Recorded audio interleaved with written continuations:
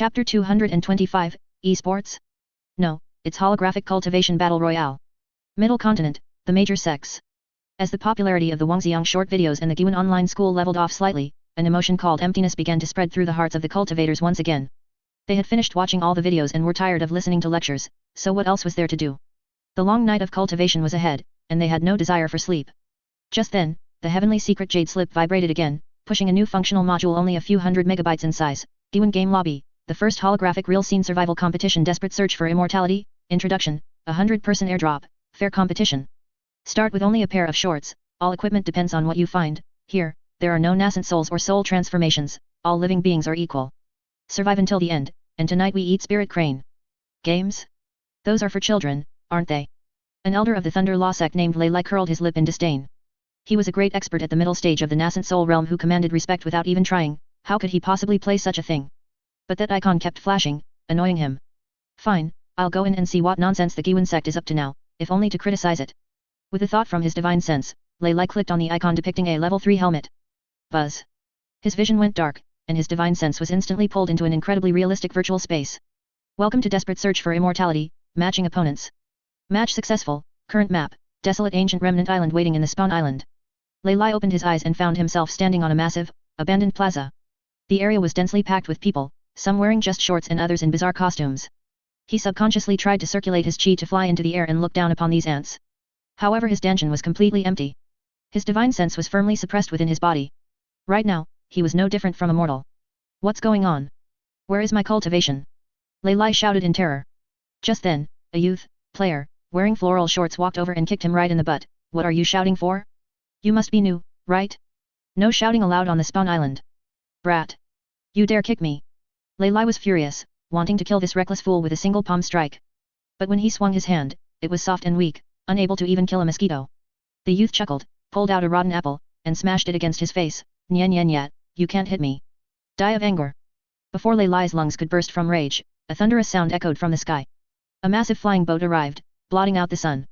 The aircraft is about to take off. Fellow deists, please prepare for skydiving. Whoosh, whoosh, whoosh, the wind howled. Lei Lai was kicked off the flying boat with a bewildered expression. He flailed his arms and legs in the air, barely managing to open the parachute on his back according to the prompts, before crashing clumsily into a cluster of buildings. Damn it! What kind of ghost place is this? Lei Lai climbed up from the ground and found himself inside a dilapidated thatched hut. A few items lay on the floor, a rusty iron sword, a piece of tattered cloth armor, and a pitch-black frying pan. What kind of junk is this? Lei Lai kicked the frying pan in disgust. As a dignified nascent soul old ancestor, he had never used such mundane iron in his life. But he still instinctively picked up the iron sword. After all, he had no cultivation now, and having a sword for self-defense was better than nothing. Just then, footsteps sounded from outside the door. Lei Lai's heart tightened, and he hid behind the door. This was a completely subconscious reaction. Without the protection of his cultivation, that long-lost instinct called fear had returned. Creak, the door was pushed open. A sneaky figure crept inside. Looking at him, he seemed to be a small loose cultivator at the chi refining stage. An opportunity. A cold light flashed in Lei Lai's eyes. Although he had no chi, his hundreds of years of combat experience remained. He lunged out suddenly, the iron sword in his hand stabbing straight for the opponent's throat. This strike was fast, accurate, and ruthless. However, that small loose cultivator reacted extremely quickly, or rather, his hand jerked in fright. Clang. A crisp, loud sound rang out. The loose cultivator had subconsciously raised the object in his hand to block. It was a black pan. Lei Lai's lethal sword strike was actually blocked by that seemingly ordinary frying pan. What? Lei Lai was shocked. Could this black pan be a defensive Dao artifact? Before he could react, the small loose cultivator closed his eyes and swung the frying pan wildly. Don't kill me. Don't kill me. Ah, take this. Thump. A dull sound echoed. The heavy frying pan landed squarely on Lei Lai's forehead. Buzz. Lei Lai felt his head ringing, and stars filled his vision. Then, there were two more thumps. Server-wide announcement, player I love eating tomatoes used a dark iron frying pan to headshot and kill Lei Lai of the Thunder Law sect. Lei Lai's body turned into a streak of green light, becoming a perfectly square wooden box that lay quietly on the ground. The small loose cultivator froze for a moment, then became ecstatic. Holy crap! I killed someone? I killed an elder of the Thunder Law sect. The frying pan is awesome. He excitedly pounced forward, opened Lei Lai's box, and happily looted the broken iron sword. Inside an immortal cave of the Thunder Law sect. Ah! A shrill roar echoed through the clouds. Lei Lai violently ripped off the divine sense connector, trembling with rage, his old face turning the color of pig liver. Shame. What a humiliating disgrace. I, a great expert, was actually by a chi refining ant, with a pan, beaten to death. He was so angry he wanted to smash the jade slip in his hand. But as he raised his hand, he stopped mid-air. He wasn't willing to let it go. He truly wasn't. He was clearly the one who moved first. If that sword had been just a bit more to the side, if he had picked up that such repeating crossbow, that heart-scratching feeling of I almost won consumed his reason like an addiction. No. This grudge must be avenged. One more game. This time I definitely won't drop into a building area, I'm going to the wilderness to jungle. Lei Lai took a deep breath and clicked the icon again through gritted teeth. This time, his gaze was even more focused than when he faced a lightning tribulation. The same scene was playing out in every corner of the middle continent. Whether it was a high and mighty sect leader or a submissive servant, everyone was currently fighting like mad on that virtual deserted island. There was no status here, no background. It was just fighting on sight, win and you loot the bag, lose and you become a box. This most primitive and pure pleasure of slaughter made everyone unable to stop. Tianlan City, a tea house. Two cultivators were huddled together, discussing tactics with excited expressions. Have you heard? The latest meta is camping. Lie in the grass and don't move, wait for the final heavenly tribulation circle to shrink to your feet, then come out and harvest. Tisk, that's a coward's way. Real men drop into the main city for a shootout. By the way, want to team up tonight? I'll loot trash to support you. Even the daily greetings had changed. Previously, people would meet and ask, fellow deist, has your cultivation progressed? Now, they met and asked, fellow deist, did you eat chicken tonight? Entire Sect, backstage. Zhang Chen looked at the exponentially growing number of online players and the terrifying sales of the limited skin, golden trench coat and weapon coating, purple lightning blue frost in the mall, and smiled with satisfaction. This is the charm of esports. What struggle between righteous and demonic? What struggle over orthodoxies? In the face of the anger of dying upon landing, none of it is worth mentioning.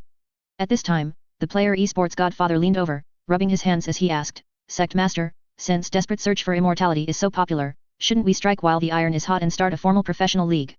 For example, the first Middle Continent S1 Global Finals. We can bring in all those saints and saintesses to form teams, sell tickets, broadcast rights, naming rights. Zhang Chen's eyes lit up. Good idea. But before that, we need to add more fuel to this fire. I heard some old guys recently think this game is a waste of ambition. Then we'll give this game a bit of educational significance. With a wave of his hand, Zhang Chen released a system update announcement, version update preview, ranked match system opening. The top 10 kings on the server will receive rewards provided by the Entire Sect, a Heavenly Dao Foundation establishment pill/formed golden core/nascent soul insight. You can prove your Dao and gain longevity just by playing games. What are you waiting for? At this moment, the Middle Continent went completely mad. Chapter 226, Internet Addiction Treatment Center? No, that's a lightning cultivation holy land. Central Continent, 10,000 Treasures Pavilion Headquarters Secret Chamber. The atmosphere was suffocating. Song Jian, the Grand Manager of the 10,000 Treasures Pavilion, sat in the main seat, his expression grim. Seated below him were the elder representatives from the major sects. Though usually irreconcilably opposed, today they were forced to sit together because of a single enemy, the Entire Sect. Everyone, Song Jian said hoarsely, the situation is critical. In the past month, the average cultivation progress of disciples from all major sects has dropped by 40%. The disciples of the artifact refining sect aren't refining artifacts, they're picking up junk in desperate search for immortality every day. The disciples of the talisman faction aren't drawing talismans, they're watching videos every day.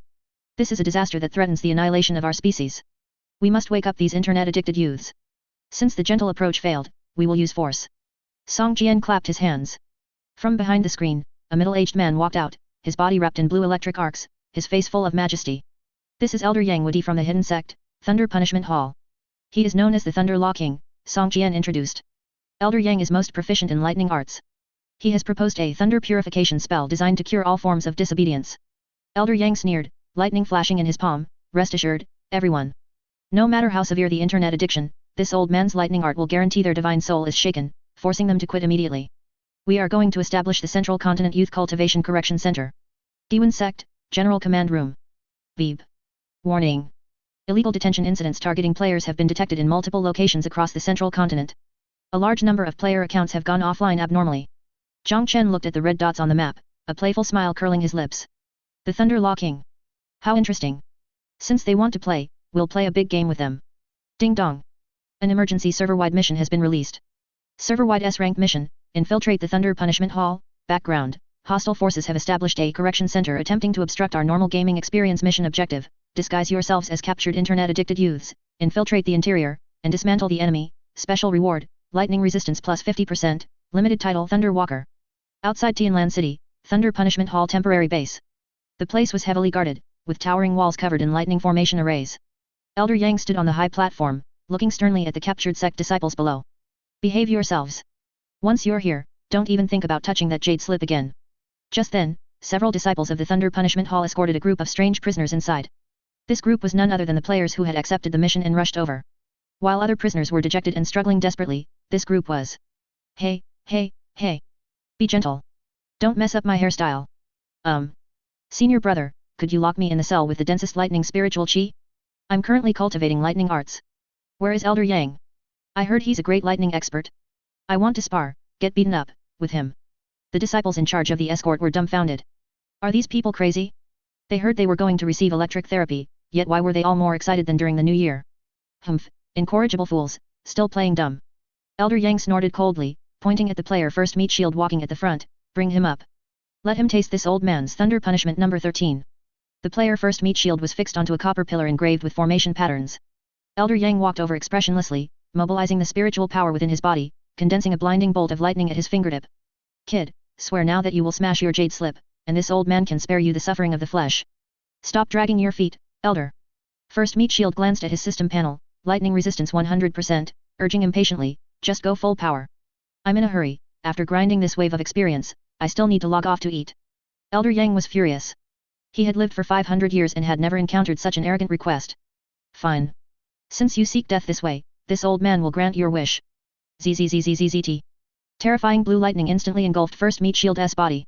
Lightning arts of this intensity were enough to tear the skin and flesh of a golden core stage cultivator, causing unbearable pain. Elder Yang stared intently at the opponent, waiting for screams and pleas for mercy. However. 1 second. 2 seconds. 10 seconds passed. The lightning dissipated. Aside from his clothes being somewhat scorched, first meat shield was full of vigor, even looking slightly unsatisfied. He glanced at the system notification, received lightning attribute attack, passive skill thunder body tempering triggered, physical body strength plus 10, experience points plus 500. Is that all? First meat shield shook his head in disappointment. Elder Yang, your voltage, oh, no, your lightning art is weak. Did you skip a meal?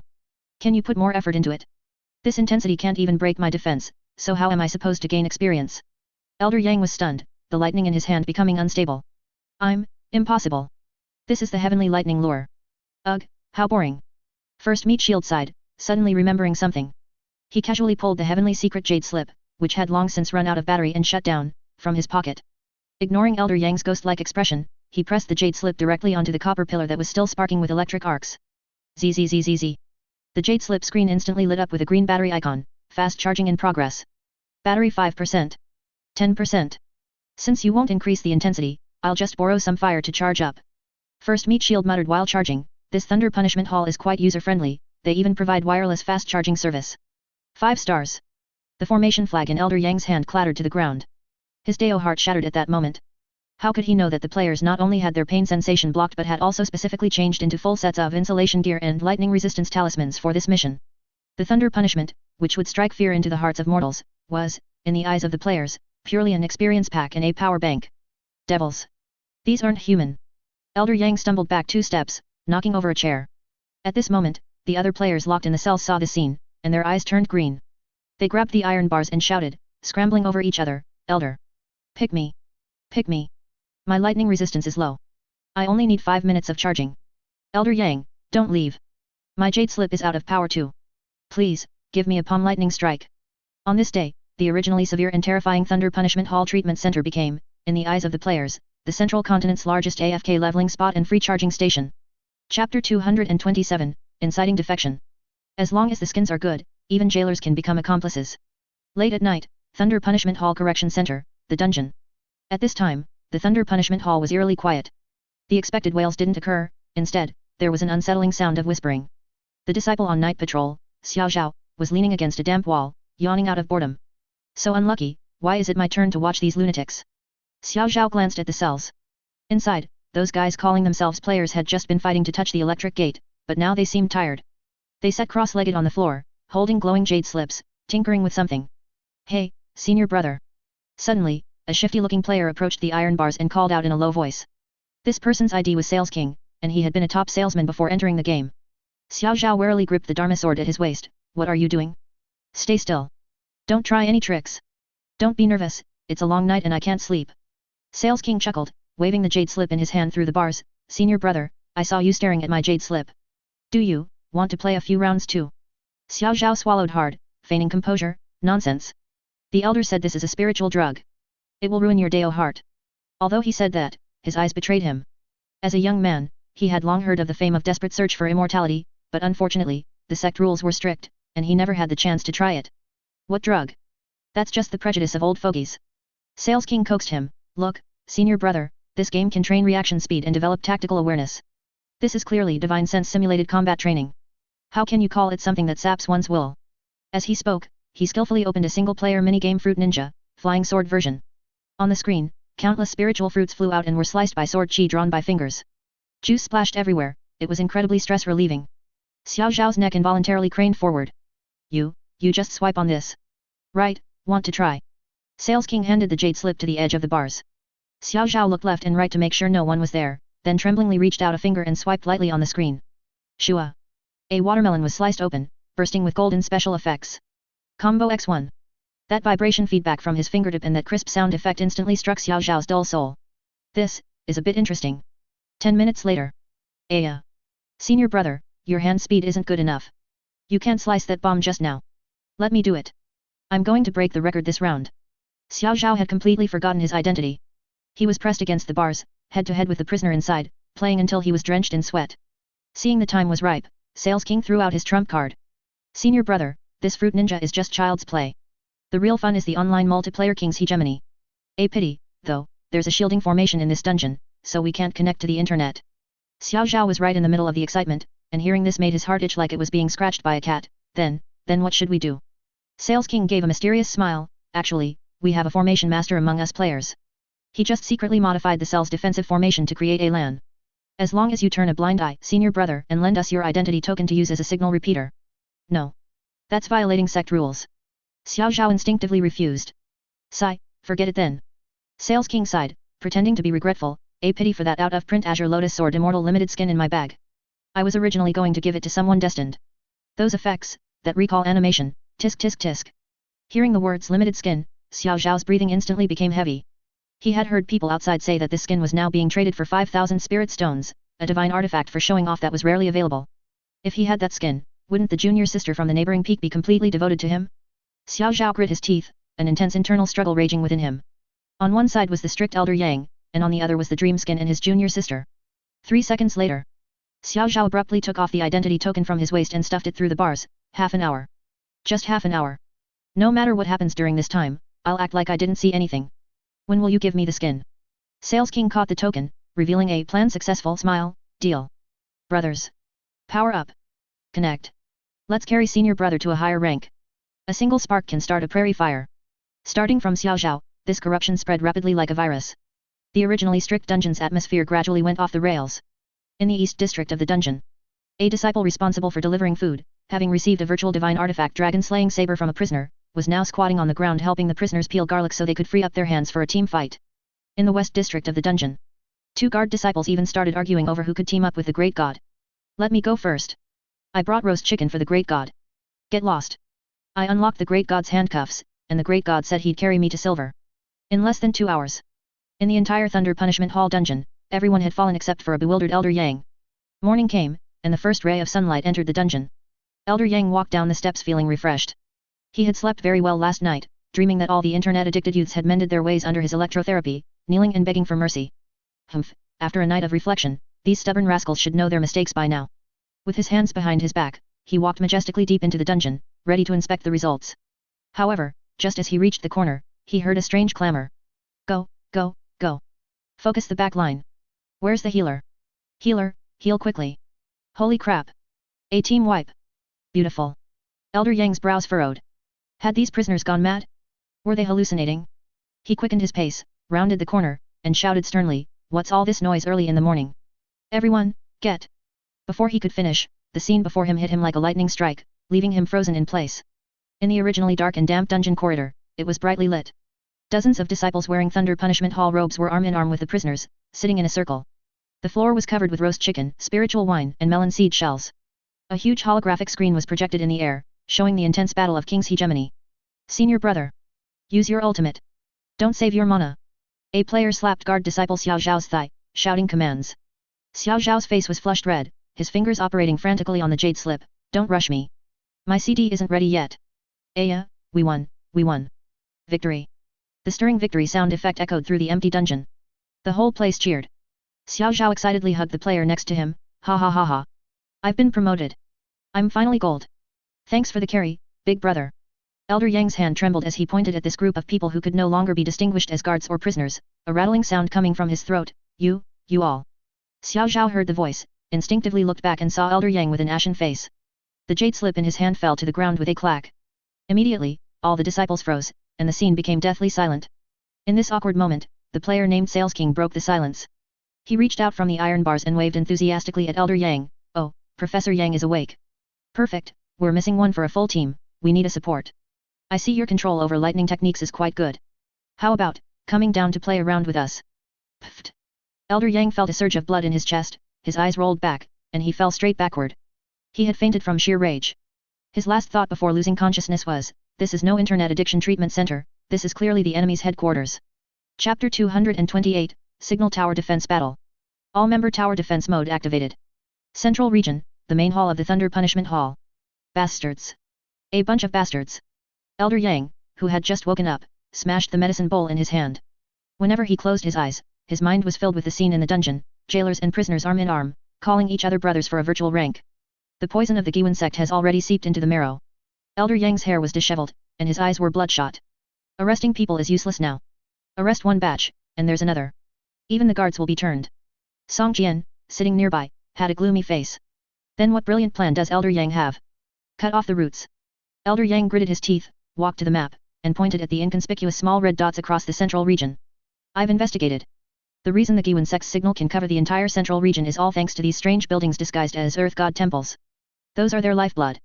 As long as we tear down these base stations, their network will be cut off. At that time, things like Clash of Kings or Desperate Search for Immortality will all turn into scrap metal. Song Jian's eyes lit up. Excellent strategy. It just so happens that my 10,000 treasures pavilion has hired the mountain moving sex body cultivator squad at a great cost. These people are thick-skinned and excel at demolition. Pass down the order. Set out immediately. Tear down every temple you see. Leave nothing standing. Giwan sect, General Command Room. The piercing sound of an alarm rang out again. Sect Master. This is bad. The player infrastructure maniac ran in, drenched in sweat. That Yang Yongzhen has lost his mind. He's sent out thousands of body cultivators to frantically attack our signal towers everywhere. Right now, most of the combat players are in dungeons or locked up in the Internet Addiction Treatment Center. Our frontline forces are insufficient. Zhang Chen looked at the body cultivators on the screen, who were swinging large hammers and frantically smashing walls, with a calm expression. Insufficient forces? Who says someone has to be standing there to defend a tower? He lightly tapped on the console and entered a string of pre-prepared code. Since they want to play demolition, we'll play tower defense with them. Ding dong. A server-wide special event has begun. Server-wide event, defend the base station. Background, the enemy demolition team is approaching. Our signal towers are in grave danger. Gameplay mode, tower defense mode, no physical body required on site. Rules, players can consume spiritual sense to remotely possess the defensive facilities around the base station and block the foreign enemies. Available units. Fire-breathing stone lion, ranged. Grumpy broom, melee. Hardened wall, defensive unit. Self-destructing spirit melon, one-time use. Southern Central Region, a remote hilltop. A brand new Earth God temple, disguised signal tower, stood lonely on the peak. At the foot of the mountain, dozens of burly men with bulging muscles, carrying dark iron hammers, were charging up aggressively. They were the elites of the mountain moving sect, each possessing immense strength, claiming they could even move mountains, let alone a small temple. Brothers. Time to work. The leading burly man, Iron Bull, spat on the ground. The employer said if we level this temple, everyone gets 500 spirit stones. First, smash those 2 stone lions at the entrance for me. All right. 2 body cultivators swung their large hammers and charged toward the 2 silly-looking stone lions at the entrance with a sinister grin. Just as the hammers were about to fall, the stone lion on the left suddenly blinked. Player sharpshooter is online, possession successful. Smash me? Did you get my permission? The stone lion opened its large mouth, and instead of a roar whoosh, a scorching fireball as big as a millstone accurately blasted the body cultivator in the face. Arg! The body cultivator screamed and rolled down the mountain, clutching his scorched face. What the hell? A mechanism. Iron Bull froze for a moment then roared, don't be afraid. It's just an inanimate object. Everyone, charge together. However, before they could even get close to the gate, something even weirder happened. A broken broom that had been lying quietly in the corner suddenly jumped up as if it had gone mad. Player sword saint possession successful. Watch my 9 solitary swords sweeping edition. The broom danced in the air, leaving after images, specifically striking the body cultivator's fragile spots like ankles and knees. Smack, Smack, smack. Ouch. Who hit my butt? This broom has become a spirit. What was even more despair-inducing was that when the group of body cultivators finally managed to break through the broom formation and reached the wall to smash it, the wall came alive. Player absolute defense possession successful. Facing the incoming hammers, the wall actually wiggled like jelly, not only absorbing the force but also reflecting a massive amount of power. Boing. The hammer bounced back and slammed hard onto the body cultivator's own foot. Ow. My foot. Meanwhile, in the courtyard of the Earth God Temple, the players were having a blast. Quick, quick, quick. That big guy is charging in. I'm the self-destructing spirit melon, leave him to me. A round watermelon suddenly rolled out of the ground, trailing sparks and lightning all the way to Iron Bull's feet. Boom. The watermelon exploded, and red juice, actually dye mixed with chili water, splattered all over Iron Bull's face. Spicy. My eyes are burning. Iron Bull clutched his eyes, jumping around frantically. Watching from a distance through a water mirror technique, Song Jian and Elder Yang's jaws nearly hit the floor. This wasn't demolition, this was a horror movie. The small Earth God Temple seemed to have turned into a living monster. Stone lions were breathing fire, brooms were hitting people, walls were wiggling their butts, and even watermelons on the ground were chasing people to blow them up. The mountain-moving sect elites they were so proud of were being beaten by these building materials until they fled in panic, crying for their parents. Ghost, there's a ghost. This temple has gained a spirit. I'm not tearing it down anymore. No matter how much money, I won't do it. Mommy, I want to go home. In less than the time it takes for an incense stick to burn, the burly men of the mountain-moving sect dropped their armor and equipment, even abandoning their large hammers, and scrambled down the mountain. In the Giwan sect channel, the players were laughing hysterically. Ha ha ha. This is so much fun. I was possessing that stone lion just now, and that fireball was incredibly accurate. My broom was the MVP, okay? I whipped that burly man until he started questioning his life. Is this tower defense? Love it, love it. I suggest more of these events in the future. Zhang Chen looked at the undamaged signal tower and the rising defense points in the system, nodding in satisfaction. Want to cause destruction? In the face of the Fourth Calamity, even a single brick is something you can't afford to provoke. However, Zhang Chen's gaze turned cold. Just passively taking hits isn't our style. Since they love public opinion wars so much, let's give them a big one. Send an order to the paparazzi squad. Clip the video of the mountain-moving sect being beaten into a sorry state and pair it with some very comical BGM. Title it shocking. Dozens of burly men visit a widow village's Earth God Temple late at night, only to encounter this. Spread it across the whole network. I want to make the 10,000 Treasures Pavilion the laughingstock of the entire central region. Chapter 229, Public Opinion Counterattack.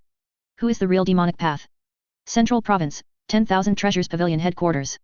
Although the demolition operation on the front lines had failed, Song Jian was not completely in despair.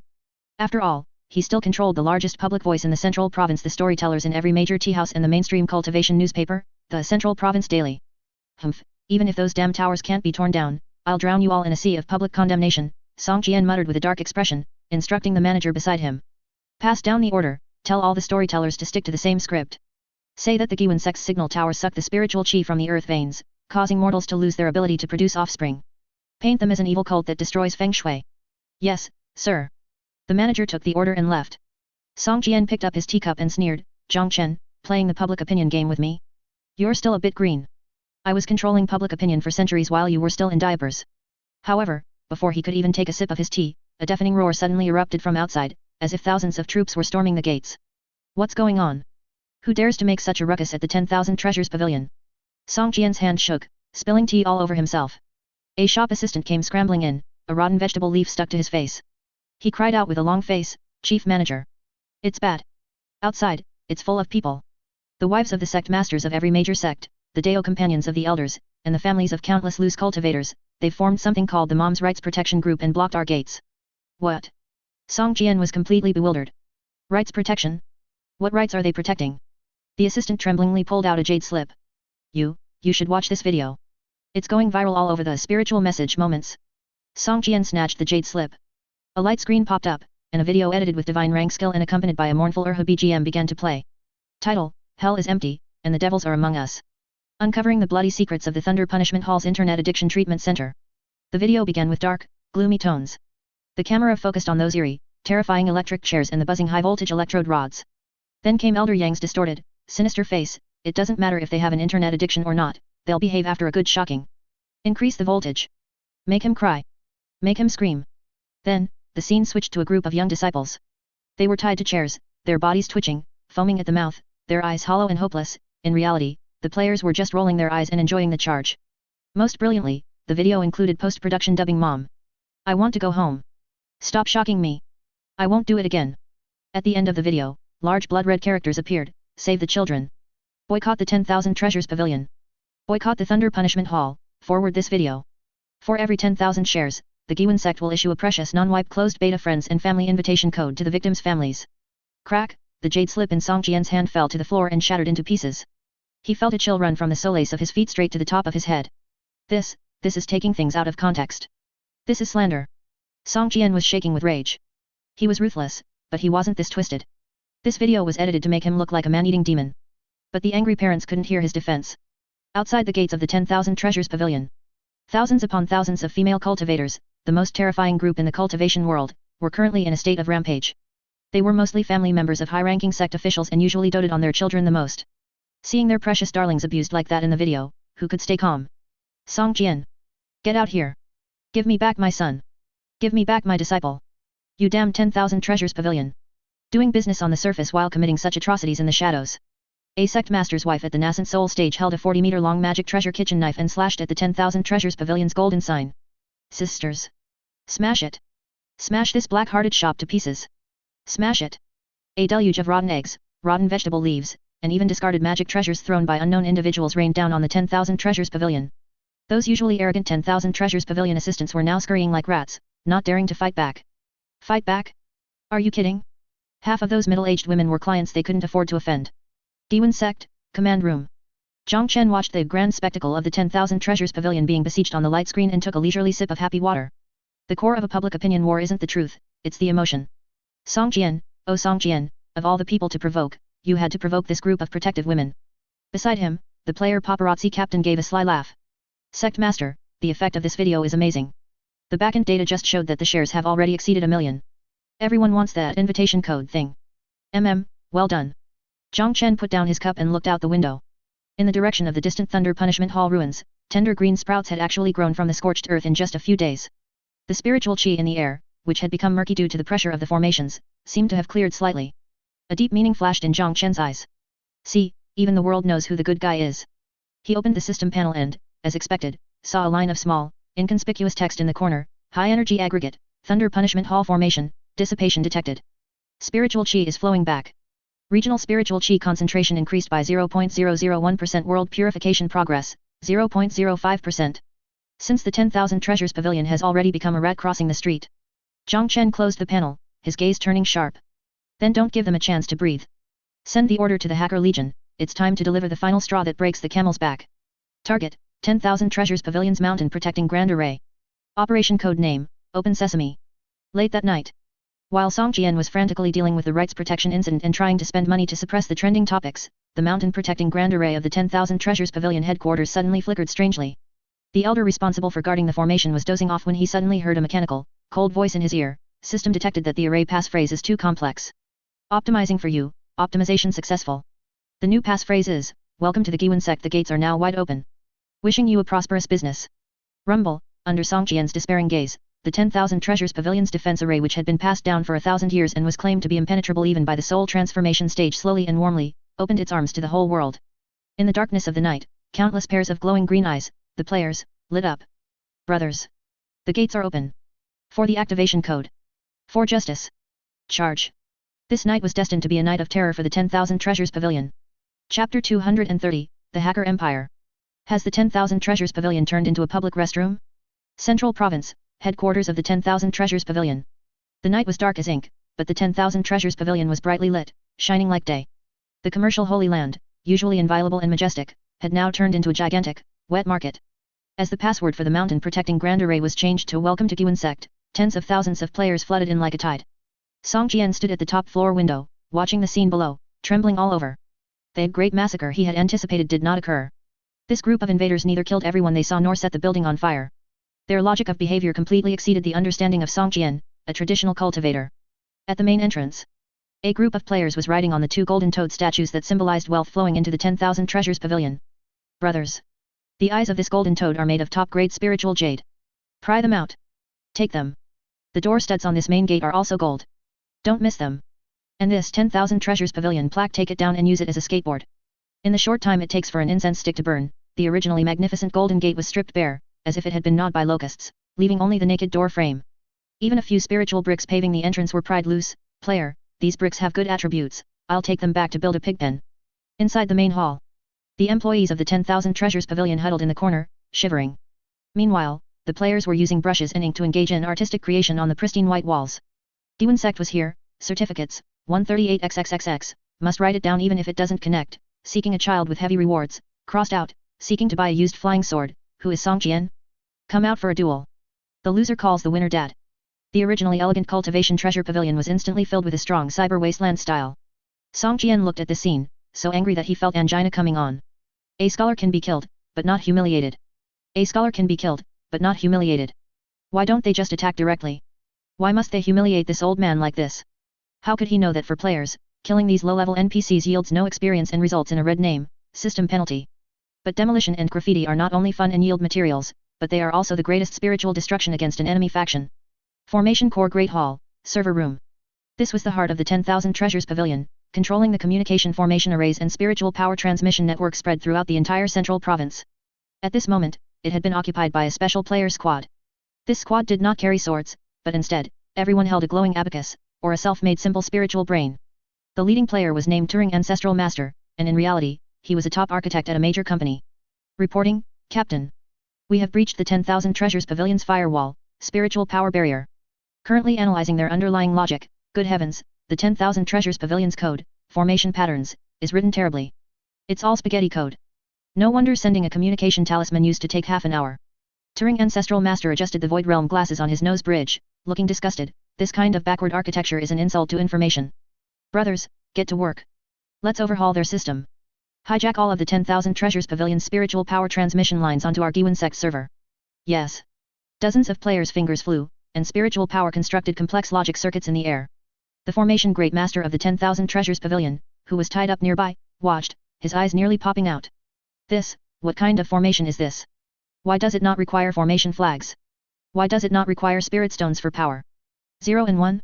What kind of runes are those? Why do they contain such terrifying great Dao truths? This Great Master, who had studied formation arrays his entire life, felt his worldview collapsing at this moment. The complex formation arrays he was so proud of were laid bare in the hands of this group, holding no secrets whatsoever. 15 minutes later. Turing Ancestral Master snapped his fingers, done. Buzz. The entire communication network of Central Province trembled slightly. At this moment, countless cultivators who were using the 10,000 Treasures Pavilion's communication talismans suddenly found the talismans in their hands had failed. Immediately afterward, an unfamiliar light screen forcefully popped up on the talisman. System upgrade notification: original lines have been shut down. Now connecting to Giwen Sect high-speed broadband. Want to experience extreme speed communication? Want to play Desperate Search for Immortality without lag? Please download the latest version of the Heavenly Secret Jade Slip app. 10,000 Treasures Pavilion reminder, we have become a subsidiary of Giwen Sect, forced. Top floor. Song Jian looked at the failed communication talisman in his hand and the mocking pop-up window, finally understanding what Zhang Chen was doing. He wasn't trying to steal my money, he was trying to steal my path. All commercial channels and all information networks changed their surname to Zhang overnight. From now on, no matter how much inventory the 10,000 Treasures Pavilion had, they could not sell it, because the path had been cut off by the Giwen Sect. The scheme of cutting off the lineage. What a vicious scheme. Song Jian's face was ashen, and he slumped onto the ground. But the venom in his eyes grew increasingly intense. Zhang Chen, do you think you've won? Of all the things you shouldn't have done, you shouldn't have gone this far, making such a huge commotion. Song Jian suddenly pulled out an ancient, blood-red jade pendant radiating a terrifying aura. That was the 10,000 Treasures Pavilion's last trump card. It was also the foundation that allowed the 10,000 Treasures Pavilion to stand in Central Province for 1,000 years, a soul transformation stage. Old ancestor who was still sleeping and had lived for 800 years. Old ancestor. Song Jian shrieked mournfully at the jade pendant, his voice filled with despair like a cuckoo crying blood. The 10,000 Treasures Pavilion is finished. Your incompetent grandson has been bullied right to our doorstep. Please, old ancestor, come out of seclusion. Kill all these devil heads. Crack. The jade pendant shattered. Rumble. A terrifying pressure that caused heaven and earth to change color suddenly erupted from deep underground beneath the 10,000 Treasures Pavilion. The entire Tianlan city trembled. The players who were causing destruction in the building froze simultaneously. The system's red alert flashed wildly across the screen. Warning. Warning, high energy reaction detected. Extreme danger, LV-95 Soul Transformation Stage Boss 10,000 Treasures Old Ancestor has awakened, all players please evade immediately. This is not a drill. In the sky, dark clouds gathered, and a massive phantom figure appeared in the clouds. It was a white-haired elder with eyes like lightning, exuding suffocating spiritual pressure. Just a single glance caused the surrounding air to solidify. Who dares to touch my 10,000 Treasures Pavilion? The old ancestor's voice was like rolling thunder, causing the health bars of countless low-ranked players to drop rapidly. Song Jian knelt on the ground in ecstasy, pointing at the group of players downstairs. Old ancestor. It is them. The devil heads of the Giwan sect. The old ancestor looked down at the ants riding the golden toads and drawing graffiti on the walls, a hint of disdain flashing in his eyes. Qi refining? Foundation establishment. A bunch of ants, daring to overturn the heavens. He slowly raised his hand, and world-destroying power was condensing in his palm.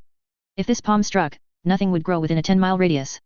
However, just at this critical moment, an untimely, childish voice suddenly came from behind the old ancestor from the secret seclusion room where he had been in seclusion for years. Great-grandpa. Don't attack. Don't attack. I'm still streaming. If you strike with that palm, my internet cable will be disconnected. My top donor is watching right now. A young man, Song Jian's biological son, the old ancestor's most beloved great-grandson, wearing floral shorts and holding the latest model of the heavenly secret jade slip, rushed out disheveled and tightly hugged the old ancestor's thigh. The entire scene fell silent. The world-destroying orb of light in the old ancestor's hand froze mid-air. Chapter 231, The Law of True Fragrance. Old ancestor, why don't you have a round two? Outside the secret chamber on the top floor of the 10,000 Treasures Pavilion. The air seemed to have frozen.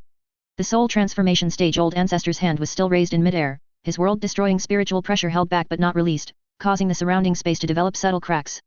Beside his leg, the youth wearing flowery boxers, Song Jian's son, Song Xiaobao, was clinging to him tightly, refusing to let go. Great-grandpa. I beg you. Don't do it. Song Xiaobao cried, snot and tears streaming down his face. If this palm lands, the Giwan Sect space station will be destroyed. My promotion match will be over. I won't be able to live anymore. The old ancestor's brow twitched wildly. He looked down at his favorite great-grandson, his voice cold. Bastard. Base station? What kind of demon or monster is that? It's actually more important than your life. I came out of seclusion today to sweep away all obstacles threatening my 10,000 Treasures Pavilion. Get lost. Song Jian was also stomping his feet in anxiety nearby. You unfilial son. What are you doing? Quickly let the old ancestor act and wipe out those devil heads. I won't. Song Xiaobao was also stubborn. His eyes darted around, and he suddenly shouted, Great-grandpa. Didn't you always say that cultivators should convince people with reason and know themselves as well as their enemies? You don't even know what methods the Giwan sect is using to bewitch people's hearts, yet you're acting so rashly. What if you fall for their scheme? Do you dare to experience this first? Saying this, Song Xiaobao tremblingly held up the heavenly secret jade slip in his hand. The old ancestor sneered and withdrew his world-destroying palm. A provocation? How clumsy. However, I have roamed the central continent for 800 years. What kind of illusion have I not seen? Could a mere jade slip disturb my Dao heart? Bring it here. I want to see what kind of demon is hidden inside. Song Xiaobao was overjoyed. He hurriedly helped the old ancestor connect his divine sense to the jade slip and skillfully opened desperate search for immortality. Great-grandpa, don't resist, relax your divine sense, and off you go. Buzz. The old ancestor felt his vision blur. The next second, he found himself standing in a huge plaza, the pre-game plaza. An illusion. The old ancestor snorted disdainfully, his divine sense sweeping out. It's too real, even the sensation of the wind blowing through the grass is so lifelike. The Giwan sect's mastery of illusion is actually this terrifying. Just then, a mechanical voice sounded in his mind, welcome to Desperate Search for Immortality. This match is solo ranked mode parachuting in progress. Whoosh, whoosh, whoosh the wind howled. Before the old ancestor could react, he was falling from an altitude of 10,000 meters. How bold. You dare throw me down. He instinctively tried to circulate his chi to fly through the air, only to find his body empty. My cultivation is sealed.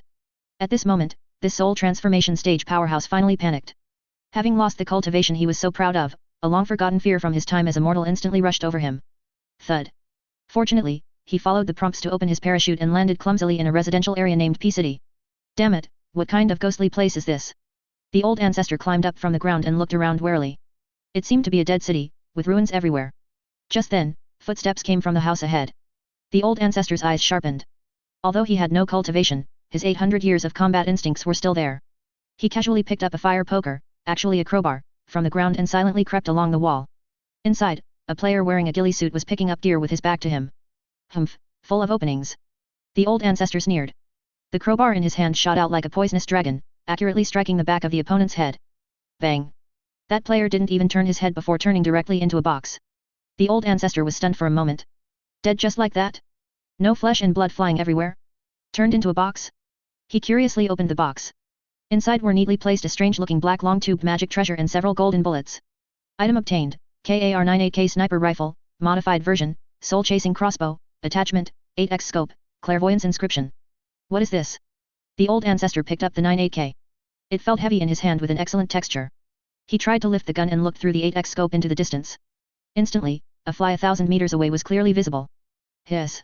A top-grade spiritual eye magic treasure. The old ancestor gasped. This level of clairvoyance would be at least an Earth-rank magic treasure in the cultivation world. And it could just be picked up here? Just then, on a hilltop 1,000 meters away, a figure moved. The old ancestor, as if possessed, pulled the trigger. Bang. A loud bang made the web of his thumb go numb. But the next second, he saw clearly through the scope that the figure 1,000 meters away had a burst of green light erupt from its head and fell straight to the ground. Headshot kill. A sensation like an unprecedented electric current instantly spread through the old ancestor's entire body. Refreshing. So refreshing. No need for tedious hand seals or incantations, no need to consume precious spiritual energy. With just a light press, he could become the dominator of others' life and death in this world without cultivation. So this is called sniping. The old ancestor stroked the gun's body lovingly, a startling light erupting from his cloudy old eyes. Interesting, truly interesting. For the next half hour, P-City welcomed a terrifying god of death. Relying on his fearsome combat awareness and predictive abilities from the soul transformation stage, the old ancestor used the 98K with incredible flair. Prediction, quick scoping, and sound localization. The ordinary players in front of him were practically like infants who had just learned to walk. There. One is hiding behind the tree. Humph, trying to ambush me? I've eaten more salt than you've eaten rice. One down. Another one down. Finally, as the last enemy fell under his gun, the screen froze. A row of golden characters appeared in the air, accompanied by stirring music. Winner winner, chicken dinner. 10,000 Treasures Pavilion, Real World. Song Jian and Song Xiaobao were staring nervously at the old ancestor. The old ancestor had been standing there with his eyes closed for half an hour, occasionally muttering dream talk filled with killing intent. Left. Someone's there. Die for me. Song Jian wiped his cold sweat. It's over. Has the old ancestor suffered chi deviation? Or is he fighting a heart demon in the illusion? You unfilial son. If anything happens to the old ancestor, I'll skin you alive. Just then, the old ancestor suddenly snapped his eyes open. In those eyes, there was no longer the previous calmness like a stagnant well, but instead, a flickering, fanatical glow that only young people had.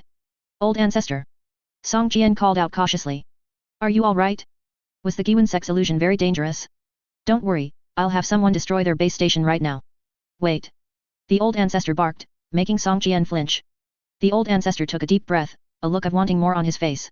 He slowly turned his head to look at Song Xiaobao next to him and asked that classic line, Dear grandson, that gun from just now, can it be picked up in the next round too? Song Jian. Song Xiaobao was overjoyed, yes. Definitely. Great grandpa, as long as we jump to the military base, the ground will be covered in 98 KS. Good. Good. Good. The old ancestor said good 3 times and waved his hand, passed down the order. No one is allowed to touch the Giwen Sect's base station. Whoever dares to unplug my internet cable, I'll skin them alive. By the way, Jianer. The old ancestor looked at the bewildered Song Jian and said in a serious tone, how many spirit stones do we have left in the treasury? Go and top up my account. That brat earlier was wearing a golden wind coat that looked quite nice. I want to get a set too. Song Jian's mouth hung open, his jaw dislocated. He looked at the old ancestor, who was already impatient to put on the jade slip and shouting Dear grandson, hurry up and invite me to the team, and felt that the world had gone mad. It's over. The 10,000 Treasures Pavilion's final trump card had fallen. Not only had he fallen, but he had also become someone's VIP paying user. Meanwhile, in the back end of the Giwen Sect, Zhang Chen looked at the new user with the ID Wanbao Old Ancestor and the record of a 1 million spirit stone top-up that had just arrived. He took a light sip of tea. I told you. No one can escape the law of true fragrance. Not even someone at the soul transformation stage. Chapter 232, The Twilight of 10,000 Treasures Pavilion. A business empire collapses overnight. Central Plains, the top floor of the 10,000 Treasures Pavilion headquarters. The sunset was like blood, spilling through the broken window frames onto Song Jian's aged face. Just yesterday, this was the center of power that controlled 80% of the Central Plains wealth. Now, only a mess remained on the floor, along with eye-catching graffiti on the walls, certificate processing, city dating, and high-price recycling of old pill furnaces. A flurry of intense keyboard tapping, the sound of jade slip touch screens, came from behind him. Save me. Grandson, quick, drop a smoke. I'm dying. That guy named Long Aotian, don't run. This old man wants to duel you. The stabilizing pillar of 10,000 Treasures Pavilion, that soul transformation stage old ancestor, was currently sitting cross-legged in the corner. Wearing a special, thickened version of a jade slip, he was playing the game until he lost track of time. He had completely forgotten he was here to exterminate a sect. He even had a good impression of the Giwen Sect because Zhang Chen had gifted him a limited edition skin called Supreme Overlord. Song Jian watched this scene and gave a miserable smile. In martial force, they lost. In public opinion, they lost. Now, was even their final dignity to be lost as well? Report. Chief Shopkeeper. A manager stumbled in, holding a thick stack of bills, his forehead drenched in sweat. We can't hold on. We completely can't hold on. Ever since our communication network was hijacked by the BY A Sect, all our branch stores everywhere have lost contact. Not only can we not coordinate goods, but even the accounts don't match anymore. And the manager swallowed hard and said with a trembling voice, because of that disciple abuse video, all the loose cultivators in the Central Plains are boycotting us. The entrance of the Tianlan City branch is already packed with people demanding returns. Even Medicine King Valley and the Artifact Refining Sect, who supply us, have sent letters demanding immediate settlement of payments and termination of cooperation, for fear of being implicated. When a wall is about to fall, everyone gives it a push. This is the cruelest reality of the business world. When cracks appear in the giant ship that is 10,000 Treasures Pavilion, the first to jump ship are often the allies. Song Jian closed his eyes, his fingers digging deep into his flesh. The capital chain is broken. For a massive business empire, not making money isn't scary. What's scary is the drying up of cash flow. That is the blood. When the blood runs dry, the person dies. BY A Sect, Command Center. Zhang Chen looked at the cliff-like drop in 10,000 Treasures Pavilion's credit rating on the light screen and lightly tapped the table. The timing is just about right. Right now, 10,000 Treasures Pavilion is a piece of meat on a cutting board, and it's a piece of meat that has already gone foul. No one dares to touch it. The player beside him, Wolf of Wall Street, pushed up his glasses and revealed a greedy smile. Sect Master, now is the optimal time for us to enter the market. According to the short-selling model we designed, the asset valuation of 10,000 Treasures Pavilion is now lower than the price of scrap metal. As long as we throw out an acquisition agreement, Song Jian will have no choice. Then send it to him. Zhang Chen said indifferently, tell him that the BY A Sect is a merciful sect, willing to take over his mess. Of course, the price must follow our rules. 15 minutes later. A mechanical spiritual crane, a drone made by players, flew through the broken window and stopped in front of Song Jian. The crane opened its beak and spat out a golden, shimmering scroll. Song Jian opened the scroll with trembling hands. There were only a few lines of text on it, but every word was like a knife stabbing into his heart.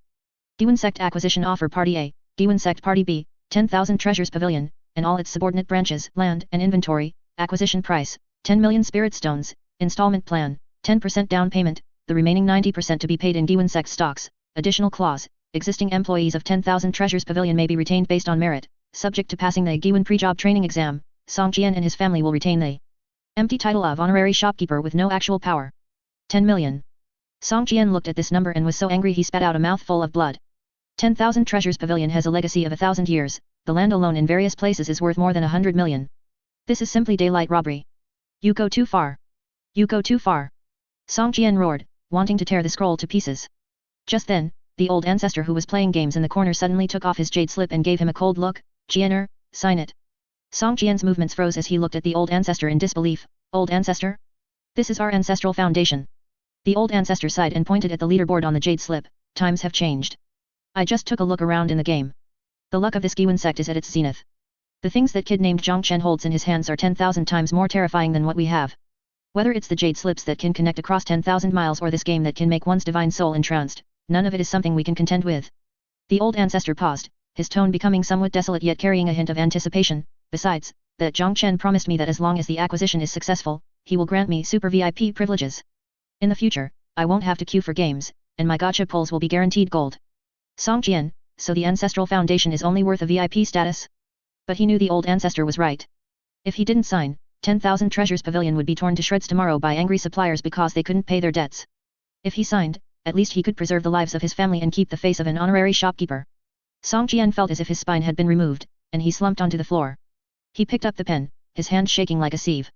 Finally, on that scroll full of humiliation, he signed his name. Early the next morning, when the cultivators of Tianlan City habitually passed by the 10,000 Treasures Pavilion, they were shocked to find the heavens had changed. That golden signboard of 10,000 Treasures Pavilion that had hung for 1,000 years had been taken down and casually tossed into the trash heap by the roadside. Replacing it was a massive new signboard flashing with neon lights, spiritual power lamp boards. BY A Sect Central Plains' first direct-operated flagship store. At the store entrance, the original arrogant shop assistants were gone. In their place were 2 rows of players, greeters, wearing uniform attire and professional fake smiles. Welcome. Grand opening, 20% off everything. Scan the code to follow our public account and get free eggs. That fellow deist over there, I see you have an extraordinary skeletal structure, would you like to get a membership card? Deposit 1,000 and get 500 for free. Before the cultivators could react, they were pulled and dragged into the store by the enthusiastic players. The interior layout had also completely changed. It was no longer that antique, oppressive atmosphere where one didn't dare speak loudly. Instead, it had become supermarket mode. All the medicinal pills, magic treasures, and talismans were displayed on shelves with clearly marked prices. There was no shopkeeper judging people to adjust prices, and no bargaining tricks.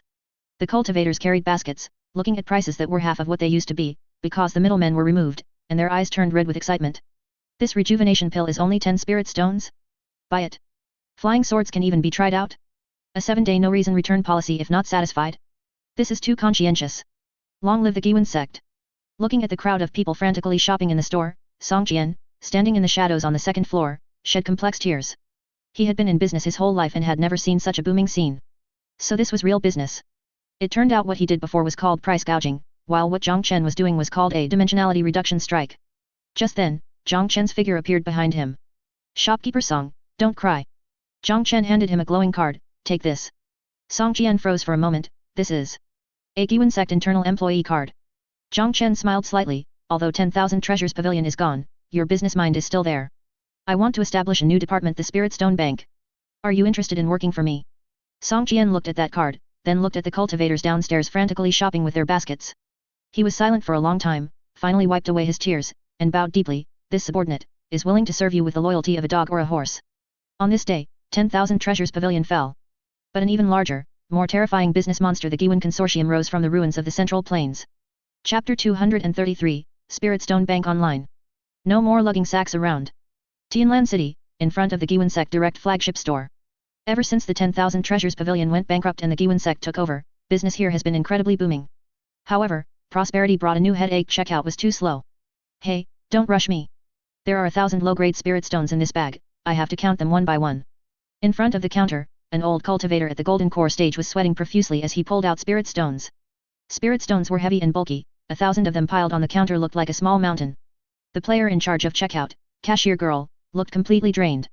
She had to scan each one with her divine sense, it was not only exhausting but also prone to errors. The queue behind her stretched out like a long dragon, filled with complaints, fellow deist in front, can you hurry up?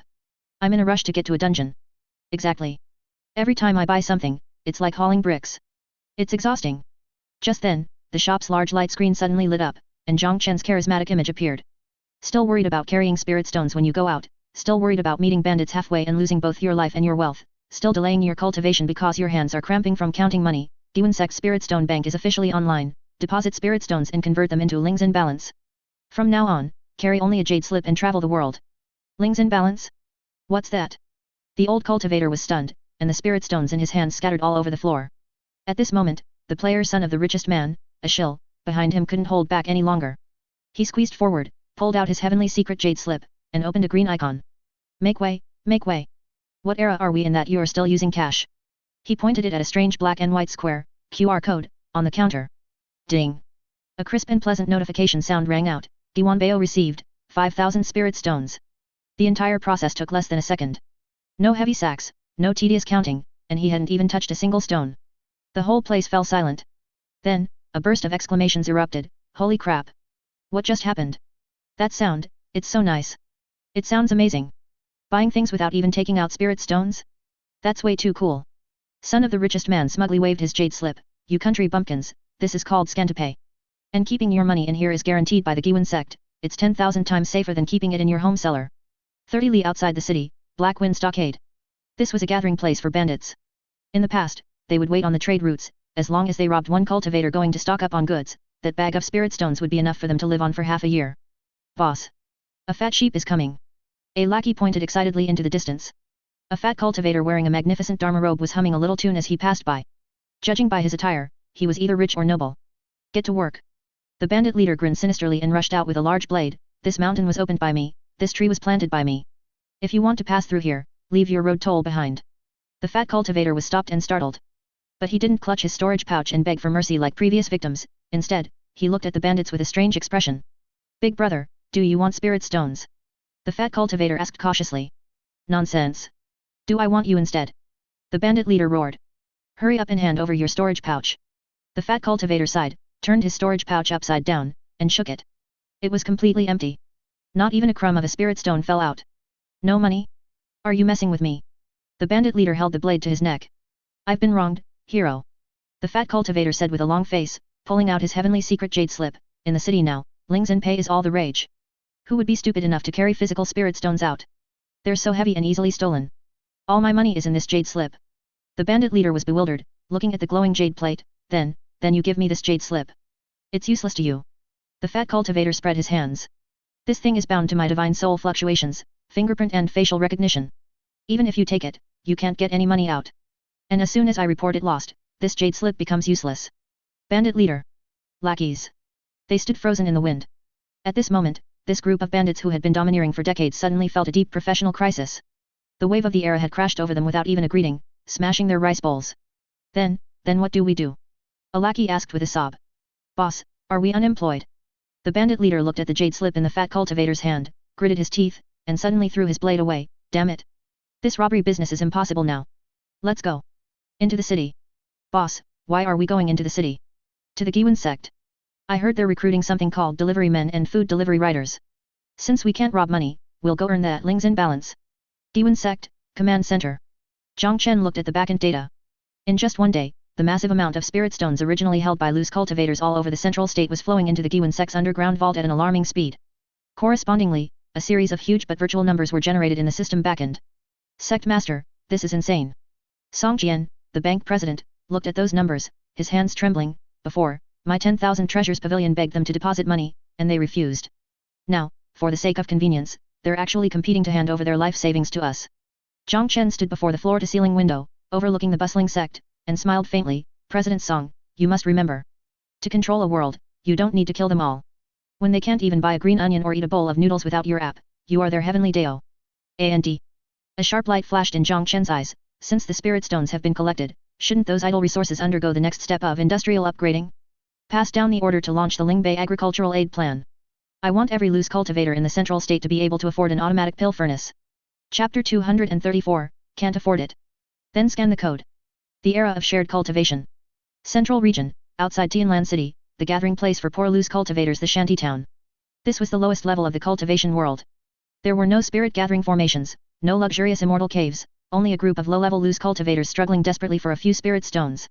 The loose cultivator Li Gaodan was currently squatting in front of his drafty thatched hut, looking at a pile of pitch-black medicinal dregs with tears in his eyes. Exploded again. This is already the third furnace that's exploded this month. He was merely a small cultivator at the 6th level of qi refining, and his dream was to become a noble alchemist. For this dream, he had scrimped and saved spirit stones for 3 years to buy a second-hand, low-quality pill furnace. As it turned out, this piece of junk was extremely difficult to control the fire with. For every 10 attempts at alchemy, 9 would end in an explosion. That muffled sound just now had not only destroyed his last batch of medicinal herbs but also shattered his alchemy dreams. Sigh, alchemy is indeed a rich man's game. Li Gaodan sighed, kicked the fragments of the exploded pill furnace aside, and prepared to pack his things to go move bricks at the mine. Just then, a strange commotion came from the entrance of the alley. Look. What is that? It's all green and glowing. It looks like something the people from the Giwan sect brought over. Li Gaodan approached curiously. He saw a row of oddly shaped, iron lumps neatly arranged on the open ground in the shanty town where trash was usually piled. They were pitch black all over, except for a ring of fluorescent green painted around the middle, a color that didn't originally belong to the cultivation world. Their appearance wasn't ancient and heavy like traditional pill furnaces, instead, they were round and chubby, like oversized rice buckets. Several Giwan sect disciples wearing gaudy outfits, player fashions, were hanging banners nearby. Giwan Convenience Service Station, shared intelligent pill furnace, scan the code to use, pay by the hour. Alchemy without asking for help, this furnace knows heat control better than your mother. Shared pill furnace. Li Gaodan and the surrounding loose cultivators looked at each other in confusion. They recognized every word, but when put together, they couldn't understand it. At this time, a player with the ID Alchemy Genius saw the onlookers and waved enthusiastically. Fellow villagers, stop staring and come give it a try. No need to buy. No need to carry it home. Use it right here. Li Gaodan summoned his courage and stepped forward, touching the green iron lump. Senior, this, how do I use this? How many spirit stones? His heart was pounding. A magical artifact that looked this advanced must be very expensive, right? Alchemy Genius pointed to a black and white square, QR code, on the pill furnace. Take out your heavenly secret jade slip and scan here. Deposit of 99 spirit stones, refundable anytime, usage fee, 1 low-grade spirit stone for half an hour. How much? Li Gaodan cried out in shock. 1 spirit stone? For half an hour. One had to know that renting ground fire at an alchemy room in the city cost at least 50 spirit stones per hour. How was this different from giving it away for free? Try it and you'll know, the player urged. Li Gaodan gritted his teeth, took out his jade slip, and scanned it. Beep, the green pill furnace suddenly vibrated, the lid popped open automatically, and a pleasant mechanical female voice sounded. Welcome to the Giwan shared pill furnace. Please insert medicinal herbs and select a refining mode. Flustered, Li Gaodan threw the dregs of the only qi recovery pill ingredients left in his pocket into the furnace. Options popped up on the light screen. 1. Intelligent Autopilot Mode 2. Expert Manual Mode 3. He subconsciously clicked Intelligent Autopilot. Analyzing medicinal properties. Matching optimal heat. Starting. No open flame erupted from beneath the pill furnace, instead, a ring of blue spirit energy runes lit up. Li Gaodan stared tensely. That was it.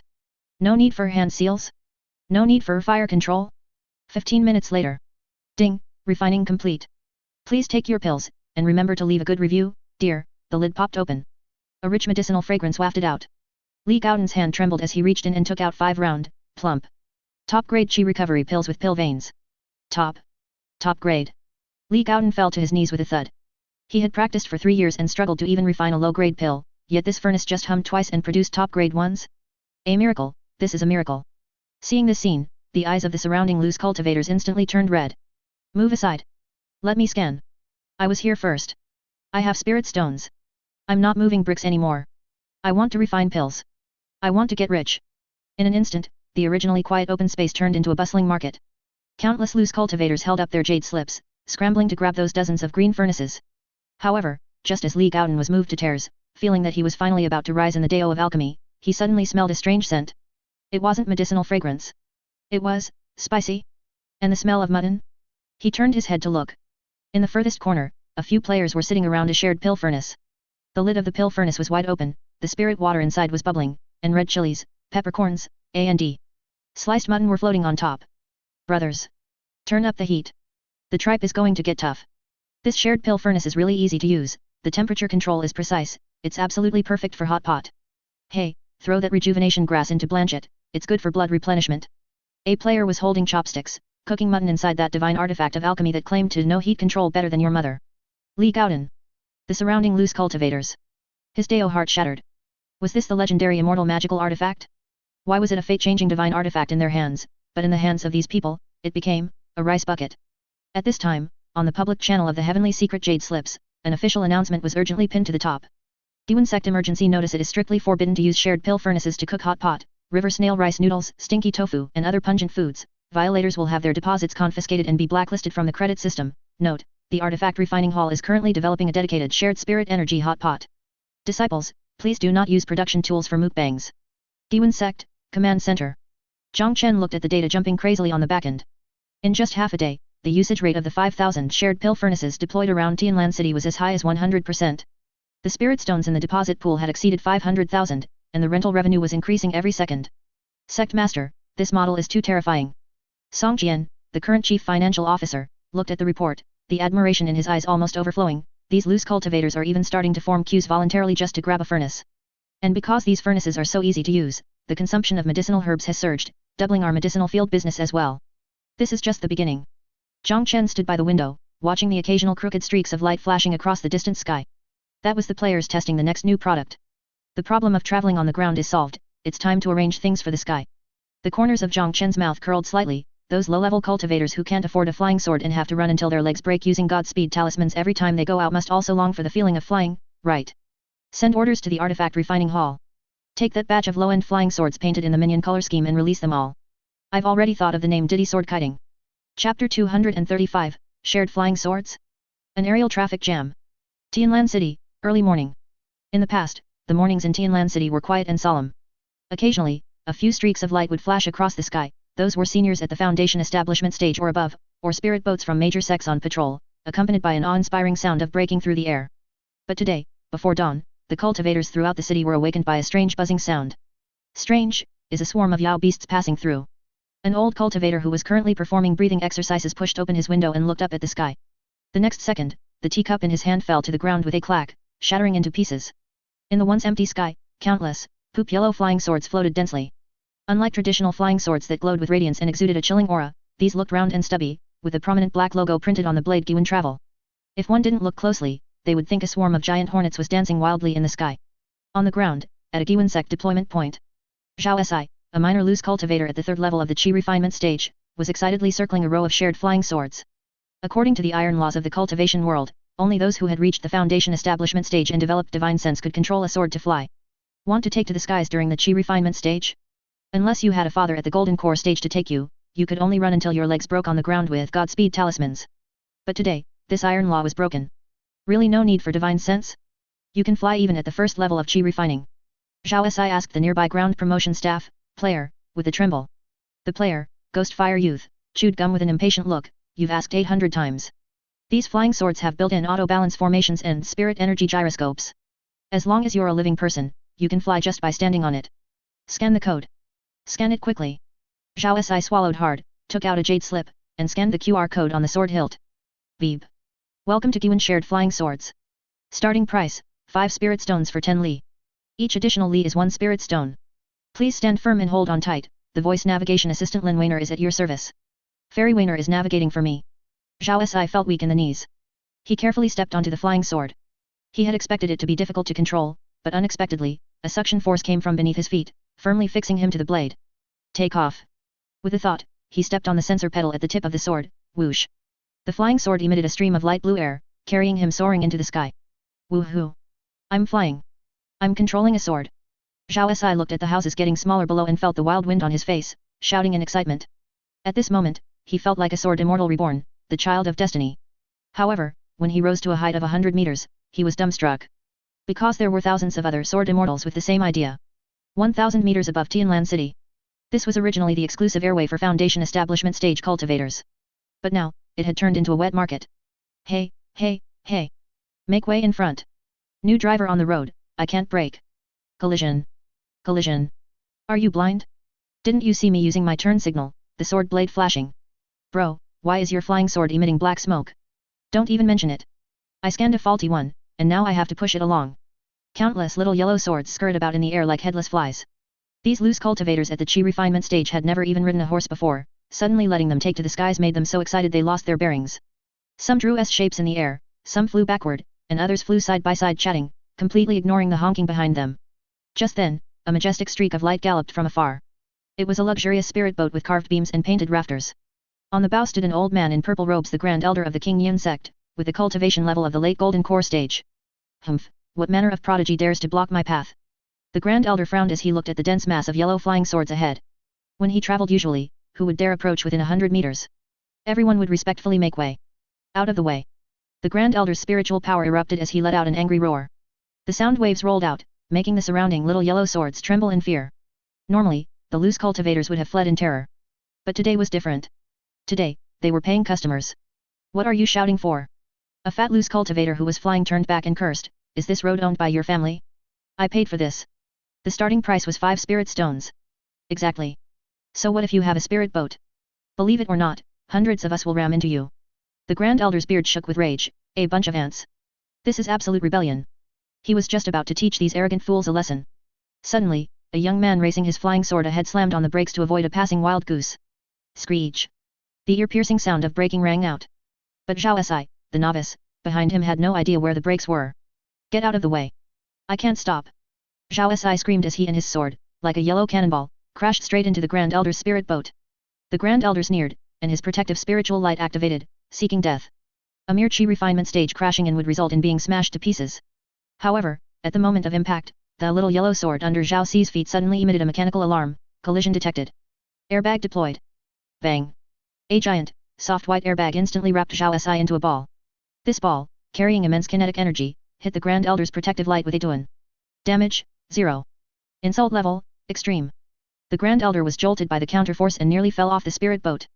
Before he could explode in anger, something even more terrifying happened. Because of this accident, the flying swords behind them triggered a chain reaction while trying to dodge. Holy crap! A rear-end collision ahead. I can't brake. I crashed too. Ah! My waist.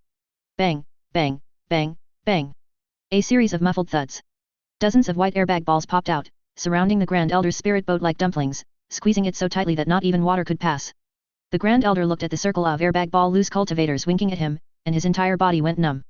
He, a Grand Golden Core cultivator, was actually stuck in traffic at his own doorstep by a bunch of chi refinement stage nobodies. Giwan Sect, monitoring room. Zhang Chen looked at the chaotic yellow dots on the light screen and the Grand Elder of the Entire Sect, who was stuck in the middle and unable to move, and couldn't help but cover his face. Sect Master, although I hate to admit it. The player, Traffic Police Captain, said awkwardly, it seems our shared flying sword business has paralyzed the traffic in Tianlan City. Just now, the City Lord's mansion sent a transmission talisman complaining that we are illegally occupying airspace and wants to fine us. Zhang Chen took a deep breath, a glint flashing in his eyes. A fine? No, this is a business opportunity. Since there are vehicles, how can there be no traffic rules? Since there are traffic rules, how can there be no tickets? Zhang Chen waved his hand grandly, pass down my orders. To maintain the safety and harmony of the Middle Continent's airspace, the Giwan sect will immediately establish the Cultivation World Traffic Management Bureau. All those flying on swords must obtain a motorized flying sword driver's license. Also, set up traffic light formations in the sky. Implement odd-even license plate restrictions. Anyone who dares to go against traffic, speed, or fly while intoxicated will have points deducted and be fined. When the players heard this, their eyes instantly lit up. Issuing tickets? Fining? Being traffic police? I'm familiar with this job. Don't worry, Sect Master. We guarantee the mission will be completed. I'm going to hide in the bushes to catch speeders. I'm going to check the Grand Elder's driver's license. On this day, the cultivators of the Middle Continent did not yet know that they were about to face the fear of being dominated by Subject 2. Chapter 236, The Traffic Police Brigade goes online. Senior, please show your driver's license. Above Tianlan City, the scene of the accident. The face of the King Yun sect Grand Elder was currently darker than the bottom of a pot. His luxurious spirit boat was stuck between dozens of soft white airbags, unable to move forward or backward. The Qi refinement stage loose cultivators riding little yellow swords around him didn't just refuse to apologize, they each pulled out jade slips and began snapping pictures of him frantically. Look. This is the Benz, oh wait, the spirit boat that was just driving against traffic. He's so old yet still driving with such road rage, tisk tisk tisk. Family, I'm stuck on the second ring, Tianlan West Road. There's a car accident ahead, everyone take a detour. Bastards. All of you, get lost. The Grand Elder finally exploded. The spiritual pressure of a late golden core stage erupted like a volcano, attempting to shatter the surrounding airbags and this swarm of noisy flies. Just as he was about to make his move, a blinding red light suddenly lit up in the sky. Buzz. A massive formation light screen appeared out of thin air, blocking his path. On the light screen was a giant red circle with a large character for stop written in the middle. Following that, a strange and extremely brainwashing sound echoed from all directions, wee woo, wee woo. 3 streaks of light sped toward him, surrounding the Grand Elder in a triangular formation. They were 3 players stepping on flying swords. However, their attire was extremely bizarre, they wore short vests emitting a fluorescent green glow, Giwan law enforcement, white semicircular helmets, and held red and white striped batons in their hands. The leading player, iron-faced impartial BY A Jin, early Foundation establishment stage, held his baton horizontally and pointed it at the Grand Elder, his tone serious and cold, pull over. Pull over. Cut the engine. Accept inspection. The Grand Elder was stunned. He had lived for 800 years and had never seen such a display. What kind of magic treasure was this fluorescent green clothing? And what kind of divine weapon was that baton? Who are you people? How dare you stop this old man? The player BY A Jin expressionlessly pulled out a small notebook, Giwan Sect Traffic Management Bureau, 1st Detachment Captain. You are suspected of driving without a license, speeding, malicious lane changing, and attempted hit and run. Now, please show your motorized flying sword driver's license and spirit boat registration. What license? The Grand Elder laughed out of anger. I am the Grand Elder of the King Yun sect. I have been flying swords for hundreds of years and have never heard of any license. Then that's driving without a license. The player turned to the recorder beside him and said, write it down, driving without a license, an aggravated offense. According to the Zhongzhou Road Traffic Safety Law, trial, the spirit boat is impounded, and the individual is detained for 15 days. Presumptuous. The Grand Elder laughed in extreme fury, his spiritual energy surging, a mere Foundation establishment stage dares to detain me? I gave you face, but you don't want it. With a wave of his sleeve, a terrifying wind blade slashed toward the player. He wanted these ignorant juniors to know that the cultivation world is ruled by strength. However, facing a strike from a golden core stage, the 3 players didn't dodge. Instead, their eyes lit up with excitement. Violent resistance against the law. Brothers. We've got work. There's a violent law resistor here. Call headquarters. Request backup. Activate the Skynet. Sizzle. Before the wind blade could hit the players, that red light formation suddenly flared with light. A thick bolt of lightning struck down from the light screen, accurately blasting the Grand Elder's spirit boat. This was the Tianlan City Protection Array traffic control version that Zhang Chen had just set up. Although it couldn't kill a golden core stage, it was enough to instantly paralyze his spirit boat. Crack. The power core of the luxurious spirit boat was pierced by the lightning, losing power as it emitted black smoke. The Grand Elder was also shocked until his hair stood on end, his whole body paralyzed. Immediately after, dozens of players wearing fluorescent vests rushed in from all directions. They held bundles of golden ropes and, like wrapping a zongzi, instantly tied the Grand Elder and his boat up tight. Behave. Don't move. I see you won't shed a tear until you see the coffin. You dare to run wild on Giwan sect territory. Hey you, call a tow truck. This broken boat is illegally parked, tow it away. A moment later, a scene appeared that the cultivators of the entire city would never forget. 2 massive Giwan sect flying boats painted with the word rescue sailed over, extending giant iron hooks to snag the Grand Elder's smoking luxury spirit boat. Meanwhile, that once haughty King Yun Sect Grand Elder was currently being held by the arms by 2 Foundation establishment players, one on each side, as he was invited onto a small flying boat nearby. The player Bao Qingtian slapped a fine onto the Grand Elder's forehead while educating him earnestly, "Old man, don't think you can fly recklessly just because your cultivation is high. There are thousands of roads, but safety is the first priority. If driving isn't standardized, your loved ones will shed 2 lines of tears. Let's go, you're going to the bureau to study traffic regulations for 3 days. You can only be released after passing subject 1. Grand Elder." He looked at the ticket on his forehead, his eyes rolled back in anger, and he fainted on the spot. On the ground, the spectating crowd completely erupted. Holy crap! Even a Golden Core Grand Elder was caught. This is too fierce. Who would dare to fly recklessly after this? Is it too late for me to go take the driver's license exam now? Diwan Sect, Traffic Management Bureau Service Hall. A long line had already formed here.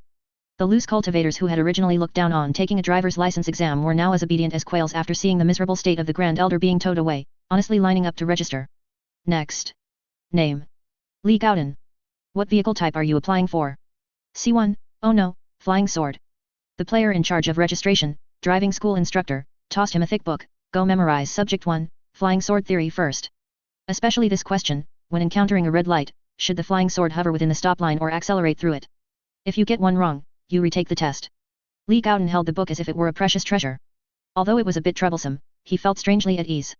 In the past, the sky was the backyard of the strong, weaklings like him could be hit and killed or bullied at any time up there. But now, with these traffic lights and these traffic police in fluorescent vests, even if he was only in the chi refinement stage, as long as he followed the rules, he could soar freely in the sky. This was perhaps another kind of fairness that the Giwan sect brought to Zhongzhou. General Command Room. Zhang Chen listened to the rising and falling sounds of wee woo wee woo outside the window and took a satisfied sip of tea. Traffic control was only the first step. By issuing driver's licenses, he would master the identity information of all cultivators in Zhongzhou. Through fines, he would reclaim the last extra spirit stone from the loose cultivators' hands. Sect Master.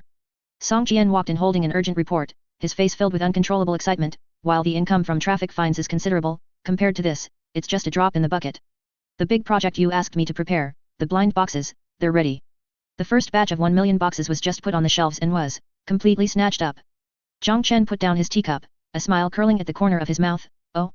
It seems everyone still has money.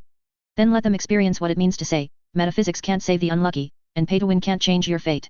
Chapter 237, The Gambler's Doom, Heavenly Secret Blind Boxes are here.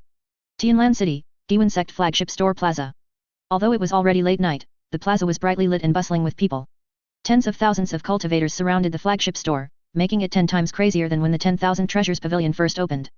Everyone stared at the countdown on the big screen, clutching their storage pouches tightly, their eyes gleaming with a light called fanaticism. Just now, the Giwan sect released a groundbreaking product, the Heavenly Secret Blind Box. Price, 99 Spirit Stones / box. It might contain a worthless stone, an Earth-ranked divine weapon, or even the legendary Nascent Soul Stage Experience card. There's also a 0.01% chance to get the ultimate hidden item, the Giwan Sect Saint Teslin Wainer, Cool Summer Edition, Q version movable figurine. 10 breaths left. I've got my spirit stones ready. Tonight, I'm definitely getting a gold item. I've been bathing and changing for 3 days at home, this is a sure win. 3, 2, 1. On sale. Boom. The flagship store's doors opened. Cultivators who could no longer hold back surged in like a tide. Give me 10. 10? Who are you looking down on? Give me a box, 100 pieces. I want to buy the whole row. I'll take all of these. The cashier player, humanoid cash counting machine, S hands were almost cramping. Don't rush. There's enough for everyone. Don't push. Hey, you, stop gnawing on the display cabinet glass. Plaza Center, unboxing area. This was a gathering place of joy and sorrow. The air was filled with the ecstasy of one-shot success and the despair of crashing and sinking. Ah! Golden light. It's a gold item. A small chi refinement stage loose cultivator shrieked, holding up the item in his hand. It was a shimmering flying sword, only a low-grade spiritual artifact, but worth at least 5,000 spirit stones. I won. 99 spirit stones for 5,000. I'm rich. Those around him cast envious, jealous, and hateful gazes. Damn it. What kind of luck did that kid have?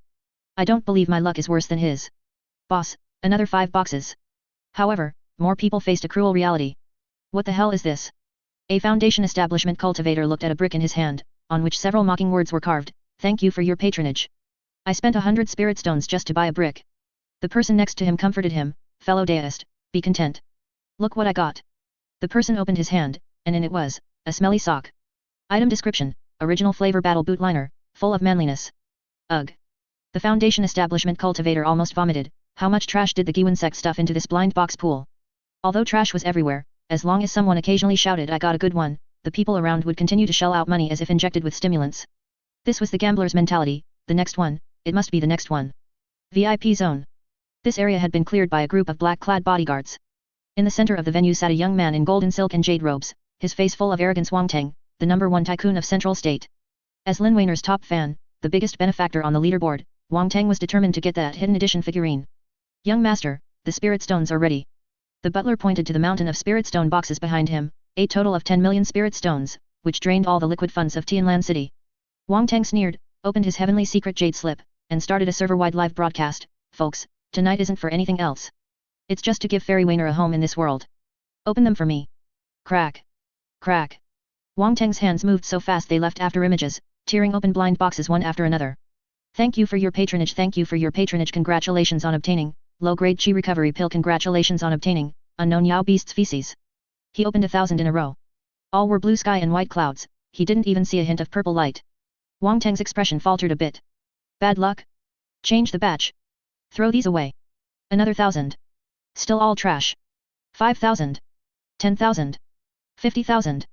As time passed, the mountain of spirit stones behind Wang Teng grew shorter, but the trash mountain beside him grew taller. That hidden edition was like an illusion he could never reach, stubbornly refusing to appear. Impossible. Absolutely impossible. Wang Teng's eyes were bloodshot, his hair disheveled. Where was the demeanor of a tycoon? I've already spent 5 million. Even an immortal master should be stunned by now. Why won't it appear? Is there even a hidden edition in this pool? Just then, a small chi refinement stage player, earning part-time money, passing by, responsible for cleaning, casually picked up a blind box wrapper Wang Teng had thrown on the ground. There was one last unopened box inside. Hey? There's still one left. The small player casually tore it open. Buzz. A dazzling 7-colored divine light shot into the sky. The entire plaza was illuminated. Amidst everyone's stunned gazes, an exquisitely crafted, automatically dancing Q-version Lin Weiner figurine slowly appeared in the small player's hand.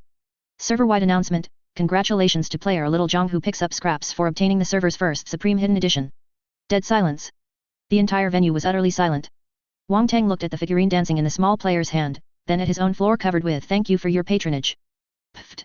A mouthful of old blood spurted 3 zhang high. What a sin. Wang Teng's eyes rolled back, and he fell straight into the trash mountain worth 5 million, twitching uncontrollably. From then on, a profound saying circulated in Central State, mysticism cannot save the unlucky, nor can change fate. Giwan Sect, Command Center. Zhang Chen watched this scene, but did not smile, instead, his brows furrowed slightly. Sect Master, what's wrong? Song Jian was holding the account book, grinning from ear to ear. In one night, we recovered 30% of Central State's liquid spirit stones. We're rich. We've earned enough money.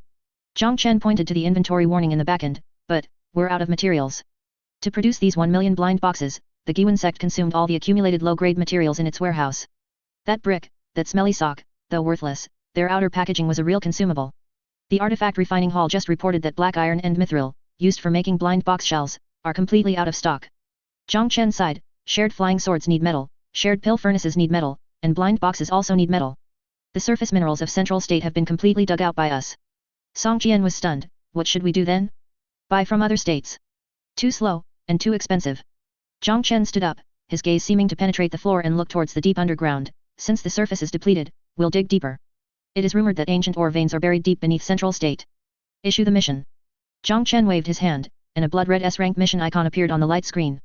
Server-wide epic mission, expedition to the Earth's core objective, dig 3,000 meters underground. Search for new ore veins, rewards, massive contribution points, limited title Abyssal Walker. Have the players bring their shovels. Zhang Chen said faintly, I have a premonition that what we dig out this time might not just be stones. Chapter 238, Everyone is a miner. Target, 3,000 meters underground. Giwan Sect, Mission Plaza. Before the first ray of morning sunlight could even spill down, the plaza was already bustling with people.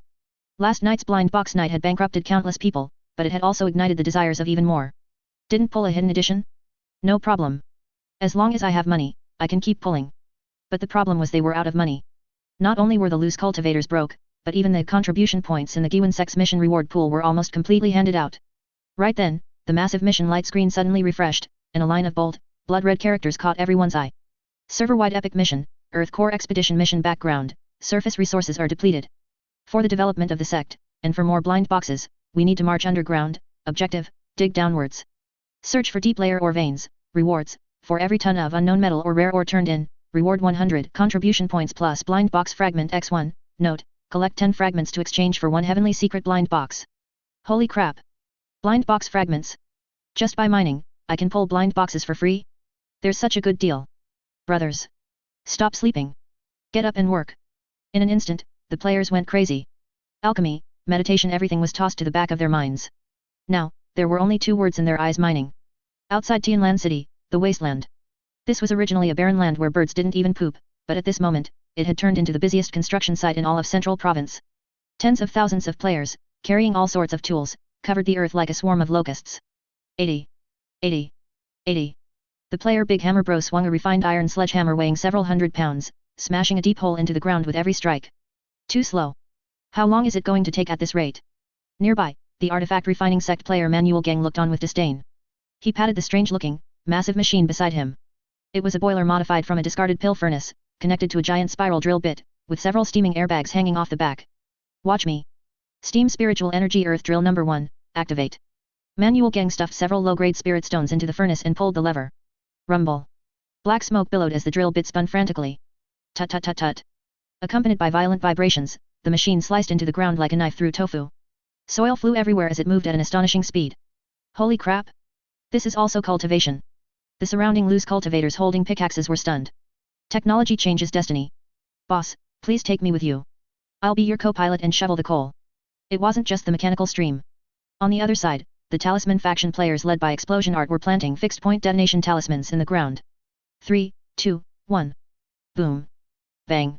Dust flew as a crater dozens of meters deep was blasted directly into the ground. Go, go, go. Into the pit. Pick up the ore. On this day, the earth of Central Province trembled. Looking down from high above, one would see countless deep pits like ant nests appearing on the surface, extending toward the center of the earth at an incredible speed. 1,000 meters underground. The soil layer here had already turned into hard granite. Ordinary iron pickaxes would only strike sparks against it. But to the players, this was nothing. Hard? Is it harder than my grind? Brothers, switch to diamond drills. Buff them with a sharp gold incantation. Keep digging. As the depth increased, the surrounding environment began to feel oppressive. The air grew thin, and the originally sweltering underground inexplicably began to feel bone-chillingly cold. 2,000 meters underground. It's so cold. The player Extra A shivered, exhaling a puff of white mist. This isn't scientific. Didn't the teacher say it gets hotter the deeper you go? Why is it like an ice cellar here? At this point, the things they were digging up had also changed. It was no longer ordinary soil or rock, the dirt began to be mixed with strange fragments. These fragments looked like some kind of metal, but they were so corroded they were beyond recognition, crumbling into powder at the slightest touch. What's this? Manuel Gang picked up a piece of rusty iron and wiped the dirt off. He could vaguely see several strange symbols carved on it. They didn't look like the runes of the cultivation world, but rather like a circuit diagram? Strange, why would something like this be deep underground? 2,900 meters underground. The speed of excavation slowed down significantly. That chilling aura grew heavier, and even the player's divine sense was suppressed. In the darkness, it felt as if countless pairs of eyes were peering at them. Some faint-hearted players began to retreat. This place is a bit wicked, should we pull back? Pull back for what? We're only 100 meters from the goal. For the blind boxes. Charge. Finally, under a strike from the player Golden Miner's Luoyang shovel. Clang. A crisp, pleasant, yet ethereal metallic clanging sound echoed through the narrow mine shaft. The shovel hadn't hit soil, it was bounced back, numbing his palm. We hit the bottom. Golden Miner shouted excitedly. Brothers. We found something. We hit something hard. The surrounding players crowded around, the light from dozens of illumination spells hitting the bottom of the pit. Everyone's breath hitched. Beneath the soil, it wasn't rock, but a layer of silver flooring that was impossibly flat. It was cast from some unknown metal, remaining incorruptible after 10,000 years. Its surface was as smooth as a mirror, even reflecting the stunned faces of the players. And at the seams of the flooring, there was a thin light strip that had been extinguished for an unknown number of ages. This is the ore vein. Manuel Gang lay on the floor and tapped it with his finger. Thump, thump. It was hollow underneath. There's something down there. He swallowed hard. For some reason, an inexplicable sense of fear and excitement rose in his heart. Just then, perhaps because the player's tapping had triggered some mechanism, the originally dead light strip suddenly flickered. ZZT. ZZT. A faint sound of electric current rang out. A ghostly ice blue light rapidly spread along the patterns of the floor, instantly illuminating this small patch of dark underground space. By the blue light, the players finally saw clearly what was beneath their feet. How was this a floor? This was clearly a colossal metal dome. They were standing on the roof of a prehistoric civilization. System warning, unknown high-energy reaction detected. System warning, Ancient ruin signal detected, analyzing, analysis complete, Mechamechanical cult, shelter number 73, ... The players looked at each other. Mechamechanical cult? What's that? Who cares? This thing looks way more valuable than blind boxes. Brothers. Grab your tools. Pry this roof open for me. We're going in for archaeology, restocking. However, what they didn't know was that as this blue light turned on, deep within that dead iron city that had slept for 10,000 years beneath their feet, a red point of light was slowly opening in the darkness. Chapter 239, Prehistoric Civilization? This is Cybertron. 3,000 meters underground, atop the metal dome. Step aside. Let a professional handle this. The player Explosion Art stood in the center of that mysterious silver dome, holding a bundled explosive talisman pack larger than himself. The surrounding players retreated one after another, excitedly taking out their image stones, ready to record this historic moment. 3, 2, 1. Art is an explosion. Boom. Intense fire erupted within the narrow underground space, and the massive shockwave caused many people's health bars to plummet. As the dust cleared, the metal dome, which could even deflect refined iron pickaxes, was finally blasted open with a hole several meters in diameter. A faint blue light seeped through the large hole, reflecting on the players' greedy faces. It's open. It's open. Brothers. First kill on the new map. Charge. For the blind boxes. For Linwainer. Countless players jumped down through the large hole like dumplings being dropped into a pot, falling. They fell for a full 10+ seconds. When the players activated their light body technique and landed, everyone fell silent. The public channel was also deathly still. What appeared before their eyes was not the mine they had imagined, nor some Yao beast den. Instead, it was a city. A grand, breathtaking iron city sleeping deep underground. Countless massive gears meshed together, forming the city's foundation, thick metal pipes wound between buildings like blood vessels, inverted towers pierced deep into the earth's core, their faint blue breathing lights flickering. There wasn't a hint of soil here, only the cold scent of metal and engine oil. Deathly silence. Aside from the sound of the players breathing, the city was as quiet as a grave. Holy crap. After a long while, the player Manuel Gang finally snapped out of his shock and tremblingly touched a pillar beside him. This material, is it all high-purity alloy? This craftsmanship, there isn't even a single weld seam. Is this really the cultivation world? Why do I feel like I'm in Cybertron? Who cares what it is? Beside him, Gold Miner's eyes had turned into the shape of spirit stones. Look at those pipes. They're all red copper. Look at those gears. They're all refined iron. How is this a city? This is clearly a mountain of gold. Brothers. Dismantle it. Strip everything you can. We're going to strike it rich this time. The demolition squad went online instantly. Players swarmed forward, some using saws on the pipes, others using hammers on the gears. On the surface of the central continent, even a piece of scrap metal could be sold for money. This place was simply paradise. City Central Plaza. A team of exploration players arrived here. In the center of the plaza stood two neat rows of tall statues. They were about 3 meters high, silver gray all over, humanoid in shape but with thick limbs and a dim crystal embedded in their chests. Although their surfaces were covered in dust and rust, the industrial design, full of power, still felt oppressive. What's this? Terracotta warriors. The player Shwedaonian curiously leaned in and tapped the leg of one statue. Clang clang. The sound was crisp, it was solid. Good stuff. Shwedaonian rubbed his hands excitedly. If we move this back and place it at the entrance of the immortal cave, how much face would that give us?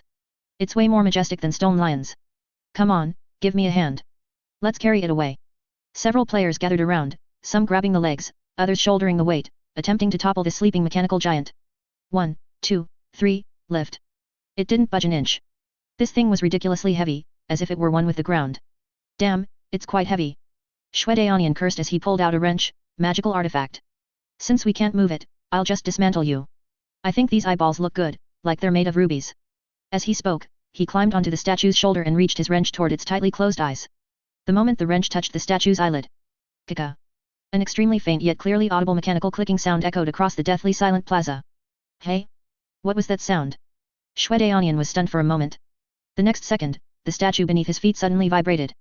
The crystal on its chest, which had been dim, instantly lit up. It wasn't the faint blue from before, but a piercing crimson. Vroom. 2 red lasers shot out from the statue's suddenly opened eyes, piercing through the darkness. Extra A hadn't even reacted before he felt his feet lose their footing. A massive, cold metal palm, with unbelievable speed, instantly grabbed his head. Buddy? This statue came to life.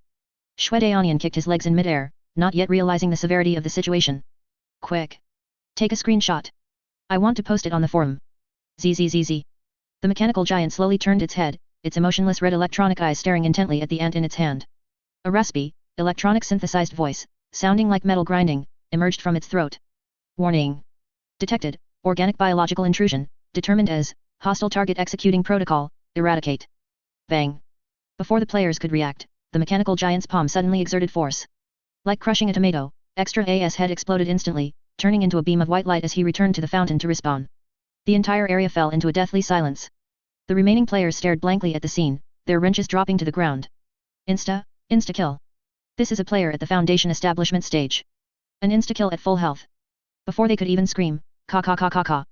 On the plaza, the crystals on the chests of those 2 rows of previously motionless terracotta warriors lit up one after another. Pairs of red electronic eyes opened in the darkness, like a blood-colored starry sky. Boom. Boom. Boom. Heavy footsteps made the ground tremble. Dozens of autonomous mechanical guards marched with stiff but murderous steps, closing in on the players. Run. Run quickly. This monster isn't something we can fight. This is a freaking boss group. The players finally broke down, throwing down the scrap metal in their hands and fleeing toward the entrance, crying for their parents. But the mechanical guards did not pursue. One of the guards raised its right arm, the armor plating on its arm flipped open, revealing a dark gun barrel. The barrel began to spin, and a blue glow converged at the muzzle.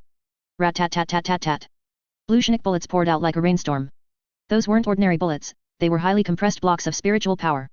The players running at the very front were instantly riddled with holes, their protective spiritual shields were as fragile as paper before these bullets. Ah! My leg! Help! This monster can use spells. Is that a freaking Gatling gun? Why is there a Gatling gun in the cultivation world? In just 1 minute, the 50 players of the Vanguard exploration team were wiped out. All that remained were broken equipment scattered across the ground and the still cold iron plaza, as if nothing had happened. Deep within the plaza, in the tallest inverted tower, countless data streams flashed wildly across the screens. A cold, grand consciousness was slowly awakening. Alarm cleared. Intruders eliminated. High concentration spiritual chi source reaction detected. Energy system, restarting. Mechanical cult, shelter number 73, coming online. Chapter 240, Physical Exorcism. All fear stems from insufficient firepower. Entire Sect, Resurrection Square. White light flashed repeatedly. The 50 Vanguard members who had just been wiped out in the dungeon walked out of the fountain one by one, buck naked. Although they had lost levels in equipment, there was no sign of dejection on their faces, instead, their faces were flushed with excitement as if they had just won the lottery. Brothers. Listen to me. That is definitely a version level megamap. The player Shwedaonian shouted while putting on his pants. Even though those monsters' damage is ridiculous, their defense isn't actually high. There were marks left when my wrench hit them. And think about it, if we kill such powerful monsters, wouldn't they drop legendary materials? Maybe they'll even drop a Gundam directly. Exactly. Wealth is found in danger. We lost just now because we weren't prepared. Spells get deflected when they hit metal. This time, let's change our tactics. In the crowd, the president of the Alchemist Association, Breaking Bad, sinisterly pulled out a crimson medicinal pill. The surface of this pill was uneven and emitted a sulfurous smell, it clearly wasn't meant for human consumption. This is the thermite combustion pill I just developed. Since it's made of iron, I'll just melt it. Nearby, Explosion Art also shouldered a bundle of talismans as large as a coffin. What mechanical ascension? Today, I'll let it physically ascend. Let's go. Time to settle the score. 3,000 meters underground, shelter number 73 square. Those dozens of mechanical guards had just entered sleep mode, their red electronic eyes slowly dimming. Suddenly, noisy shouting echoed again from the large hole overhead. Grandsons. Your grandpa is back. Take a fist of justice from me. Countless players jumped down like rain. This time, they didn't die immediately upon landing, instead, they began throwing things frantically even before hitting the ground. Take this. Thermite grenade. Breaking Bad smashed that jar of specialized medicinal pills hard against the mechanical guard at the very front. Sizzle. The medicinal pill shattered, instantly erupting into high-temperature flames of several thousand degrees. The hard alloy armor melted like wax under the high heat, revealing the circuits and skeleton inside. Before that mechanical guard could even start up, its core was burned through, and it collapsed to the ground with a clack. It's working. Brothers, fire attacks are effective. Immediately after, Explosion Art's directional blast talisman arrived. He didn't throw them blindly, instead, he very sneakily stuck the talismans onto the mechanical guard's joints. Art is Patrick Star. Boom. Boom. Boom. Violent explosions echoed across the square. The arms of several guards who were about to lift their Gatling guns were blown right off. Broken wires sizzled with sparks, and they spun in place like headless flies. Ha ha ha ha. All fear stems from insufficient firepower. What Cybertron? In front of the Immortal Realm's explosive packs, it's all scrap metal. The players' morale soared. Utilizing flexible positioning and physical exorcism methods that disregarded martial ethics, they actually managed to suppress this wave of mechanical guards. In a corner of the square, next to a lone mechanical guard, the pro player from the Artifact Refining Sect, Manuel Gang, was hiding behind a pillar, staring intently at the mechanical guard currently fighting with the players. There was no killing intent in his eyes, only a kind of perverted obsession. So beautiful, this hydraulic transmission, this modular armor. If I can get it back to dismantle and study, my automatic artifact refining machine can be upgraded. But he knew that as long as this thing was alive, it would resist, and if it was killed, it would explode and self-destruct, making it impossible to take away. What should I do? How can I get my hands on it intact? Suddenly, a flash of inspiration struck Manuel Geng's mind. He remembered an obscure secret manual he had seen in the scripture pavilion, soul-splitting possession technique. This was originally a forbidden art used by evil cultivators to seize others' physical bodies. Because it had rejection reactions and was easily backlashed by the original owner's soul, it was considered useless. But Manuel Geng looked at that cold machine, a crazy light flashing in his eyes. This hunk of iron has no soul. Without a soul, there's no backlash. Without a physical body, there's no rejection. It's empty. It's a perfect container. Take a gamble, turn a bicycle into a motorcycle. Manuel Geng bit his teeth, sat down cross-legged, and formed hand seals. A translucent phantom floated out from the top of his head, carrying an aura of certain death as it lunged toward the mechanical guard. The mechanical guard, which was currently strafing with its gun, suddenly froze. Its red electronic eyes began to flash violently, turning red one moment and blue the next. The electric current inside surged wildly, making a sizzling sound of overload. The surrounding players were startled. Holy crap! Is this monster going to self-destruct? Brother Geng! Run! Where's your soul? Just when everyone thought Manuel Geng was going to fail miserably, the mechanical guard's trembling suddenly stopped. The blood-red electronic eyes, previously full of killing intent, flashed a few times and turned into a wise husky blue. It slowly lowered its head, looked at its metal palms, then raised its foot and stomped the ground. Then, under the stunned gazes of hundreds of players, this 3-meter-tall steel giant suddenly put its hands on its hips, twisted its massive metal pelvis, and performed an extremely flashy and smooth Yao Hua Xiao movement. Immediately after, from the hunk of iron speaker came Manuel Geng's familiar voice with its thick northeastern accent. Hello? Mic check, mic check. Oh my god. Brothers. It worked. I'm in. This body is awesome. My back doesn't ache, my legs don't hurt, I feel like I could punch 10 cows to death. Total silence. The explosive packs in the players' hands were dropped in shock. Possession. Brother Geng, you possessed a Gundam. Holy crap. You can play like this? Isn't this just a mecha pilot? Manuel Geng excitedly raised his right arm, and with a thought clack, clack, clack. The armor on his arm flipped open, revealing the dark barrel of a Gatling gun. Look at me. I can even fire. Rat-tat-tat-tat-tat. He fired a burst at the ceiling. Blue tongues of fire spat out, making him howl with joy. At this moment, all the players' eyes turned green with envy. The once terrifying killing machines now looked like peerless beauties or limited edition sports cars in their eyes. I want to play too. Move aside. This one with the broken leg is mine. No one snatch it from me. Quick, quick, quick. Find a quiet place for your primordial spirit leaving the body. The style of the originally intense battlefield suddenly shifted. Hundreds of players stopped throwing bombs. Instead, they all found places to sit cross-legged, their souls emerging, and like a swarm of hungry ghosts reincarnating, they scrambled to crawl into the bodies of those mechanical guards. A few minutes later, there were no more sounds of gunfire or cannons on the square. There was only a group of mechanical idiots walking crookedly and bumping into each other. Ouch! Who stepped on my foot? Brother, your model is no good, why does it only have one hand? Ha ha ha ha. I'm a heavy-duty type.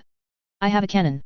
And deep within that inverted high tower, the newly awakened machine intelligence main brain, looking at the surveillance footage of that group of mechanical guards, performing a square dance, fell into a deep logical crash.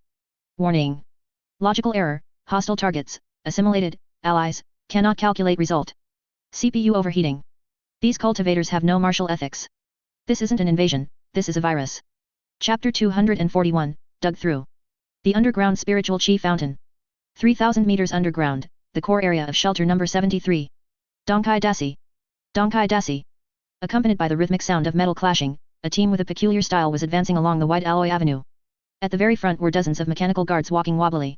Some were practicing moonwalking, some were marching with the same hand and foot, and others, unable to adapt to their new bodies, were simply crawling on all fours like dogs. Brothers. The core area is right ahead.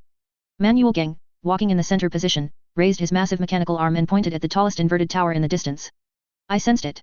There's a high energy reaction there. It must be the main brain or a big treasure trove. Charge. Grab the Gundams. I want to change models. This one only has one hand, it's too low.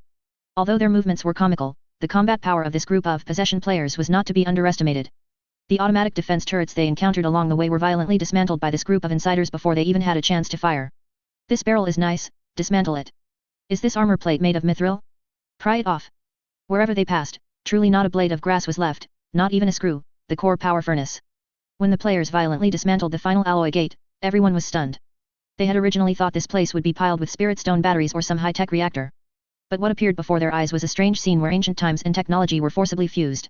In the center of a massive circular metal hall, there was no machine on the ground, but an ancient well dozens of meters in diameter. The mouth of the well was carved with complex and obscure cultivation talisman runes, and countless thick chains extended from the surrounding walls, tightly locking the massive stone cover of the well. And all the precise mechanical pipes around it were inserted into the gaps of this ancient well like straws, seemingly drawing something out very carefully. What's this? A cyber feng shui layout. The players surrounded the well, looking bewildered. A yellowed talisman was stuck on the well cover, with several large characters vaguely visible: suppress. Dragon Vein. Forbidden. Dragon Vein. Shui Daonian, who had just revived and rushed over, squeezed into the crowd. Because he had died once and failed to grab a mecha, he was currently holding in a belly full of anger. Looking at this big well cover sealed layer by layer, his intuition told him this was definitely a hidden treasure trove. Move aside. Let me do it. Shui Daonian pulled out a plasma cutter he had just picked up on the way, dismantled from a scrapped mecha, his eyes flashing with the light of a gambler.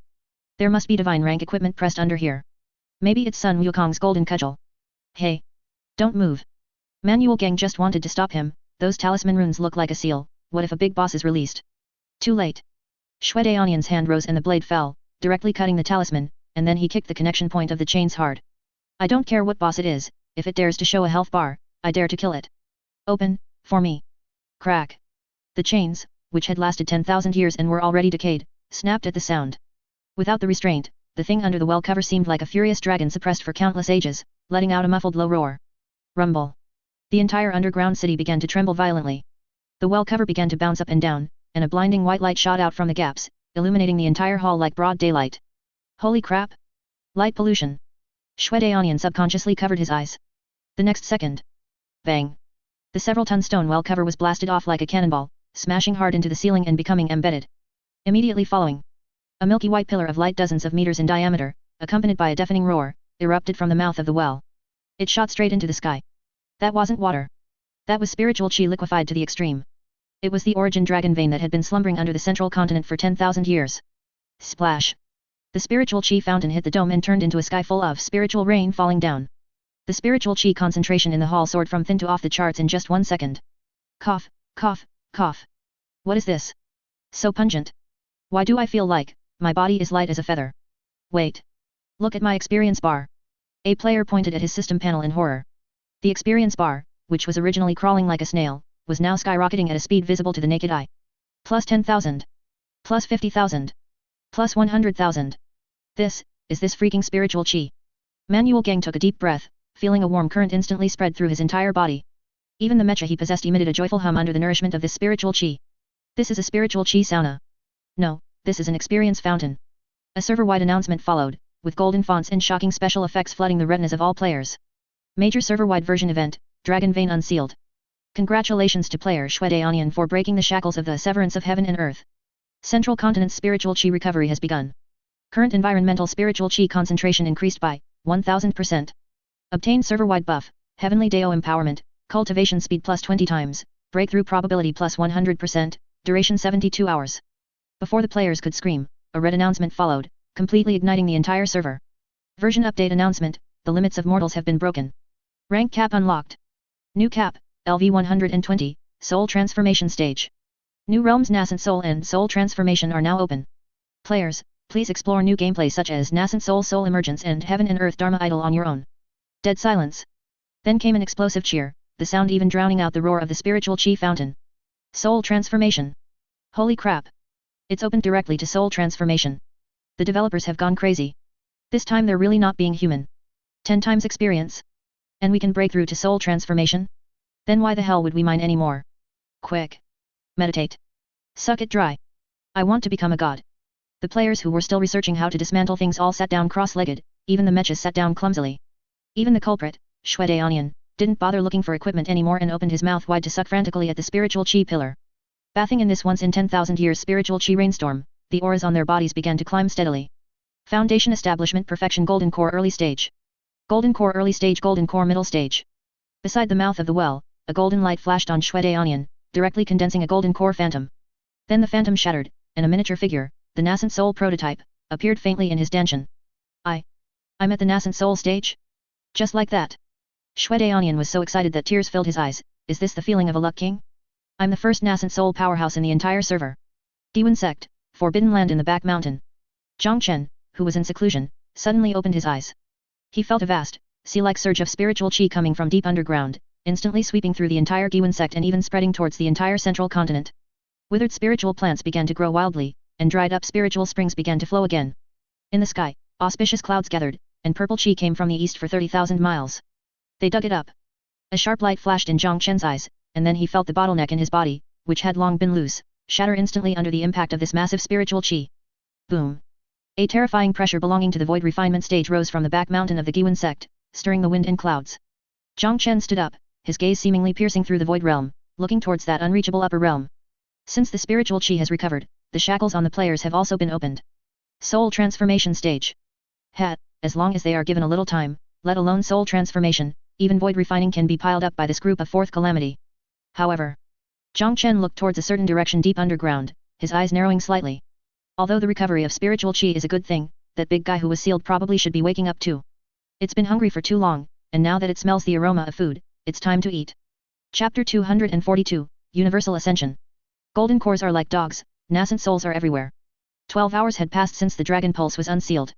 Outside Tianlan City, at the entrance of the Diwen Sect office.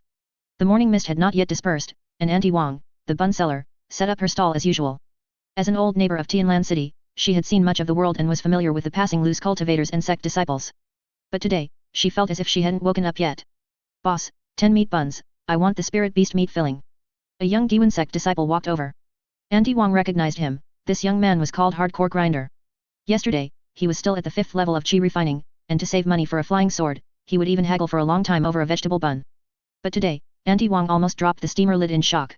Because she felt a terrifying pressure that she had only ever felt from the city lord, inadvertently radiating from this young man. That aura was as steady as a mountain, making the surrounding air feel somewhat stagnant. That was the fluctuation of the golden core stage. Oh my! Little brother Li? You're already at the golden core stage? Auntie Wang asked stutteringly, the tongs in her hand shaking. The young disciple named Hardcore Grinder waved his hand and took the buns with a look of disdain. Don't mention it, only the early stage of golden core, it's embarrassing. Some person next door stayed AFK all night and is already at the nascent soul stage now. I have to hurry up and eat so I can go to the dungeon to snatch mobs, otherwise I won't even get a sip of soup. Auntie Wang was completely petrified on the spot. Only golden core? Embarrassing? She remembered that the city lord of Tianlan City had cultivated for 120 years before reaching core formation. At that time, a grand banquet was held, and the whole city feasted for 3 days and nights. How did it happen that in the mouths of these people, the golden core stage was as worthless as common cabbage? And such scenes were playing out in every corner of Tianlan City. Foundation establishment cultivators, who were originally rare, were now as numerous as hair on an ox on the streets, one would bump into one every 2 steps. The previously high and mighty golden core masters could now only squat by the roadside eating noodles, without any air of superiority. As for the legendary nascent soul old ancestors. Move aside! Move aside! Newly promoted nascent soul master coming through. A player was riding a dilapidated bike-sharing flying sword, his body emitting the brilliant spiritual light unique to the nascent soul stage, squeezing through the crowd. Because his spiritual energy was so abundant, he didn't even bother to fly on the sword, instead directly using nascent soul power to push the bike along. The native loose cultivators by the roadside huddled in corners, trembling, their worldview completely shattered. Crazy, this world has gone crazy. I spent 10 years in seclusion just to break through one level, and they cross an entire major realm after a night's sleep. Are these people from the Diwen Sect all monsters? Or is the heavenly Deo their relative? Diwen Sect, Back Mountain Square. This place had turned into a nascent soul exhibition hall. Tens of thousands of players sat cross-legged in the areas with the densest spiritual energy, the colorful lights on their bodies rising and falling like countless flickering neon signs. Boom! A surge of purple chi soared into the sky. The player Shui Daonian suddenly opened his eyes, and a small golden figure that looked exactly like him appeared above his head. That little person was only about the size of a palm, with golden light flowing through its entire body and clear features. It was looking around curiously and even made a face at the original body. Server-wide announcement, congratulations to player Shui Daonian for successfully condensing a nascent soul. Achievement Zhongzhou's first soul obtained. Ha ha ha ha. I can finally perform soul emergence too. With a thought from Shui Daonian, the small golden figure instantly detached from his body and whooshed 100 meters into the sky. This feeling of being free from the constraints of the physical body and soaring freely was 10,000 times more refreshing than flying on a sword, as if there were no more restraints in the world. Me too. Beside him, Manuel Geng, who had already switched back to his human form, also shook, and a nascent soul emerged from the top of his head. However, his nascent soul's style was quite peculiar, it was actually holding a miniature sledgehammer and a wrench, clearly having entered the Deo through artifact refining. Since I can perform soul emergence, Manuel Gang looked at the row of mechanical guards at the edge of the square that were lying idle due to lack of power, his eyes becoming fervent once again. The previous soul-splitting technique was an evil path, but the current nascent soul emergence is a legitimate divine ability. If I use my nascent soul to control the mecha, can I exert 100% of its performance? No sooner said than done. His nascent soul turned into a streak of golden light and dove directly into the control core of a heavy mecha. Buzz. The originally lifeless mecha instantly came to life. This time, it didn't have stiff movements like the previous possession, instead, it was as flexible as a real person. The mechanical fingers moved nimbly, the joints made a pleasant light humming sound, and it could even perform extremely precise micro-operations. Is this the complete form of mechanical ascension? Manuel Gang's intoxicated voice came through the mecha's loudspeaker, the nascent soul as the core, steel as the body. This is a man's romance. Seeing this scene, the surrounding players' eyes widened. A Gundam pilot? So that's how the nascent soul stage is used? I'm going to. For a time, the players who had just broken through to the nascent soul stage left their physical bodies behind to AFK and controlled their nascent souls to fly all over the place. Some dove into mechas, some into stone lions, and some even mischievously dove into the spirit beasts raised by the sect to experience life. Above the main peak of the Giwan sect, above the clouds. If below was a chaotic dance of demons, then here was the descent of a true miracle. Zhang Chen sat cross-legged in the void, and the endless spiritual energy formed a huge funnel, frantically pouring into his body. He was no longer just breaking through, he was evolving. The nascent soul in his body had long since shattered, transforming into a 100-jung-tall heaven and earth avatar. That avatar was solemn and grand, surrounded by the sun, moon, and stars, as if it were the sole dominator of this world. Void refinement stage, achieved. Zhang Chen slowly opened his eyes. At that moment, the space for 10,000 miles around solidified. He could clearly see the floating lines of laws in the air, hear the pulsing deep within the earth, and even vaguely sense the malicious prying from beyond the crumbling boundary wall above. Void refinement stage, finally, he had the qualification to dialogue with the upper realm. Zhang Chen retracted his avatar, and his aura instantly became unremarkable, returning to simplicity. He looked down at the bustling sect below. Tens of thousands of golden cores, thousands of nascent souls. This power, if placed in the former Zhongzhou, would be enough to sweep through everything. Even a top sect like the King Yun sect wouldn't be worthy of carrying the Giwan sect's shoes now. But it was not enough. Zhang Chen was not dazzled by the prosperity before him. Because he knew that this explosion of spiritual energy had not only fed the players but also fed those things underground. Deep underground, the Zerg nest. This place was originally a sealed dead land. But with the washing of the spiritual energy waterfall, those shriveled, fossil-like insect eggs began to fill up like balloons. Crack, crack, dense cracking sounds echoed in the darkness. One after another, ferocious Zerglings broke out of their shells. They were no longer the weak larvae from before, after being saturated with high-concentration spiritual energy, their carapaces glinted with a metallic luster, and their claws and teeth shimmered with the eerie light of Chinook energy. More terrifyingly, they not only ate meat but also began to devour the spiritual energy in the air. In the deepest part of the nest, the Zerg broodmother, bound by chains, slowly lifted its swollen and massive head. Its originally cloudy compound eyes were now filled with greed and hunger. It sensed it. There was much delicious food above. Those succulent nascent souls, that flesh and blood filled with spiritual energy. Hiss. A piercing hiss penetrated the ground, exploding in the mind of every Zerg. It was the command to feed. Dinner time. Chapter 243, Heart of the Swarm. The first wave of beasts is a swarm of insects. 3,000 meters underground, Shelter 73's core area. The originally silent mechanical plaza was now as lively as a bustling market.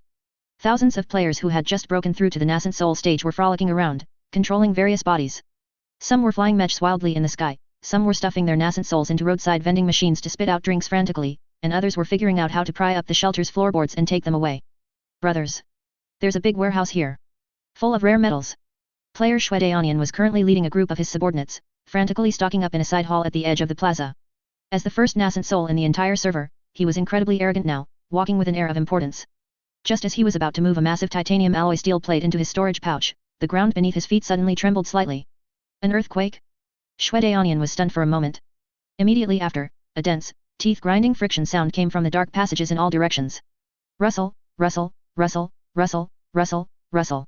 The sound was like countless fingernails scraping glass, or like tides crashing against reefs. All the players stopped what they were doing and looked around in confusion. They saw pairs of scarlet eyes light up in the ventilation ducts, sewer entrances, and even the cracked walls around the plaza's edge. Not just one pair, but thousands of pairs. Before the players could react, a black tide suddenly surged out. They were insects. Countless Zerglings, resembling skinned hounds but with mantis blades and metallic carapaces, roared as they charged into the crowd. Their speed was astonishing, they moved across alloy walls as if on flat ground, leaving deep gouges in the hard metal floor wherever they passed. Holy crap! New monsters spawned? Grab the monsters! First come, first served. The players felt no fear, instead, they cheered excitedly. In their eyes, these weren't monsters, these were clearly walking experience packs and equipment. Behold my great fireball technique. A fire element spell cultivator confidently conjured a massive fireball and hurled it fiercely at the leading zergling. Boom. The fireball hit, and flames erupted. However, when the smoke and dust cleared, the zergling merely shook its head. Its glowing carapace was completely unharmed and was even greedily absorbing the residual fire spiritual chi. The next second, it pushed off with its hind legs, instantly transforming into an afterimage and pouncing in front of the spell cultivator, slashing with its sharp forelimbs. Crack. The spell cultivator, along with his protective spiritual shield, was directly cut in half at the waist. What? Magic immunity? Now the players panicked. My flying sword can't cut through it. Its hide is too thick. Help. These bugs bite strip armor. My nascent soul was even bitten. In just a few breaths, the originally confident player front instantly collapsed. These insects were not only terrifying in number but also specifically countered cultivators. Their carapaces could resist most 5 elements spells, and their sharp teeth could easily shatter protective spiritual light. Screams rose and fell, and the previous slaughter turned into being slaughtered. Just as the defense line was about to completely collapse. Move aside. Everyone, get out of the way. A metallic roar came from behind. Boom. Boom. Boom. Heavy footsteps shook the ground. Dozens of 3-meter-tall heavy mechs, led by Manuel Gang, lined up and blocked the insect tide. Spells don't work? Then taste physical salvation. The mech Manuel Gang controlled raised its right arm, and 6 thick gun barrels began to spin wildly. Warm up. Fire. Tat tat tat tat tat tat. Blue tongues of fire spewed forth, a metal storm of 3,000 rounds per minute. This time, the zergling's proud magic immune carapaces failed. In front of the highly kinetic solid bullets, their bodies were torn apart like paper, and green ichor splattered everywhere. It's effective. Physical attacks are effective. Brothers. Stop casting fireballs. Grab your weapons. Slash with knives. Sweep with guns. Manuel Gang roared in the channel while firing wildly. Mech squad. Hold them. Don't let them get near the spiritual chi well. Da-da-da-da-da. Sizzle sizzle. With the addition of the mech forces, the tide of battle instantly turned. The sound of chainsaw swords slicing through bone and gatlings tearing through flesh intertwined into a violent symphony. The spell cultivators who had been scurrying away in terror earlier also reacted. Damn it, spells are useless, hey? Then I'll smash them with rocks. An earth element cultivator directly used the mountain moving technique to grab a scrapped car-sized mechanical wreckage and smash it into the insect swarm, crushing 5 or 6 of them on the spot. Yes. That's it. Don't attack directly with spiritual power, use spiritual power to drive objects to crush them to death. At the same time, a crimson emergency mission box popped up on all players' retinas. Emergency mission, Heart of the Swarm. Mission description, the Zerg beneath the earth have been awakened by spiritual chi. They crave to devour all sources of spiritual chi, including your nascent souls and the newly unsealed dragon veins. Objective, defend Shelter 73's core area to the death, repel the first wave of insect tide. Reward, unlock the race reputation system. Those with outstanding performance can obtain mechanical race/Zerg race class change qualifications. The players who were still hesitating whether to retreat, seeing that last line of text, their eyes instantly turned green. Class change qualification? For the hidden class. Charge. The previously disorganized player team instantly coalesced. Spell cultivators were responsible for restricting the insect's movement with earth walls from the rear, mechs were responsible for frontal firepower output, and sword cultivators abandoned long-range sword control, directly rushing into melee combat with giant swords. At this moment, the style of the cultivation world completely went awry.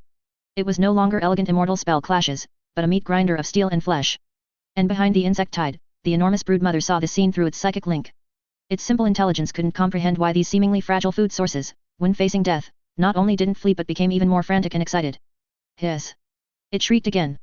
More wormholes opened, and in addition to zerglings, bloated baneling with bulging green sacks on their backs wobbled out. If they can't be bitten to death, then they'll be blown up. The war escalated. Chapter 244, Counter-Explosion? Sorry, we're the professionals. 3,000 meters underground, the defense line of shelter number 73. The air was filled with a pungent sour stench and the burnt smell of burning engine oil. As several bloated banelings, their backs flickering with an eerie green light, wobbled out of the wormhole, a heart-palpitating sense of crisis enveloped the field. Careful. That thing looks wrong. The heavy-duty mecha piloted by Manuel Gang suddenly stepped back, its Gatling gun attempting to lock onto those slow-moving targets. But there were too many banelings, and they didn't charge in a straight line like zerglings. Instead, they were hoisted overhead by countless zerglings and thrown into the player's defense line like grenades. Screech. A baneling was hit by a stray bullet in midair. Boom. A cloud of sickly green acid mist instantly erupted. Within a 10-meter radius, whether it was the hard alloy floor or the spiritual chi shields held up by players, everything emitted a sizzling sound of corrosion the moment it touched the green toxic mist. Ah! My mecha! My legs are melting. A light mecha that was too close was drenched in acid. Its solid mithril armor melted like ice cream, revealing the cockpit inside. The player inside screamed, and before their nascent soul could even escape, they dissolved into a pool of blood. Then, with a flash of white light, they went back to the fountain to wait for their respawn timer. This scene made the surrounding players' scalps tingle. Holy crap! Is this a biological weapon? It not only breaks defense but also has continuous corrosion? How do we fight this? Melee is just suicide. A gap instantly appeared in the defense line. Those banelings were like walking strong acid bombs, rolling wherever there were many people. Several heavy-duty mechas in the front row were instantly scrapped, and the originally indestructible steel defense line was on the verge of collapse. The Zerg broodmother watched this scene coldly through a mental link. In its genetic memory, any intelligent creature would shrink back in fear when faced with such suicide-type troops. However, it was wrong. It wasn't facing intelligent creatures, it was facing players. Just as everyone was fighting and retreating, a fanatical laugh suddenly exploded in the public channel. Ha ha ha ha. Self-destruct? You want to compete with me in self-destructing? The player explosion art was seen carrying that huge explosive pack covered in detonation talismans. Instead of retreating, he charged toward the insectide like a madman. Behind him followed several hundred players from the guild named Art is Patrick. To a man, they wore no defensive gear and didn't even carry weapons. Each held a high-potency bomb modified from a failed high-purity fire spirit pill. Brothers! Teach these bugs a lesson. Tell them who the real terrorists are. Explosion art roared, activated an extreme speed movement technique, and turned into an afterimage, slamming directly into the densest group of banelings. You blow up, I blow up. Let's all go to heaven together. Boom. Intense flames swallowed everything. Explosion art, along with a dozen or so banelings and zerglings around him, was instantly vaporized. But this was only the beginning. Charge. For the contribution points. For the horde. Hundreds of Suicide Squad players, with smiles of death defiance, and even a bit of excitement, on their faces, launched a suicide charge. A zergling was about to pounce and bite when a player slid right under it and pulled the fuse in his arms, Huggy. A baneling was about to spray venom when 3 players pounced on it at once, pinning it down. Hold it in. Hold it in for me. Boom. Boom. Boom. Continuous explosions echoed in the dungeon. Every loud bang represented a player and a Zerg squad perishing together. The originally unstoppable insectide was actually forced back by the explosions of these reckless madmen. At the rear of the battlefield, Manuel Gang watched dumbfounded, forgetting to fire the spinning Gatling gun in his hand. This is a tactic. This was the dignity of the Fourth Calamity. Nearby, Shwedaonian, who had just respawned and run back to his body, panted and sighed, for bugs, there's only one life. But for these madmen, life is just a number that can be reset at any time. As long as the contribution points are enough, they'd dare to hug a nuclear bomb to blow up an immortal. The insect swarm fell into chaos.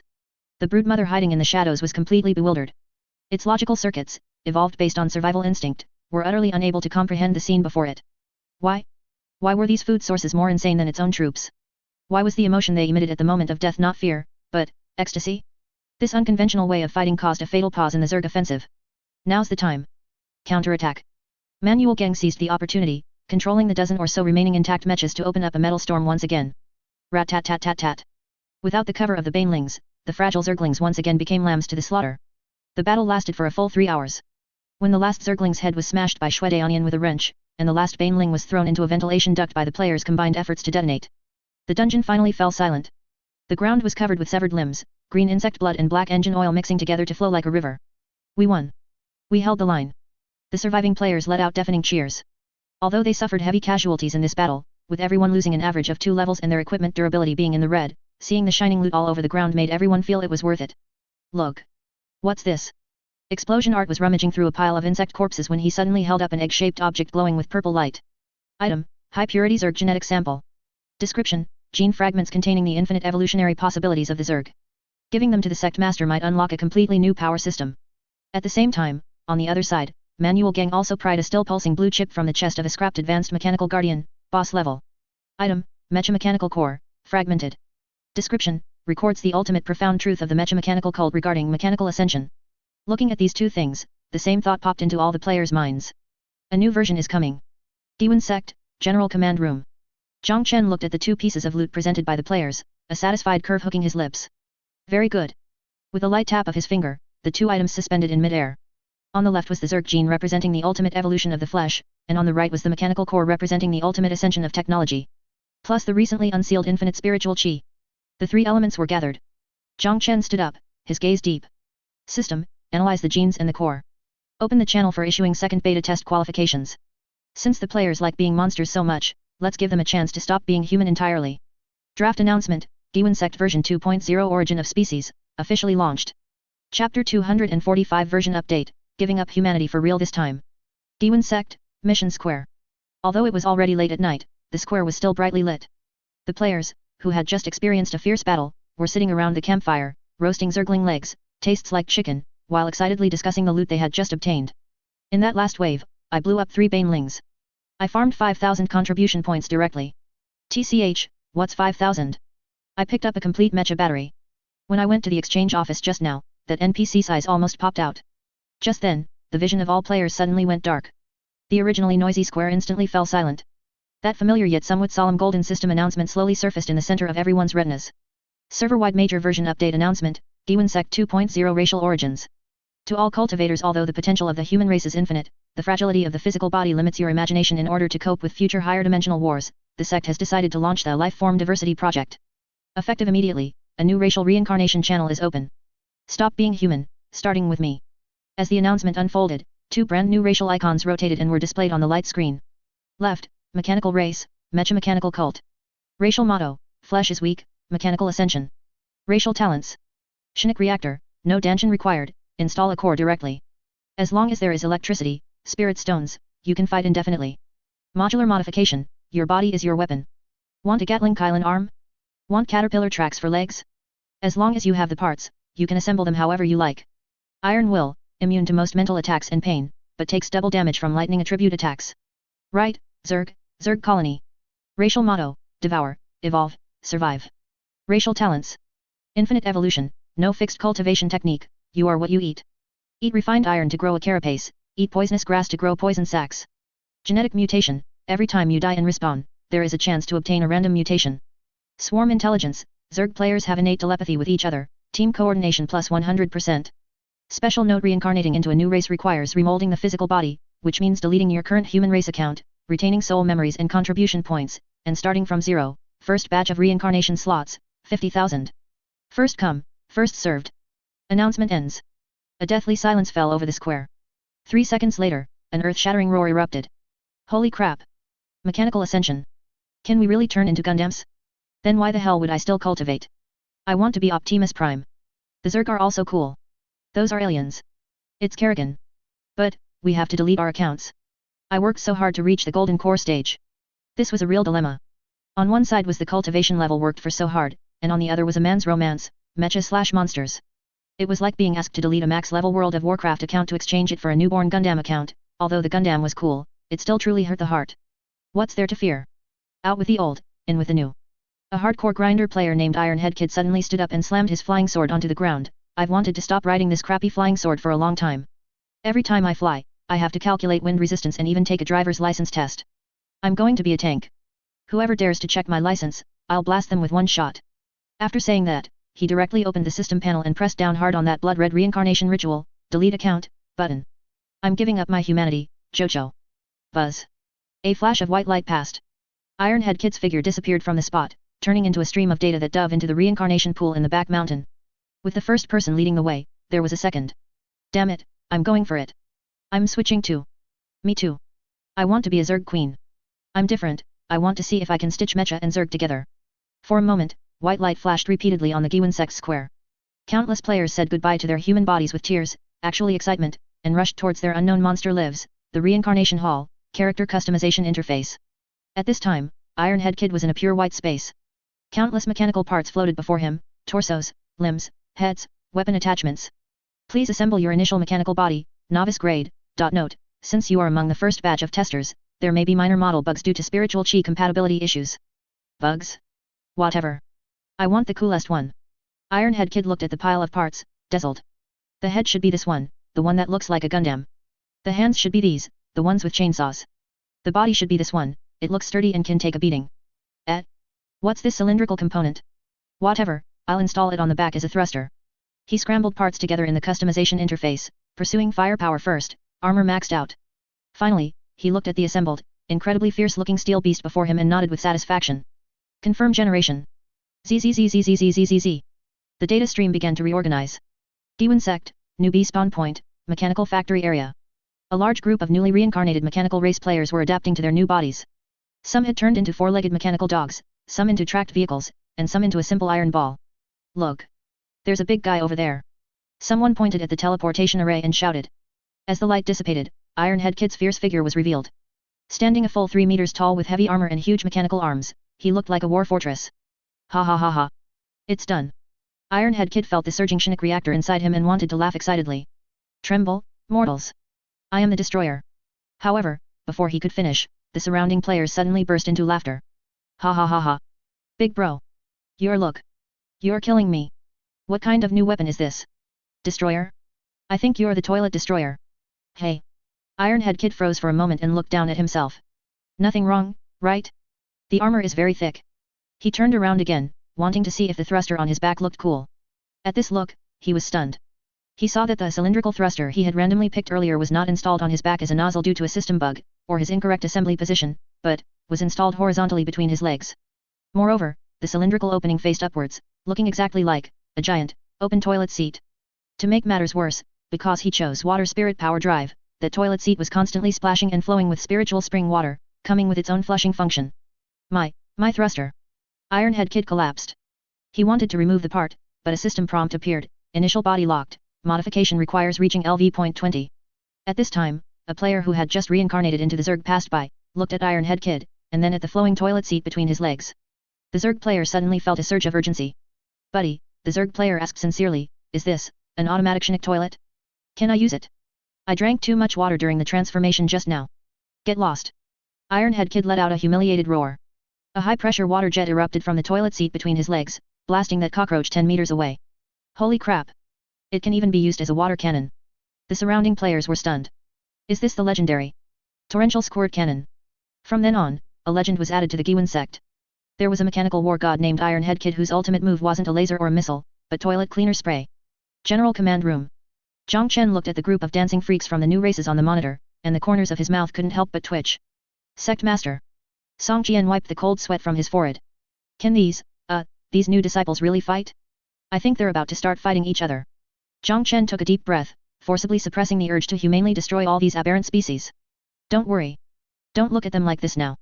Once they're on the battlefield, this group of lunatics who value style over life will give this world a little, Fourth Calamity shock.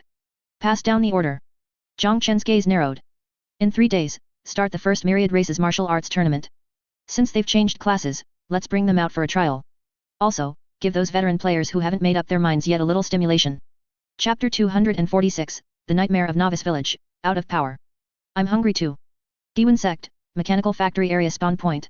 As the first mechanical race player in the entire server to successfully change classes, Ironhead Kid was currently enjoying the feeling of being the center of attention. Although that misplaced toilet seat thruster was still rattling and leaking water, it didn't stop him from feeling like the coolest guy on the street. After all, this was a Gundam.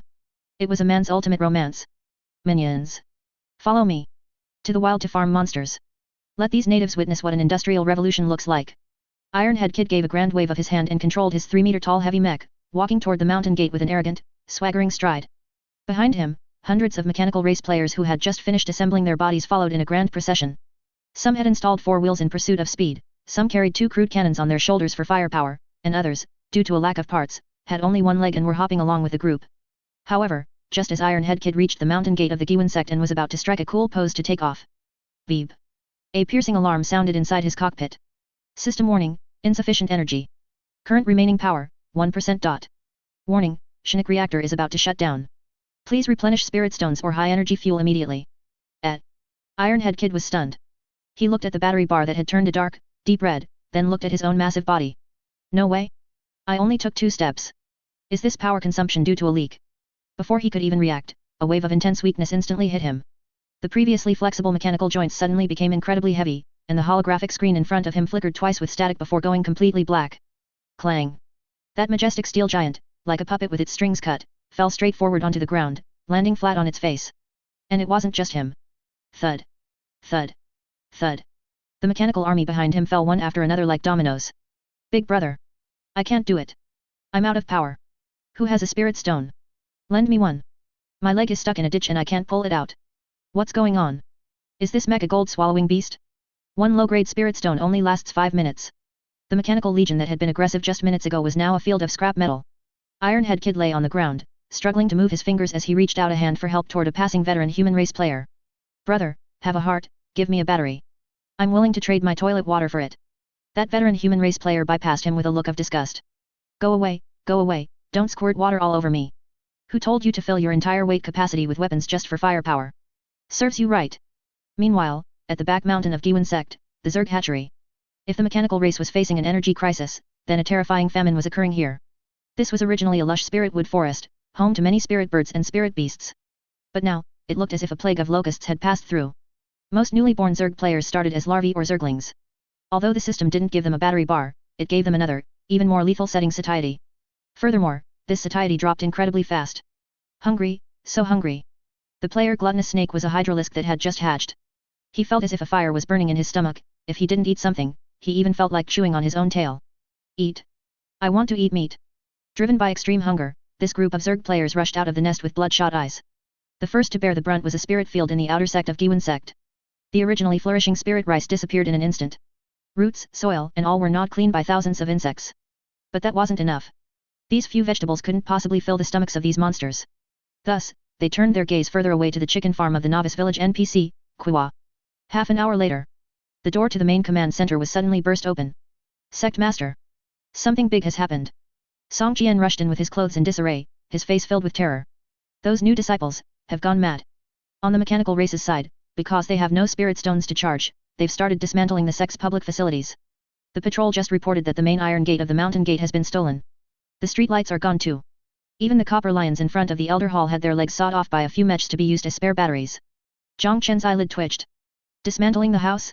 These huskies. Before he could even get angry, Song Jian continued his report with a tearful face. The Zerg side is even worse. Auntie Qiwa just came crying to complain, saying all 300 of her spirit chickens are gone. Not even a feather is left. Even Uncle Wang's watchdog was dragged away by a cockroach. Now those insects are surrounding our spirit beast garden and drooling. If it weren't for the protection of the formation, even the sect's divine beast would have been roasted by them. Zhang Chen rubbed his temples. Although he had anticipated that the new races would have an adjustment period, he hadn't expected the Fourth Calamity's adaptability to be this strong since the system didn't pay them, they would just rob.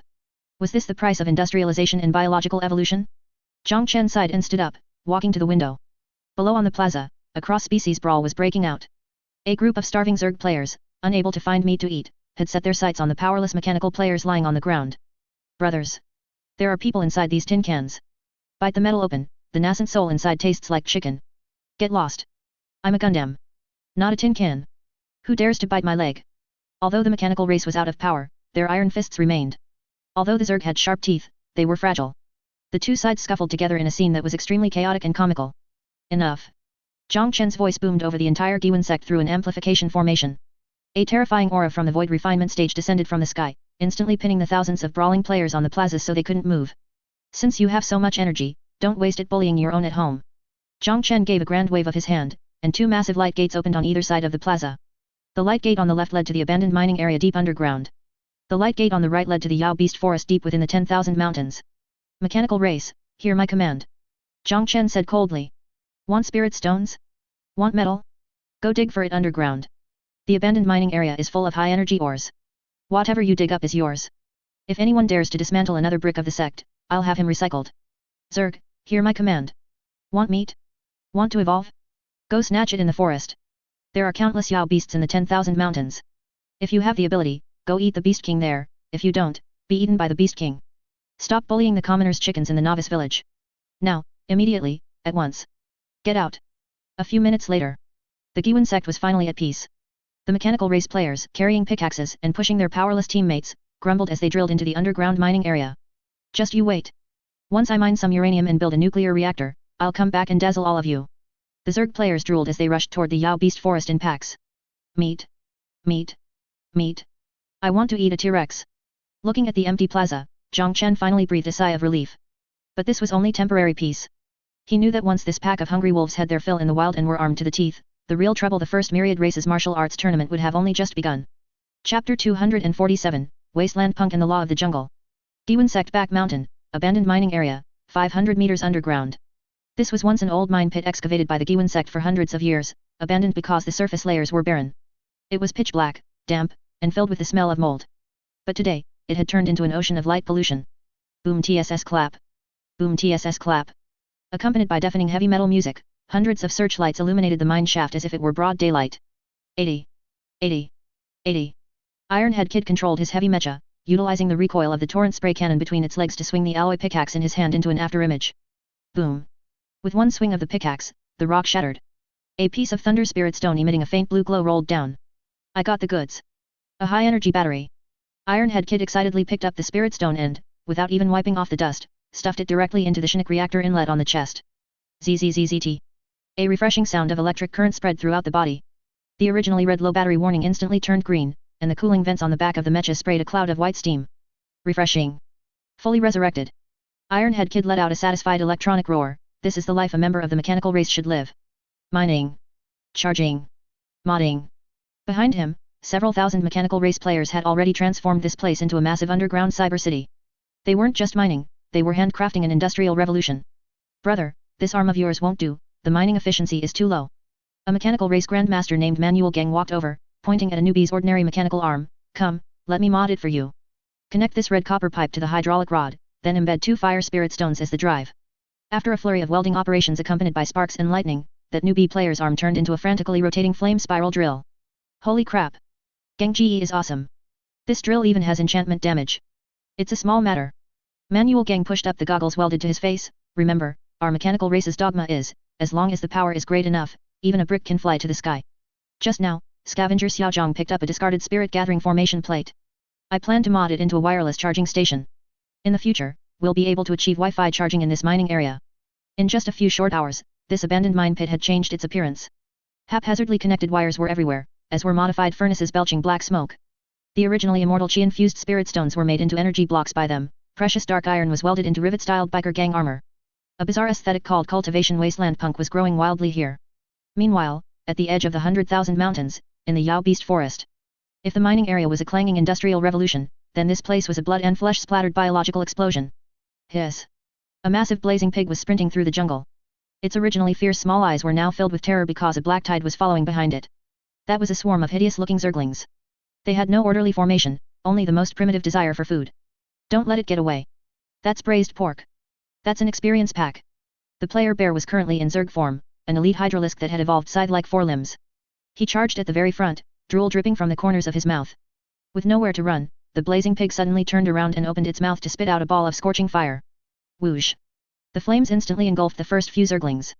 However, a terrifying scene occurred.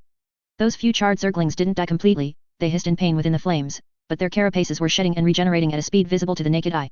The newly grown carapaces appeared dark red and were actually unscathed within the flames. System prompt, subjected to blazing pig flame attack, gene sequence reorganizing. Congratulations to the player for obtaining the passive talent, elementary flame resistance. Evolved. Brothers, the fire resistance is maxed out. The zergling that had been burned excitedly jumped out of the fire, now it's really roasted suckling pig. Charge. Puchy. Puchy. Hundreds of insects swarmed up. The blazing pig didn't even let out a scream before it was instantly submerged in the sea of insects. In just 3 seconds, only a clean white skeleton remained on the spot. Burp. Bear let out a satisfied burp, and a red light shimmered around his body. Devoured blazing pig flesh. Obtained evolution points. Congratulations. Evolved into blazing hydralisk. His body began to swell, and the glands originally used to spray venom now turned into even hotter flame sacs. Cool. I won't need to start a fire in the future, I'm a lighter myself. This was the terrifying aspect of the Zerg. You are what you eat. What doesn't kill me only makes me stronger. 3 days later. When Zhang Chen opened the central province map again to check the distribution of forces, he fell silent. In the underground mining area of the Giwan sect, a stronghold labeled as Mechanical God Cult First Branch had appeared. The stronghold description showed that the energy index was off the charts and the danger level was high. This group of lunatics had dug the mine into a labyrinth, filled with high-voltage power grids and automated turrets. They were even trying to use spirit stone engines to build a heavy mining tank. In the Yao Beast Forest to the east of the Giwan sect, a black forbidden zone had appeared. The stronghold description showed that the ecological index had collapsed and the danger level was extremely high. The remarks read, the Yao beasts within a 50-mile radius have been eaten to extinction. Now in the forest, there is only one sound, and that is the chewing sound of the swarm. This growth speed. Zhang Chen looked at the 2 battle reports, and instead of being worried, he showed a smile. Very good. I was originally worried they were too weak and the martial arts convention wouldn't look good. Looking at it now, how is this a martial arts display? This is clearly StarCraft. Just then, Song Jian walked in with an invitation. Sect Master, the TNG Pavilion just sent news. It says that the major sects have heard our Giwan sect's strength has greatly increased and want to jointly hold a central province prodigy exchange meeting to test our depths. Prodigy exchange meeting. Zhang Chen took the invitation and tossed it casually onto the table. A bunch of frogs in a well, still playing that set of martial arts sparring. Tell them we're not free. However. Zhang Chen's tone shifted, his eyes playful. Since they want to watch the excitement, let them see enough. Pass down the order. The first Giwan Sect Myriad Races Martial Arts Convention will begin tomorrow. Broadcast it to the entire Central Province. Let those old fogies who are still clinging to their flying swords see what modern warfare really is. Chapter 248, Eve of the Martial Competition. You call this a spar? Giwan Sect, Martial Arts Arena. This was originally a quiet place where disciples practiced swordsmanship and meditated daily.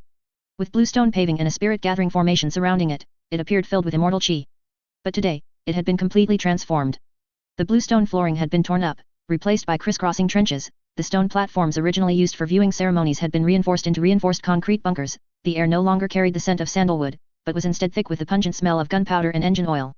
On the viewing platform, the elders and prodigies from various major sects who had been invited were currently staring at the grounds below with looks of utter confusion. Ahem. Elder Song. An elder leading the group from the King Yin sect couldn't help but ask, what is your sect planning to do? Wasn't this supposed to be a prodigy exchange meeting? Why have you dug up a perfectly good martial arts arena like a mass grave? Song Jian, who was in charge of reception, was all smiles as he poured tea for the elders, explaining. Elder Lu may not be aware, but these are called tactical bunkers. After all, the commotion from this martial competition might be a bit large. For everyone's safety, I specifically added 3 layers of defensive formations to the viewing platform. Defensive formations. Elder Lu stroked his beard with a disdainful smile.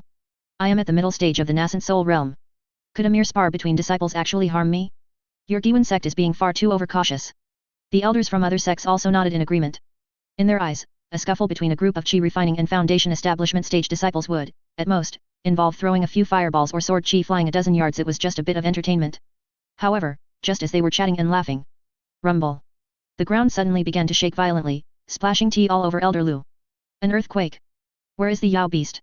Everyone stood up in a panic, looking toward the entrance of the martial arts arena. They saw a thick plume of black smoke rising from the left-hand corridor. Accompanied by the ear-grating screech of metal friction and the roar of an engine, a massive object slowly rolled out. It was a tank. To be precise, it was a multi-turreted heavy combat vehicle cobbled together from a discarded pill furnace, profound iron tracks, and countless exhaust pipes. Its main cannon was a thick purple copper tube covered in dense explosive runes. The hull was hung with various unknown metal attachments, which were actually defensive armor, and atop the turret, a mechanical race player wearing sunglasses was resting his hand on a row of rapid-fire spiritual energy crossbows mounted on the roof, arrogantly honking the horn. Beep. Move it, move it. The brakes have failed. Ironhead Kid's loud voice spread throughout the venue via an amplification formation. This is the mechanical god cult's prototype No 1, the Doomsday Pill Furnace. Anyone who dares block me, I'll stuff you into the barrel and fire you out. The eyes of the elders on the viewing platform almost popped out of their sockets. What is this? A puppet beast. Why is it so hideous? But this aura, it's actually comparable to the late stage of the Golden Core. Before they could recover from their shock. Hiss. A spine-chilling roar echoed from the right-hand corridor. A creature as large as a small mountain walked out with heavy steps. It looked like a rhinoceros magnified countless times, but its back was covered in sharp bone spikes, and its 4 thick legs left deep craters in the ground with every step. Between the gaps of its heavy carapace, green acidic blood flowed, sizzling as it dripped onto the ground. This was the ultimate unit bred by the collective efforts of the Zerg players, the Ultralisk, low-spec version. And atop the Ultralisk's head sat the Zerg commander, bare, cross-legged, holding a massive leg bone as a conductor's baton, with a dense army of Zerglings following behind him. This is your spar. Elder Liu's hands were trembling, and his beard was shaking too. This is a monster siege. Just then, the sky directly above the martial arts arena suddenly darkened. The human race players had entered the field. Compared to the clamor of the mechanical race and the savagery of the Zerg, the human race players' entrance was exceptionally quiet, even somewhat eerie. Several thousand veteran players dressed in green robes hovered in midair on flying swords. They didn't use any flashy special effects. Instead, each person held several formation flags or carried a pile of magic treasures shimmering with an eerie light. They were the old guard of the Giwan sect, seasoned veterans who had survived the 10,000 Treasures Pavilion trade war and the Signal Tower defense battle. Looking down at the 2 newly risen races below, the human race commander Shue gave a cold smile and commanded over the channel. Brothers, have a sense of crisis. This group of newcomers has come with mechs and monsters to steal our thunder. If we lose today, we chi refining cultivators will only be fit to be their backup power banks and poop scoopers in the future. Show them who the true children of the version are. All earth element cultivators, hear my command. Prepare the pitfall technique, target the mechanical race's tracks specifically. All lightning element cultivators, hear my command. Prepare the lightning induction formation, specifically shock the Zerg's neural centers. Yes. Thousands of players roared in unison, the sound waves shaking the heavens. On the high platform, Zhang Chen looked down at the three-way standoff and nodded with satisfaction. Now this is interesting. The mechanical race's fire coverage, the Zerg's meat shield charges, and the human race's tactical control. This was no longer just a battle between cultivators, it was the collision of 3 embryonic civilizations. He stood up, his voice carrying across the field via spiritual power. Fellow Daists who have come from afar, welcome to the Giwan sect. Today, there is no such thing as stopping when a point is made, nor is there friendship first. This is a war exercise. Zhang Chen waved his hand, and a red light screen enveloped the entire martial arts arena. There is only one rule, the last race standing will receive priority allocation rights for next month's resources. The competition begins. Boom. As soon as he finished speaking, the calm below was instantly shattered. The mechanical race's doomsday pill furnace was the first to open fire. The gunner Ironhead Kid roared, "Taste my art." The main cannon roared, and a massive solid iron ball wrapped in fiery spiritual energy whistled out, heading straight for the Zerg Ultralisk opposite. The Zerg side didn't flinch at all. Bear patted the giant beast beneath him. "Push forward. Give them a little biological shock." The Ultralisk let out a roar and actually lowered its head to ram right into that cannonball. Its chitinous carapace, which had undergone countless mutations and evolutions, shimmered with an eerie light. Bang! The cannonball exploded on the Ultralisk's head, sparks flying everywhere. As the smoke cleared, the Ultralisk merely shook its head. There was a charred mark on its forehead, but the skin wasn't even broken. This is the pinnacle of biological evolution. The Zerg players cheered joyfully. However, just then, the sky suddenly lit up with the light of countless runes. The human race players had made their move. Want to go head to head? Have you asked us mages? The formation flag in Shui Daonian's hand swung down violently. Earth Spirit Grand Formation, rise. Sink for me. Crack. Beneath the charging Ultralisk, the hard ground suddenly turned into a quicksand swamp. That massive body instantly lost its balance, its four legs sinking halfway in, rendering it unable to move. Immediately after. Lightning Squad. Go. ZZZZT. Dozens of thick bolts of lightning descended from the sky, accurately striking the spot on the Ultralisk that had just been charred by the cannonball. The electricity tunneled into its body through the wound, paralyzing its nerves. The majestic giant beast from a moment ago was instantly convulsing all over, foaming at the mouth and rolling its eyes. At the same time, another group of human race players wasn't idling either. Water element cultivators. Pour water into that tank's exhaust pipes. Ice element cultivators. Freeze its tracks. Before the mechanical race's Ironhead Kid could even celebrate, he found his tank couldn't move. What's going on? Did the engine get flooded? Boss. The tracks are frozen. Holy crap. These dirty players. No martial honor at all. The battlefield instantly turned into a chaotic mess. The elders from the various major sects on the viewing platform were now completely dumbfounded. The crossing sword chi and clashing magic treasures they had imagined were nowhere to be seen. In their place were pitfall traps, flooded paths, focused fire on weak points, all sorts of underhanded, no, all sorts of highly targeted and efficient tactics were emerging one after another. Is this still cultivation? Elder Lu muttered to himself, feeling his worldview collapsing. This was no prodigy spar. This was clearly a pack of mad dogs biting each other, using any means necessary for victory. And this was exactly what Zhang Chen wanted to show the central continent. The art of war belonging to the Fourth Calamity. Chapter 249, Mechanical Torrent, sorry, within range lies the truth. In the center of the martial arts arena, smoke permeated the air. Inside the Doomsday Pill Furnace tank, whose tracks were frozen in ice, Ironhead Kid slammed the console in frustration. Damned human race campers. They actually played dirty. Since you won't let me move, don't blame me for being impolite. Ironhead Kid suddenly pulled down a red lever and roared into the communication channel. Mechanical God Cult, hear my command. All members, switch to fixed turret mode. Abandon mobility and channel all spiritual energy into the weapon systems. Let them see what a bullet hell game looks like. As the command was issued, the hundreds of mechs and tanks trapped in place by quagmire spells and freezing spells simultaneously emitted a piercing sound of hydraulic locking. Clang, clang, clang. Huge steel spikes drove deep into the ground, securing the vehicle bodies. The energy originally used to drive the wheels instantly flooded back into the weapon systems. Barrels began to preheat, and red overload warning lights lit up on every mech. Ready. Fire. Boom. If the battle just now was mere child's play, then now, true destruction had descended. Hundreds of spiritual energy cannons, along with thousands of Gatling machine guns, roared at the same time. There were no dazzling five-elements light effects, only countless lethal metallic streaks of light weaving into an airtight web of death. The air was torn apart, letting out sharp whistling screams. The earthen walls and ice shields in front were like paper before this terrifying metal storm, instantly shredded to pieces. The faces of the human race players directly in front of the gunfire turned pale in an instant. Holy crap! A saturation strike? Quick! Raise shields! All earth cultivators, use every ounce of strength you have. Shui Daonian frantically waved the formation flags, and layers of thick rock barriers rose from the ground. But under that storm-like barrage, these barriers disintegrated and shattered at a speed visible to the naked eye. This was the doctrine of the mechanical race, there is nothing a single shell can't solve, if there is, then cover it with 10,000. On the viewing platform, the elders of various sects, who had been watching the joke, now had the smiles frozen on their faces. The deafening sound of gunfire made their eardrums ache, and the spiritual energy fluctuations surging in the air actually caused the martial arts arena's mountain protecting grand array to flicker unsteadily. What kind of magical artifact is this? Elder Lu of the King Yin sect stood up abruptly, his eyes full of disbelief. In his understanding, to create such a dense attack, at least several hundred Foundation Establishment stage sword cultivators would need to perform a sword rain simultaneously. But these Giwen sect disciples achieved it just by relying on those strangely shaped lumps of iron.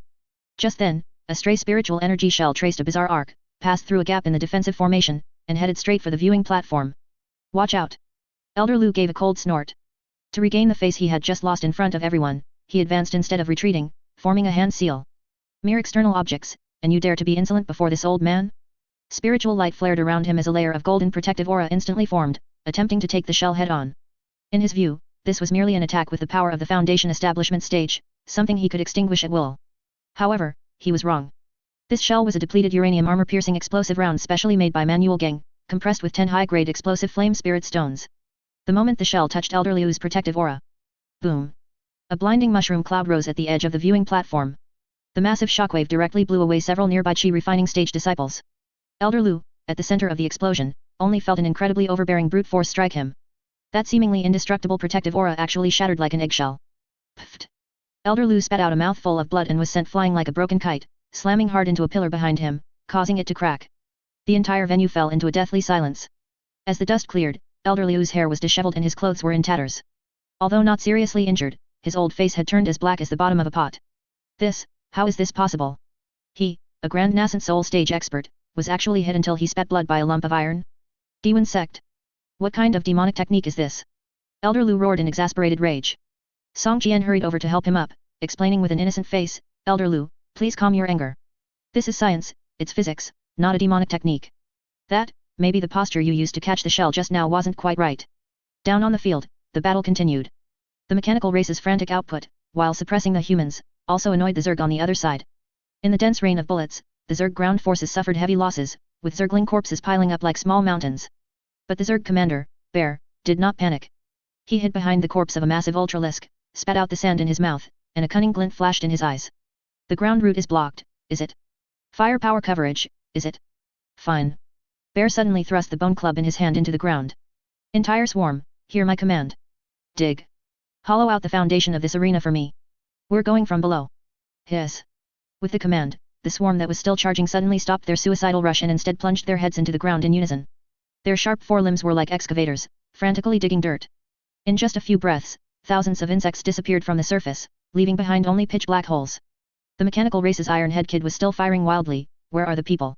Where are the bugs? Why aren't they coming out? Are they scared? Suddenly. Rumble. A muffled sound came from underground. Directly beneath the mechanical race's position, the ground collapsed without warning.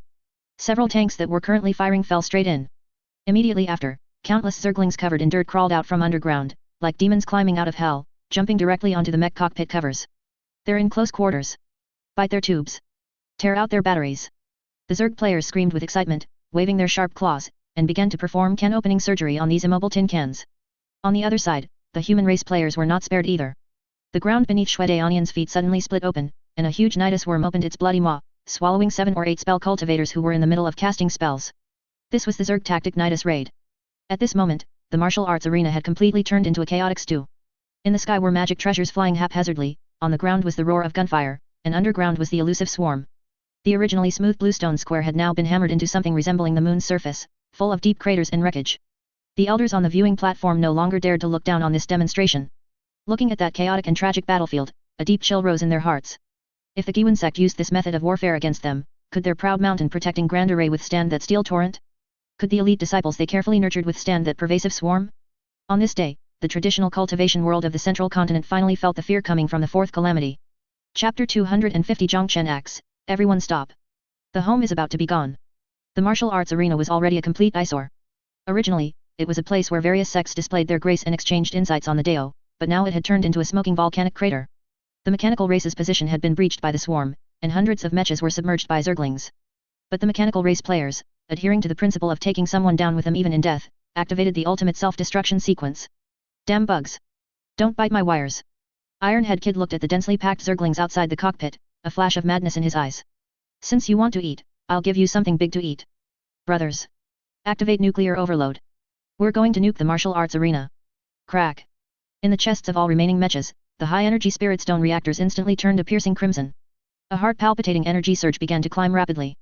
On the other side, the human race commander Shue Daonian saw the scene, and his face turned green.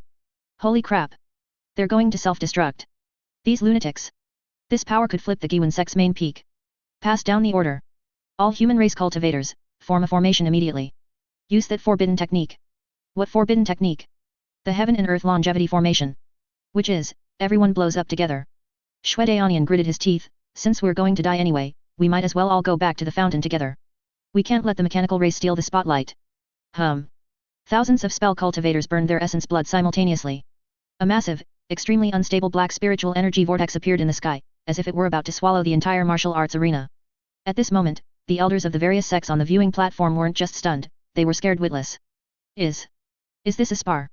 This is taking everyone down with them. Run. If that black ball falls, we're all dead. Elder Lu of the King Yun sect, ignoring his injuries from being beaten to the point of spitting blood earlier, set up his escape light and prepared to flee. However, it was too late. The countdown for the nuclear overload was about to hit 0. The black vortex was about to descend. The Zerg Ultralisks were roaring. It looked as though the entire martial arts arena, and even the surrounding mountain peaks, were about to be turned to ashes in this three-way chaotic battle. Enough. A flat voice, yet one that seemed to contain the laws of heaven and earth, abruptly rang in everyone's ears. Time seemed to freeze at this moment. Then, a giant hand of spiritual chi that blotted out the sun emerged from the clouds out of thin air. That hand was incredibly large, with palm lines clearly visible, as if the heavens themselves were collapsing. It pressed down gently. Boom. There was no violent collision, nor any earth-shattering explosion. The hundreds of mechas about to overload and explode, the terrifying black vortex about to fall, and the thousands of insects still screaming. It was like naughty children having their heads held down by an adult. Instantly shut down. The overloaded reactors were forcibly cooled, the black vortex was crushed, and the violent swarm was pressed to the ground, unable to move. Is this, the void refinement stage? Elder Lu looked at the white figure slowly descending in the sky, his legs went weak, and he knelt directly on the ground. This was the power of controlling the laws of heaven and earth. In the face of absolute realm suppression, the nuclear self-destruction and forbidden spells that the players were so proud of were as laughable as playing house. Zhang Chen floated above the martial arts arena, looking at the mess of ruins below, the veins on his forehead throbbing. I told you to perform martial arts to show off your muscles, not to tear down the house. Zhang Chen's voice was bone-chillingly cold. Everyone who was prepared to self-destruct just now, 10,000 contribution points will be deducted. Everyone who was prepared to use forbidden spells, go to the back mountain and mine for a month. The bugs that bit the formation's foundation stones just now, no food tonight. The entire field fell silent. Although the players were suppressed, the scene in the channel was quite different. Holy crap! Sect Master is awesome. That move to suppress the whole field was so cool. Is this the strength of a max-level boss in this version? Screenshot taken. This will be my wallpaper from now on. Despite being fined, the players were not only not sad but even more excited. It turned out their upper limit was still very high. As long as they followed the Sect Master, they would eventually be this awesome too. After dealing with the players, Zhang Chen turned around and looked at the group of trembling native elders on the viewing platform. His face instantly changed to a warm smile, as if the demon god who had just covered the sky with one hand wasn't him. Everyone, I'm sorry for the scare. Zhang Chen smiled and said, the disciples are young and vigorous, and they didn't know their own strength. Please don't take it to heart. Take it to heart. Elder Lu wiped his cold sweat, unable to even speak clearly. You call this not knowing their own strength? If that had exploded just now, not a single one of us sitting here would have even been left as ash. Since everyone has seen it. Zhang Chen waved his hand, and Song Qian immediately came forward holding a thick stack of documents. This is the Central Continent Cultivation World Mutual Cooperation Agreement drafted by our Giwan sect. To put it simply, in the future, the mineral development, spirit beast breeding, and magic treasure OEM in the Central Continent will all be handled by our Giwan sect. Of course, in return, we will provide you with all-around security. After all, as you've seen, this world is very dangerous. Without the protection of our Giwan sect, what if you are blown up by some unknown iron lump one day? That wouldn't be good, would it? A threat. This was absolutely a blatant threat. But in the face of those hundreds of tanks that were shut down but still looked fierce, in the face of that Ultralisk that wasn't dead yet, and in the face of Zhang Chen's terrifying void refinement pressure, the elders of the various sects looked at each other and picked up their pens with tears in their eyes. Sign. Will sign. Zhang Chen nodded with satisfaction. At this point, the Central Continent Cultivation World had formally achieved unification. However, just when everyone thought today's farce was finally going to end. Rib. The sky directly above the martial arts arena was suddenly torn open like a piece of cloth, revealing a huge black crack. An aura even more terrifying and superior than Zhang Chen's poured down from the crack. It was an aura from the upper realm. Golden light spilled from the crack, accompanied by bursts of immortal music. A giant figure 10 zhang tall, wearing golden battle armor and holding a halberd, slowly stepped out from the crack. His eyes were cold as he looked down at the messy martial arts arena as if looking at a group of ants. Lower realm ants, you don't know the height of the heavens. The giant's voice was like rolling thunder, causing countless low-level cultivators to spit blood on the spot. How dare you unseal the dragon vein without permission and disturb the order of heaven and earth? I am the Spirit Realm Patrol Envoy. By heaven's mandate, I have come to purge you all. Before he could finish his sentence, the players below, who were originally a bit bored from being suppressed by Zhang Chen, suddenly saw such a golden, long health barred guy drop from the sky, looking like he would drop top-tier equipment. The silent channel instantly exploded. Holy crap! A world boss! Brothers! A new event has started. Quick! Don't let the tanks shut down. Hey, bugs, don't sleep. Get up and work. Whoever gets the first blood, it's theirs.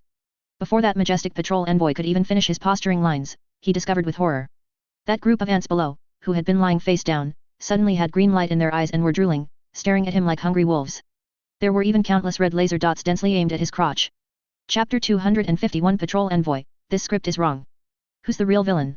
Above the martial arts arena, golden light blazed for 10,000 feet. The Spirit Realm Patrol Envoy hovered in midair, a Tenjong golden Dharma idol looming behind him. His indifferent eyes gazed down, the halberd in his hand crackled with destructive lightning, like a god sizing up a swarm of ants awaiting slaughter. Mortals taste despair. The Patrol Envoy spoke calmly and tapped his halberd downward. BZZT. A visible golden ripple spread out from him. Spatial lock. The mechanical race and Zerg that had been pouncing like wolves and tigers froze the instant the ripple swept past. Open fire. Fire, damn it. Ironhead Kid yanked the trigger in a frenzy, only to watch in horror as the freshly fired spirit rounds and armor-piercing shells hung motionless in defiance of physics, stalled Tenjong from the patrol envoy. Zerglings that had leapt for a faceplant slammed into an invisible wall, crackling as they were flung back, some were crushed midair into clouds of blood. Mere mortal iron dares touch a god? Contempt filled the patrol envoy's eyes. He flicked a finger. Perish. Boom. Tens of thousands of suspended bullets and shells flipped and shot back at twice the speed. Holy crap, reflect. The mechanical lines erupted in screams. Hundreds of mechs were shredded by their own shells, fire swallowed half the arena. One clash and the player army was savaged, white lights flashed non-stop, everyone respawning at the spring. The elders in the grandstand trembled. So this is an upper realm envoy, words become law, 10,000 arts cannot touch him. The Giwan sect is finished. Yet the rout the patrol envoy expected never came. He frowned and looked down. The ants he'd just blasted to pieces showed no fear. Instead, the survivors screamed in chat. Brothers. He's got a shield physical immune. Quick. Switch to magic, poison, mind attacks. Don't AFK if you're dead. Corpse run. Respawns right there 2 minutes back. While the patrol envoy wondered what a corpse run was, he saw something that shattered his Deo heart. From the distant gate, hordes of freshly revived, still naked players charged out like a zombie tide, howling. You dare kill me? I've got loads of revival coins. This guy's got no mana bar, grind him to death. The patrol envoy's face changed. He had slain countless lower realm cultivators, but never such unending, fearless monsters. If you seek death, I'll slaughter you until terror takes you. The patrol envoy raged, the golden Dharma flared. Every sweep of his halberd reaped hundreds. But the faster he killed, the wilder the players grew. They'd spotted the cast time. There he's raising his hand, lightning incoming. Bear the Zerg roared in chat. All Zerg spit. Empty your guts of acid, last night's leftovers drown him in filth. 2. Thousands of hydralisks opened fire. Physical attacks failed, yet the corrosive, stinking green slime sizzled against the golden ripple. The law shield, contaminated. Insolence filth. The stench nearly made the patrol envoy vomit. His once sacred gold glow now dripped with green, its light dimming. Now. Zhang Chen, waiting for this instant, struck. He flashed a seal, channeling the dragon vein beneath Giwan sect. This is Central Province, not the Spirit Realm. Your laws don't work here. Shatter. A single finger. An invisible pulse smashed the spatial lock. Crack. The invisible wall broke. The patrol envoy felt his link to heaven and earth spiritual chi severed. Before he could react, Ironhead Kid bellowed. Shields down. Brothers face plant him. This time nothing stopped them. Hundreds of mechs overthrusted their engines and rammed the Dharma idol. The swarm surged up its legs, fangs tearing. Arg. A shriek of terror not pain tore from the patrol envoy. He watched a Zergling gnaw through his greaves, bombs stuffed into his armor seams. Bare-chested human players hugged his thigh and triggered self-detonation talismans. You boom, I boom. Boom. Boom. Boom. Under endless suicide strikes the mighty Dharma idol collapsed. The patrol envoy's true body emerged, hair disheveled, blood-soaked, no trace of immortal majesty. Madmen, all of you. He tried to tear open space and flee this hell. A cold figure blocked his path. Zhang Chen. Since you're here, don't rush off. Zhang Chen's sword glinted with frigid light. No, I'm of the spirit realm. Thunk. Steel through the chest cut short his final words. As he fell, a golden sphere floated out, the Deo fruit of a void refinement cultivator. Before it touched ground, a player caught it. Loot drop. Damn, it's gold.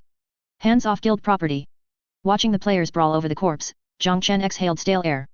The fight had looked easy, yet one slip and any Central Province sect would have been erased without the player's absurd RESPons. He glanced at the sky where the rift slowly healed, gaze turning grave. This time it was a patrol envoy. Next time, it will be the regular army. System. Zhang Chen murmured inwardly. Claim quest rewards. Initiate planetary defense protocol. We're turning this planet into a hedgehog. Chapter 252 Spoils Division End, the founding of the Giwan Federation. Smoke still curled above the ruined martial arts arena. But the mood had swung from the earlier carnage to outright revelry.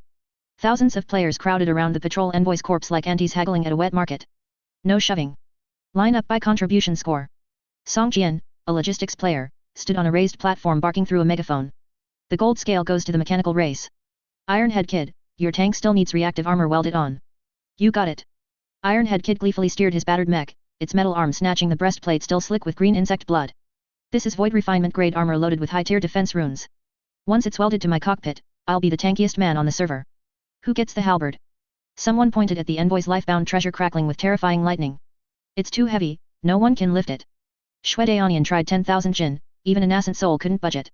Approved by the sect master. Song Jian announced, the halberd will be smelted, its lightning tribulation law extracted to power our first, planetary railgun. A railgun. The players erupted. Holy crap, we're building a cannon, one that can hit outer space? Now that's a man's romance. As for the body. Song Jian eyed the corpse stripped down to its underwear. The Zerg commander bear was already drooling, give it to me. A void refinement flesh holds astronomical bioenergy, I'll hatch a leviathan with it. Granted. Drag it away. Amid laughter and cheers, the mighty Upper Realm patrol envoy was fully repurposed, armor into tank plating, treasure into cannon parts, corpse into Zerg chow.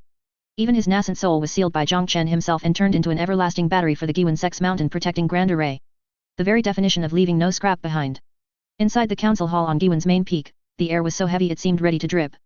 Patriarchs and elders of the 7 great sects and 3 clans sat ramrod straight, staring at Zhang Chen in the seat of honor, awe and unmistakable fear in their eyes. They had just watched the mild-looking youth direct a mob of maniacs in dismembering an Upper Realm angel. Everyone. Chapter 253 A dimensional decent strike? No, it's a tower defense game. Day 30, noon. The originally cloudless sky of Central State was suddenly dyed by a strange crimson cloud. The cloud was no natural wonder, it was born from the friction and burning of the atmosphere as some colossal object forced its way through. Space shattered like a mirror. 100 giant spirit ships, each 1,000 zhang long, carved and painted, exuding terrifying spiritual pressure, ripped open the void and slowly squeezed into the world of Central State. Their banners fluttered, at every prow stood countless silver-armored heavenly soldiers, surrounded by auspicious beast illusions while immortal music drifted, majestic beyond compare. This was the Spirit Realm Expeditionary Force. 3 body integration mighty ones led the way, joined by over 100 void refinement generals and 100,000 elite soul transformation troops. A force great enough to sweep any lower realm clean. On the central flagship stood the expedition's commander, mid-body integration flame venerable, hands behind his back, gazing down with indifferent eyes at the blue planet below. In his eyes it was nothing but a farm ready for harvest. Report. A scout flew in and knelt, native defenses detected ahead. It appears, a pale blue net of light covering the entire planet. Flame venerable smiled in contempt, an eggshell. Lower realm ants, seeing only the bottom of a well, think a bigger turtle shell can stop the divine might of heavenly soldiers. Transmit the order, Vanguard Battalion, deploy the realm-breaking shuttles and crack that shell. Let these ants witness what a dimensional descendant strike truly is. As you command. At the command, 10 Vanguard spirit ships broke formation in dove. Their prows blazed with spiritual light, forming huge drills that slammed into the blue net beyond the atmosphere. Ground level, Federal High Command Tower. Zhang Chen watched the red dots enlarge on the main screen, sipping freshly brewed spirit tea. Here they come. Behind him, Song Jian's palms sweated, Sect Master, those are 10 void refinement warships. Our shield, no need to worry about the shield. Zhang Chen said calmly, they won't get close enough to touch it. He pressed a communicator, air defense system, disengage safeties. All units, this is not a drill. The monsters are in the ring. Tower defense game, begins. Outside the atmosphere, the player emplacement. Hundreds of newly launched mechanical satellites drifted here, plus thousands of simple floating gun platforms. The mechanical race commander Ironhead Kid floated in vacuum, now a half-cybernetic body that needed no air, and watched the 10 onrushing spirit ships, electronic eyes flashing with glee. Brothers. Look, walking experience packs. Every plank on those ships is 1,000-year spirit wood. Those rams are refined black iron mother. Charge loot. At his roar over open comms, the silent defense grid awoke. Without a word, thousands of red targeting lasers painted the 10 Vanguard ships. The Spirit Realm Vanguard officer was still mocking the crude defenses when his vision blurred. What? The oddly shaped metal chunks ahead split open. Countless pitch-black barrels extended. Da da da da da. No air meant no sound, but Soul Sense felt the tempest of metal. They were retrofitted spirit anti-machine guns, 10,000 rounds a minute, every shell engraved with demon-breaking runes. Dense tracer whip slashed the spirit ship's protective spiritual light. Clang clang clang. The supposedly unbreakable shields twisted like soap bubbles in a storm. Impossible. What magic treasure fires so fast? Before he could react, something worse arrived. Zerg drop pods. Hundreds of biosacks shot from behind the satellites and slammed onto the decks. They burst, releasing hordes of void-adapted Zergs that ignored crew and nod sails and spirit cores. My ship. These bugs eat spirit stones. Activate defensive formations now. The 10 Vanguard craft fell into chaos, they never neared the shield, becoming burning wrecks within minutes. Aboard the flagship. Flame Venerable's smile froze. He watched his Vanguard crippled by scrap metal and bugs before even touching the enemy. This is a lower realm. Humiliation flooded him. Trash. All trash. If petty tricks prevail, crush them with full might. Flame Venerable roared, charge the flagship's main cannon. All spirit ships, battle formation. I'll blast this planet to cinders. Boom rumble. The 1000-Zhong flagship's core blazed as a terrifying body integration aura gathered. A world-ending blow capable of piercing the planetary crust. Ground level. Zhang Chen set down his teacup. Watching the screen, he studied the charging flagship, eyes eerily calm. Want to trade beams? Then let's see whose barrel is bigger. He turned to the window and the titanic cannon barrel aimed at the sky. Forged from the former patrol envoy's lifebound Thunder Dragon halberd, powered by the entire dragon vein beneath BY Sect. Planetary rail cannon, prepare. Charge at 100%. Target locked, Spirit Realm flagship. Zhang Chen gently pressed the red button, fire. Boom. Every creature in Central State felt the planet lurch. 100-meter diameter beam erupted from behind BY Sect. It was no mere light. It was liquefied lightning, burning metal, the planet's own fury. The beam pierced the atmosphere, tore through the clouds, and shot into space toward the Spirit Realm fleet. On the flagship, Flame Venerable, half-charged, felt a soul-shaking crisis. He jerked his gaze upward. White light filled his vision. What no? A desperate scream, he tried to raise his body integration domain. Against the planet's ascendant physical strike, the domain was paper-thin. Puff. No resistance. The beam cored the flagship, vaporizing the finest craft of the Spirit Realm, Flame Venerable, and a dozen escorts. The beam sped on, a beacon in the cosmic dark. The battlefield fell silent. 70-odd spirit ships drifted alone. Heavenly soldiers stared at the empty space ahead. Was there a flagship there? Where did our commander go? Gone. Just like that. Then Central State's open channel erupted, hit. Hit. One shot, one kill. Body integration mighty one insta-dead. Load the second round, don't let them run. At the savage cries, the remaining Spirit Realm host finally understood. These weren't lower realm ants. They were man-eating demons. Flee now. The once arrogant expedition lost all will to fight, turning tail for the Spirit Realm. Come and go as you please. Zhang Chen's voice echoed through amplifying formations, since you're here, stay. Our Federation construction still lacks plentiful materials. All forces attack. Tear them apart. At his order, crude but heavily armed player craft rose like locusts and pounced on the lone spirit ships. This day would be remembered as the twilight of the gods. And it marked the moment the Central State cultivation world stepped into the interstellar age. Chapter 254, we won, but our wealth is gone. 1 hour after the destruction of the Spirit Realm Expeditionary Force. BY Federation, Supreme Command Tower. The cheers outside continued. Players were piloting various patched-together ships, like industrious little bees, dismantling the wreckage of the Spirit Realm battleships in outer space. We're rich. This ship's keel is made of 10,000-year ironwood. Don't grab it. This engine core belongs to me. I'm taking it back to make a reactor. Hey, you. Stop dragging bodies back. The cold storage is full. Watching the bustling scene on the screen, Zhang Chen couldn't bring himself to smile. He slumped in the command chair, looking at the eye-searingly read resource reports, feeling his head buzzing. Sect Master. Song Jian stood nearby holding an account book with a mournful face, as if they hadn't just won a battle, but were undergoing bankruptcy liquidation. Don't say it, I don't want to hear it. Zhang Chen rubbed his temples. I can't do that, Sect Master, I must report. Song Jian braced himself and read. That shot from the core orbital cannon was indeed powerful, it took out a body integration stage cultivator in one go. However, that single shot directly drained the dragon vein spiritual chi we've accumulated over 3 years. The current underground dragon vein has shriveled up like an earthworm. Zhang Chen fell silent. It felt great at the time, but the price was indeed heavy. There's more. Song Jian continued to twist the knife. To build the defense network and those thousands of mechas, we emptied the storehouses of every major sect in the central continent. Right now, even the rats in the King Yun sect's warehouse have starved to death. To manufacture shells, the artifact refining sect melted down the refining furnaces left behind by their ancestral master. To feed the insects, the Medicine King Valley dug up even the grassroots in their herb fields. Song Jian closed the account book and delivered the killing blow. To summarize, we won the war, but this planet has been hollowed out by us. At the current rate of consumption, in 3 days at most, the entire server's players will collectively go AFK because they have no spirit stones to recharge and no meat to eat. Zhang Chen took a deep breath. This was the price of militarism. While the productivity of the Fourth Calamity was terrifying, their consumption was even more so. They were like a swarm of locusts that had eaten everything edible and then realized there was no next meal. 3 days. Zhang Chen stood up and walked to the massive floor-to-ceiling window. It was late at night. Because the spiritual qi was depleted, the neon lights on the ground had dimmed significantly. But he looked up at the deep night sky above. On that black curtain hung a bright, round moon. That was the Taiyin star. And in the further reaches of the starry sky, there were countless twinkling stars. Song Jian. Zhang Chen suddenly spoke. Your subordinate is here. Since we've finished eating what's on the ground, we'll go eat what's in the sky. Zhang Chen pointed at the bright moon overhead, his eyes flashing with the hunger of a wolf. Pass down the order. Launch the Great Starry Voyage version. Tell the players that the moon doesn't just have change, it also has endless Taiyin cold iron and moon spirit ore. Since we've run out of rice at home, we're going to dig the moon back. 5 minutes later. A golden system announcement shocked the entire server. Server-wide announcement, major version update preview Sea of Stars. To all citizens of the Federation. The victory in the Central Continent Defense War has exhausted the last drop of our mother planet's milk. To survive, and for ascension, we must embark on a journey. New maps open, Taiyin Star, Moon, Yinghuo, Mars, Abyss Demon Realm. New missions released. Mission 1, Moon Landing Project. The mechanical race is responsible for developing carrier rockets, we need to establish the first outpost on the moon.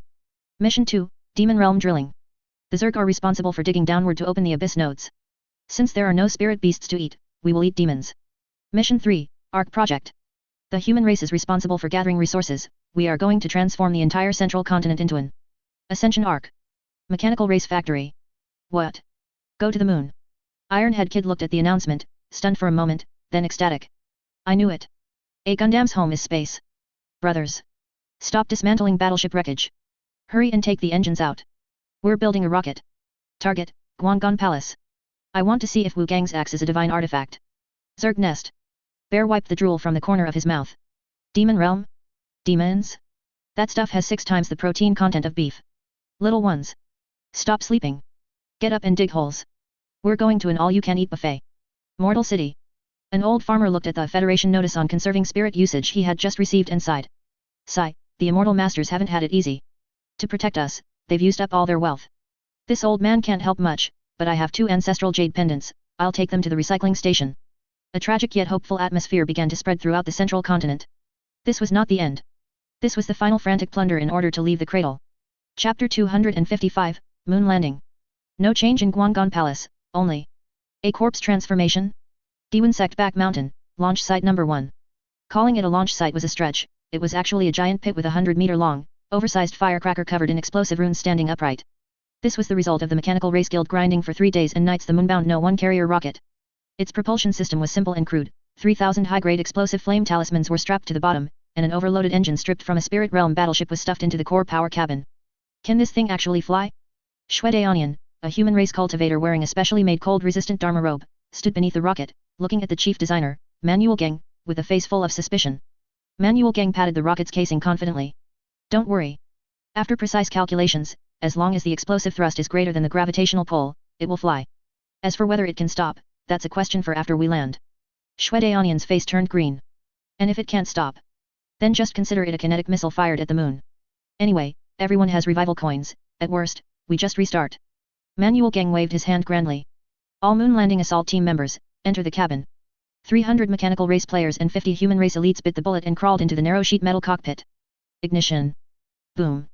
There was no countdown, just a world-shaking explosion. A massive sense of being pushed back hit them instantly. Moonbound number 1 trailed a long tail of fire and, amidst a toothacheing groan of metal, wobbled its way out of the atmosphere. 3 hours later. Taiyin Star. This was a deathly silent, grayish-white wasteland. There was no air, and the extreme cold left the ground covered in a thick layer of solid ice.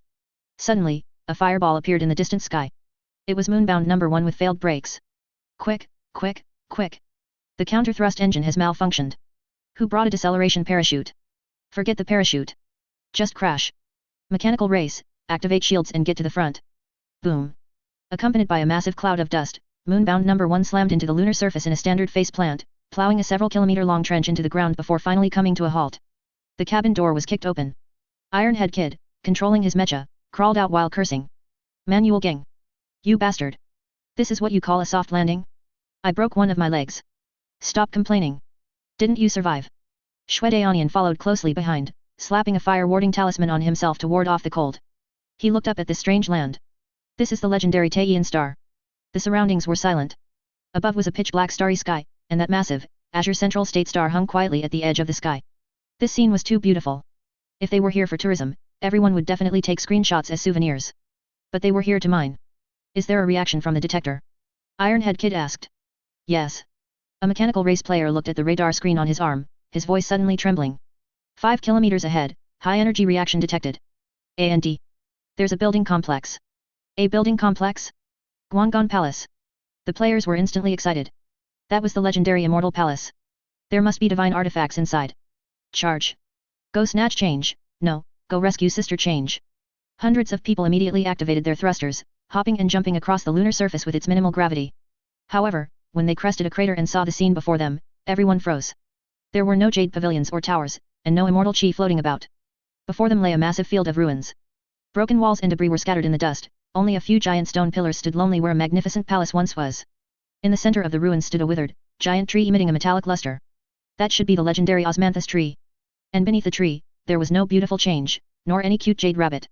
There was only a 3-jung tall humanoid monster covered in corpse hair, holding a rust-stained giant axe.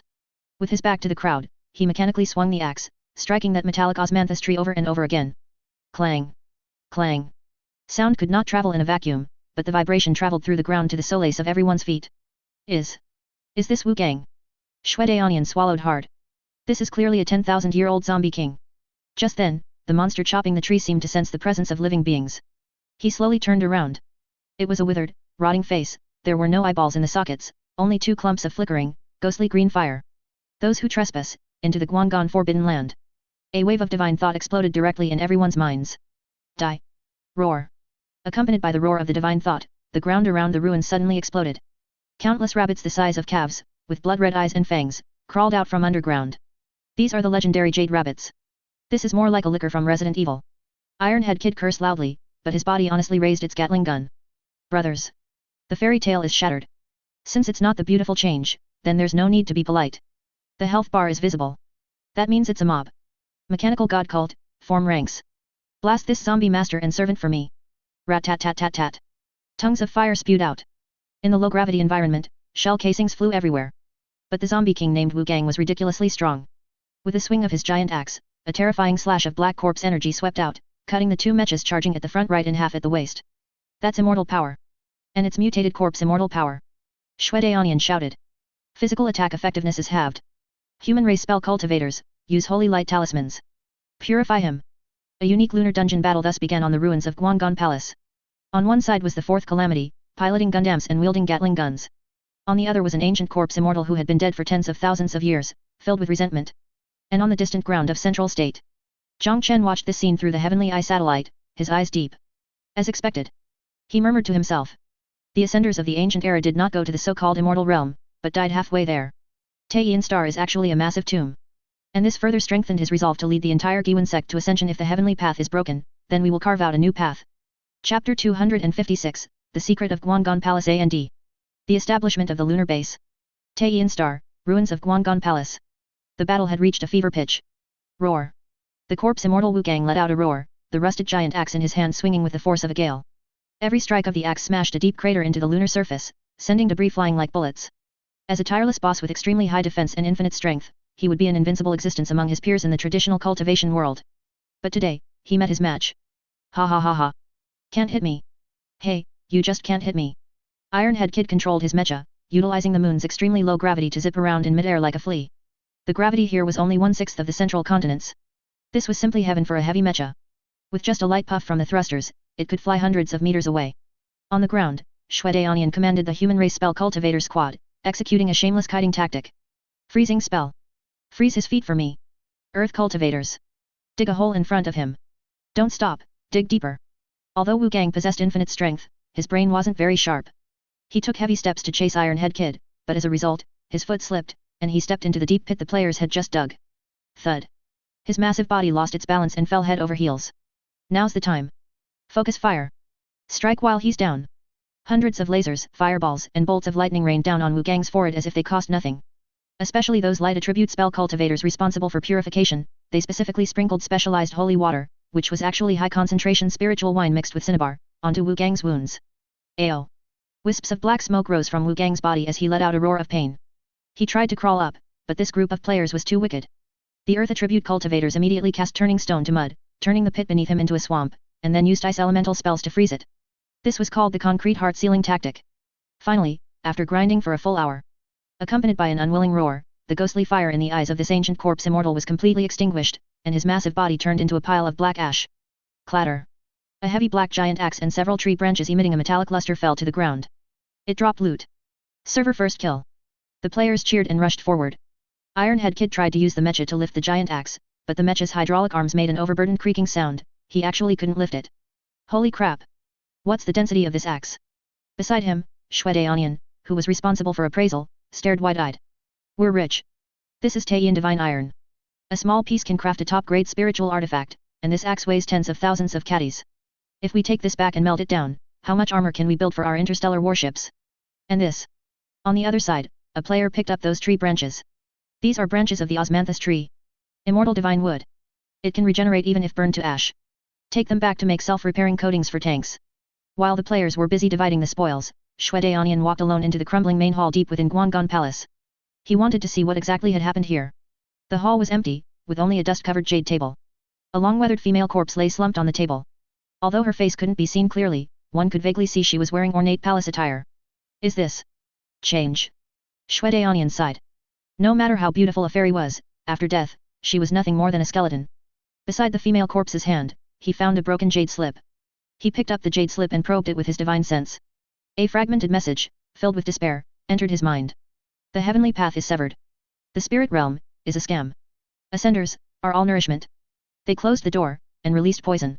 We can't get out, only left to die in this Taiyin cage. Shue suddenly opened his eyes, his spine chilling. So that's how it is. The so-called ascension was fundamentally a massive trap. After the great experts of the ancient era ascended, they didn't go to a beautiful immortal realm. Instead, they were trapped to death on these planets, becoming nutrients for the upper realm to harvest. No wonder Wu Gang turned into a corpse immortal, and no wonder this place was filled with resentment. This was a giant concentration camp. Shue solemnly put away the jade slip. He had to bring this news back to the sect master. But before that, he looked at this Guanggan palace, which was dilapidated yet still sturdy, and then at the group of mechanical race members outside who were busy with demolition. Since you're all dead, we'll requisition this place. We will use the resources you left behind to break through the path you failed to traverse. Half a day later. Central Continent, Supreme Command Tower. Zhang Chen looked at the video footage and the jade slip sent back by Shue remaining silent for a long time. As expected. His previous speculation was confirmed. The spirit realm wasn't just arrogant, they treated the lower realm as a wrench. Pass down the order. Zhang Chen's voice became cold and hard. Develop the Taiyin star at full speed. No need to preserve historical sites, no need to protect the environment. Tear down Guanggan Palace and establish the Federation first lunar base on the spot. Cut down that osmanthus tree and turn it into warship keels. Dig out all the Taiyin cold iron underground. We're going to build a fleet capable of crossing the stars. Since the upper realm blocked the path, we'll use cannons to blast it open. As the order was given, the style of the moon changed abruptly. The originally deathly silent ruins instantly turned into a noisy construction site. 80. The mechanical race players melted down Wu Gang's giant axe and turned it into dozens of high-strength pickaxes. The collapsed stone pillars of Guanggan Palace were turned into foundations, and that poor osmanthus tree was uprooted. Although it would regenerate, it was cut down as soon as it grew a bit. A steel base full of cyberpunk style rose from the ruins. Huge smelting furnaces spat out spiritual fire, and hideously shaped transport ships took off and landed on low-gravity runways, continuously transporting ore back to the central continent and bringing supplies up. This was no longer a poignantly beautiful place of myth. This was the war outpost of the Giwan Federation. While the mechanical race was working feverishly in the sky, deep underground, at the edge of the demon realm, the progress of the Zerg army had also made a breakthrough, or rather, a terrifyingly progressive leap. At this time, the Zerg commander Bear was leading a group of bizarrely evolved insects, lying prone on the edge of a massive underground cavity. Ahead was an abyssal world of churning lava and black smoke. That was the demon realm. And before them, a group of winged succubi with hot bodies were bathing in the river. Who could resist this? Several players who had recently reincarnated as Zerg looked at those succubi, feeling their Zerg genes were almost unable to suppress their human instincts. Bear, are we eating them, or catching them? Bear slapped him on the forehead. What are you thinking? You're a bug. Do you even have that function? Besides, the sect master said we need to pursue sustainable development. The light of a capitalist sparkled in Bear's eyes. Catch them alive. The male flame demons will be caught and taken back as boiler workers. The female succubi will be caught and cough, we'll open a holographic live stream room to relieve the psychological pressure of our Federation's warriors. We'll split the tips 50-50. Charge. 4 contribution points. For the top donor. Hiss. Countless insects pounced from the shadows. The succubi, who were still playing in the water, discovered in horror that this group of nightmare-looking monsters didn't come to eat people. Instead, they held ropes and sacks, drooling while shouting. Brothers, double-click 666. Catch that red-haired one. That one's top tier. The demon realm, at this moment, finally recalled the fear of being dominated by the Fourth Calamity. And the Giwan Sect's resource crisis was also temporarily alleviated through this crazy expansion of mining in the sky and catching people underground. But it wasn't enough. Because Zhang Chen knew that the true final battle was to take the entire continent and ascend. And that super project known as the ARC project had only just spread out its first blueprint. Chapter 257, ARC project initiated, we're going to weld the continent together. Giwan Federation, Supreme Academy of Sciences, formerly the site of the artifact refining sect. A massive holographic sand table floated in the center of the hall, displaying a 3D structural map of the entire central state continent. Zhang Chen stood at the head, holding a laser pointer and looking intently at the core personnel below, including the mechanical race's chief engineer Manuel Geng, the Zerg commander Bear, the human race's formation great master Shui Daonian, and the bewildered indigenous elders. Everyone. Zhang Chen's pointer tapped the bottom of the sand table. Since the spirit realm has blocked our path to ascension and even wants to drain our air and spiritual chi, we won't follow the usual path. We aren't building ships. Because no ship can hold the Federation's hundreds of millions of people. We are going to turn this continent beneath our feet into a ship. Although the players had already seen the mission briefing, hearing the sect master speak this crazy plan personally still sent a shiver of excitement down their spines. According to the plan. Zhang Chen continued. Step 1, Crustal Reinforcement. The Zerg Legion is responsible for secreting high-strength biological adhesive to bond the originally loose rock layers into a single whole. We want to turn the central state into an unbreakable steel plate. Step 2, Power Installation. The Mechanical Race Legion is responsible for installing 12,000 Chinook planetary thrusters at the 4 corners of the continental plate and at the core dragon veins. Step 3, Shield Restart. The Human Race Legion is responsible for using the excavated lunar cold iron to build gravity rings at the edges of the continent, propping up an energy shield strong enough to even smash through the world barrier. This isn't just an escape. Zhang Chen's voice rose a bit. This is about taking our home, our mountains and rivers, the cities and fields of the mortals, and smashing through that heavenly gate together. Are you in? Yes. The players roared at the top of their lungs. This was the kind of plot they wanted to play most, reshaping heaven and earth, handcrafting miracles. But the indigenous elder Lu raised his hand, his voice trembling. Seconds. Archon, sir. This idea is good, but where will the power come from? To move a continental plate weighing billions of trillions of tons, even burning all the spirit stones in the central state wouldn't be enough. Zhang Chen smiled slightly and looked at Manuel Geng beside him. This problem has already been solved by our chief engineer. Manuel Geng pushed up his goggles, a mad scientist's smile appearing on his face. Ordinary spirit stone engines naturally couldn't push it. But don't forget, we just broke through to the demon realm and captured a bunch of big guys. He snapped his fingers, and a massive mechanical design, beating like a heart, appeared on the holographic screen. We have designed a geocentric furnace. Using several hundred abyssal flame demons captured earlier as the heat source core, the nascent soul of that patrol envoy at the void refinement stage as the starter battery, and high-energy ore excavated from the moon as a supplement. This is a controllable, semi-biological, semi-mechanical nuclear fusion reactor. By burying it in the Earth's core, it will provide enough thrust to push this continent to 1% of the speed of light. Elder Lu was completely lost, hearing terms like nuclear fusion and reactor. But he understood one thing: this group of madmen was going to use demons as fuel to blast the central state into the sky. The meeting ended, and the Grand Arc project officially began. On this day, the earth of the central state began to tremble. Deep underground, tens of millions of worker bees and mammoth behemoths were tirelessly digging tunnels. They secreted a grey mucus that solidified instantly upon penetrating the rock layers, becoming harder than diamond. The originally fragile crust was transforming into a single piece of biological armor. And in massive underground hollows, mechanical race players were hanging on wires, busy on scaffolding hundreds of meters high. 1, 2, 3. Heave. Accompanied by the roar of mechanical arms, giant thrusters 100 meters tall were assembled. Those flame demons captured from the demon realm were now bound by special chains and stuffed into the reactor's core chamber. Let me go. I am a noble abyss lord. A flame demon roared in anger, its body erupting with scorching fire. What are you shouting for? Shout again and I'll saw off that horn of yours. Manuel Geng slammed a wrench against the reactor's casing. Right now, you're not a lord, you're an AA battery. Heat up for me. If the temperature isn't high enough, I'll have the ice element spell cultivators from above come down to cool you off. The flame demon shut its mouth in grievance, only able to release infinite heat and indignation, lighting up the reactor's indicator lamp. And on the surface, the mortals were not idle either. Factories across the Federation were working 3 shifts. On the artifact refining sect's assembly lines, countless mortal workers were polishing massive rivets and rune plates. The older women from the villages organized food delivery teams, bringing steaming spiritual rice to every construction site.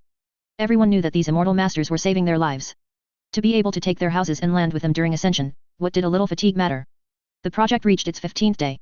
The first prototype thruster was to undergo an ignition test at the Entire Sect's back mountain. All the players on the server and countless indigenous NPCs gathered outside the safety line of the back mountain, holding their breath. Start the geocentric furnace. Manual Gang stood at the control console and pressed the red button. Vroom. A low hum sounded. It was the roar of the flame demon trapped in the core, it was the energy surging through the pipes. Ignition. Boom. The earth jumped violently. A giant, eerie blue flame erupted from the thruster deep underground, shooting straight into the clouds. The surrounding air was instantly heated to the point of distortion, and the terrifying thrust even caused the gravity field within 100 miles to become disordered. Thrust output stable. Energy efficiency at 95%. No explosion. We succeeded. Cheers instantly flooded the entire Entire Sect. Ironhead Kid excitedly hugged Shwede and spun him around. Did you see that? That's our masterpiece. With 10,000 of these big guys firing at once, never mind ascension, we could fly the central state like a spaceship and ram it into the spirit realm. However, while everyone was celebrating, Zhang Chen stood at the top of the command tower, but he didn't smile. He keenly felt that with this loud bang, the concentration of spiritual qi between heaven and earth was dropping sharply. The spiritual qi cycle that could originally barely be maintained was seemingly being choked off by an invisible giant hand. The sky turned grey, and the sunlight became murky. A suffocating sense of oppression shrouded the entire world. The spirit realm had made its move. Zhang Chen looked at the sky, his eyes cold. They sensed our movements. They've accelerated the operation of the spirit severing array. He opened the server-wide announcement, his voice steady and firm. All units, attention. The real race has begun. It's a race to see if we build the ark before we suffocate, or if the spirit realm traps us to death in our cradle first. All production lines, double your efficiency. We need to race against time. In the sky, thick, leaden clouds began to accumulate, it was the law blockade descending from the spirit realm. A high-speed race between survival and destruction had begun to unfold between the land and the sky of the central state. Chapter 258 The Crisis of Absolute Spirit, We're running out of air. Day 20 after the launch of the Ark project. The sky above Central Province had turned completely lead grey. It wasn't storm clouds, it was solidified chains of law so dense they wrapped the planet airtight. The Great Spirit Severing Formation was running at full power. It didn't just cut off spiritual qi, far worse, it began siphoning the very vitality out of the world. Ahem. Ahem. In the mortal cities, coughing echoed through every street and alley. Elders clutched their chests, gasping, their faces purple from oxygen starvation, terror of death written across them, yet every lungful felt as thin as air at 10,000 meters. This is bad. The entire eastern district just collapsed. Hospitals are packed with hypoxic patients. Even oxygen concentrators stopped because there's no spiritual power left. Nurses stare at children breathing their last, tears brimming. Mortals weren't alone, even low-level cultivators felt the choke. Damn it. My monorrigan just went negative. A tiny Qi refinement player stared in horror at his status panel. Warning, environmental spiritual Qi critically scarce. 10 MP per minute. When MP hits 0, HP will be drained. This was Spirit Realm's stratagem. If we can't beat those lunatics, we'll simply suck the air from their cage. No need to lift a finger, watch them suffocate. A colossal face emerged in the sky. It was the Deputy Marshal of the Spirit Realm's Expeditionary Force, a Tribulation Stage Mighty Figures projection. He hadn't descended in the flesh, he merely gazed through the realm wall with pitying cruelty. Pointless struggling. A thunderous voice rolled across heaven and earth, shaking the eardrums of oxygen-starved mortals. You defy the heavens, seeking with your broken shells to oppose the upper realm. Now, heavenly punishment has arrived. Kneel. Repent. Perhaps, in my mercy, I will grant you a single breath. It was psychological warfare. Under twin assaults of physical and mental pressure, any ordinary sect would already have collapsed. Pity he faced a crowd who never learned the word kneel and were ready to jump up and bite his kneecaps. Repent? I'll repent your grandpa. On the ground, Zerg Commander Bear spat skyward, hypoxia kept it short, but his aura never faltered. Brothers. This old lamp wants to smother us. And what do Zergs eat? We're the race that can breathe demon realm poison like oxygen. Bear swept his arm and hauled out a gigantic, pulsating, brain-shaped purple, mushroom. It was abyssal rot fungus gathered at the demon realm's edge, gene forged into today's photosynthetic oxygen blanket. All units, hear this plant mushrooms. Cover every inch of central province with these. Stick them wherever they'll fit. SSS. Tens of thousands of worker drones surged. They lugged those revolting, slime-dripping purple lumps into mortal cities, forests, wastelands. Thud. Thud. The lumps rooted and ballooned. Thick purple veins throbbed like hearts, madly pumping life into the air. Hideous to behold, reeking of sour rot. But the next instant. Hue. A stream of oxygen so dense it nearly liquefied, laced with trace spiritual qi converted from demon realm miasma, gushed from the fungi's pores. Starving mortals inhaled, throats stinging, the suffocation vanished, replaced by manic vigor. What is this? An old physician gaped, this mushroom's breath is purer than pure oxygen? And it sharpens the mind. Forget what it is if it keeps us alive, it's good. Meanwhile, the mechanical race wasn't idle. Manual Gang led a crew of engineers in refitting millions of gas masks overnight. Line up one each. I call it the spiritual power respirator valve. Manual Gang shouted at the factory gate. Inside is moon-shipped lunar dust powder. It filters out spirit realm's law suppression. Strap it on, we can breathe, even curse in vacuum. Barely half a day later. Once lifeless central province transformed. Streets brimmed with giant, pulsing purple mushrooms, the scene like an alien battlefield. Mortals and cultivators alike wore steampunk gas masks. They looked like biochemical zombies, yet hopped with energy, even flipping the sky face the bird. Up in the sky. The tribulation stage projection froze. He had pictured whales, please, collapse. Never had he imagined they'd twist this pristine immortal world into, whatever this hellscape was. What were those purple things? How could they spawn spiritual chi inside the great severing formation? And those masks, what magic treasures were they? Were these people even cultivators? While he questioned existence itself, a voice rose from the ground. Zhang Chen. Seen enough? Atop the command tower, Zhang Chen wore a refined golden respirator, his voice slicing through the clouds. I see. Then get lost. Think cutting our air will finish us? As long as we refuse death, even the king of hell queues outside our door. And tell your master. Zhang Chen slammed the launch switch. Your blockade is about to become a joke. First batch 3000 planetary thrusters, ignite. Rumble. Deep in the earth, 3000 pre-installed nozzles roared as one. Not full thrust, just a pre-ignition test. Yet the blue plasma jets erupting from the planet's core punched through the lead grey cloud layer. The scorching shockwave shredded the tribulation stage projection to nothingness. AAA. A defiant roar echoed from the sky before the giant face dispersed. The clouds were pierced with 3000 holes. Golden sunlight spilled like shattered gold, dispelling gloom, at last bathing the purple mushroomed land. It warmed frozen bodies and rekindled the hope fire nearly snuffed in every eye. Players tore off masks, cheering. Mortals gazed at the sky-piercing pillars, tears streaming. They understood neither tech nor biology. They only knew their immortal masters had punched another hole in the heavens and won them another breath. Inside the command tower, Zhang Chen watched the life metrics recover, yet felt no ease.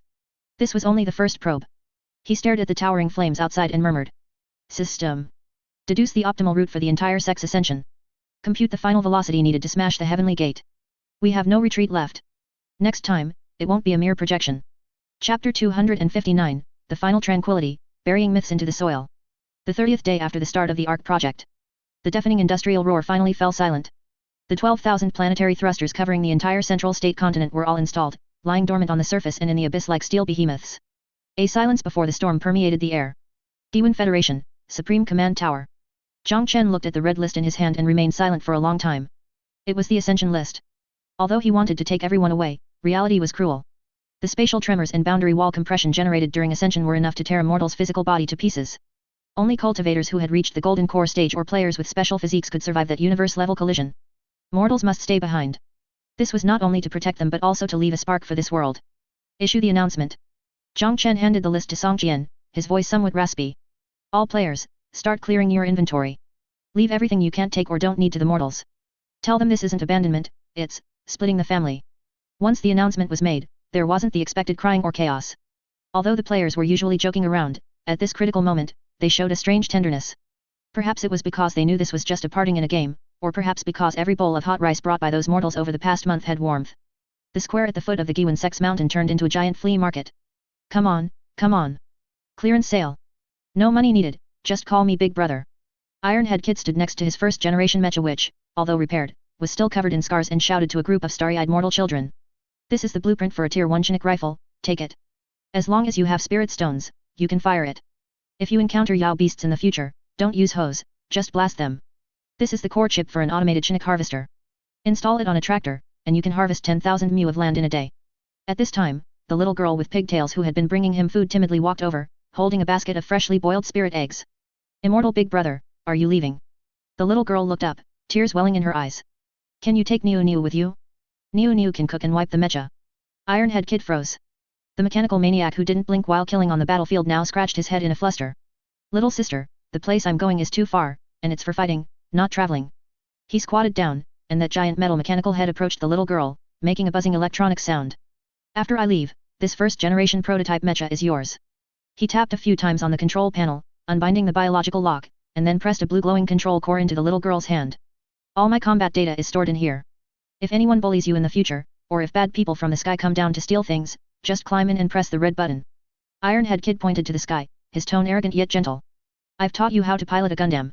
When the time comes, Kick their asses hard for me. The little girl tightly gripped the core, tears streaming down as she nodded heavily. On the other side, the Zerg area. Though the style was a bit eerie, it was equally touching. Bear led a group of Zerg players and was handing things over to a group of old farmers. Old man, this is a devourer type 2 larva. Bear pointed to a plump white maggot on the ground that was eating trash and said. It doesn't eat crops, only locusts and household waste. What it poops out is all top-grade organic fertilizer. Our village will save on fertilizer money from now on. And this, the sentry hydralisk. Bear patted a hydralisk next to him that was as docile as a dog. I've trained it, it recognizes its master. Guarding the house and courtyard will depend on it. If anyone dares to steal chickens, it'll bite their leg off.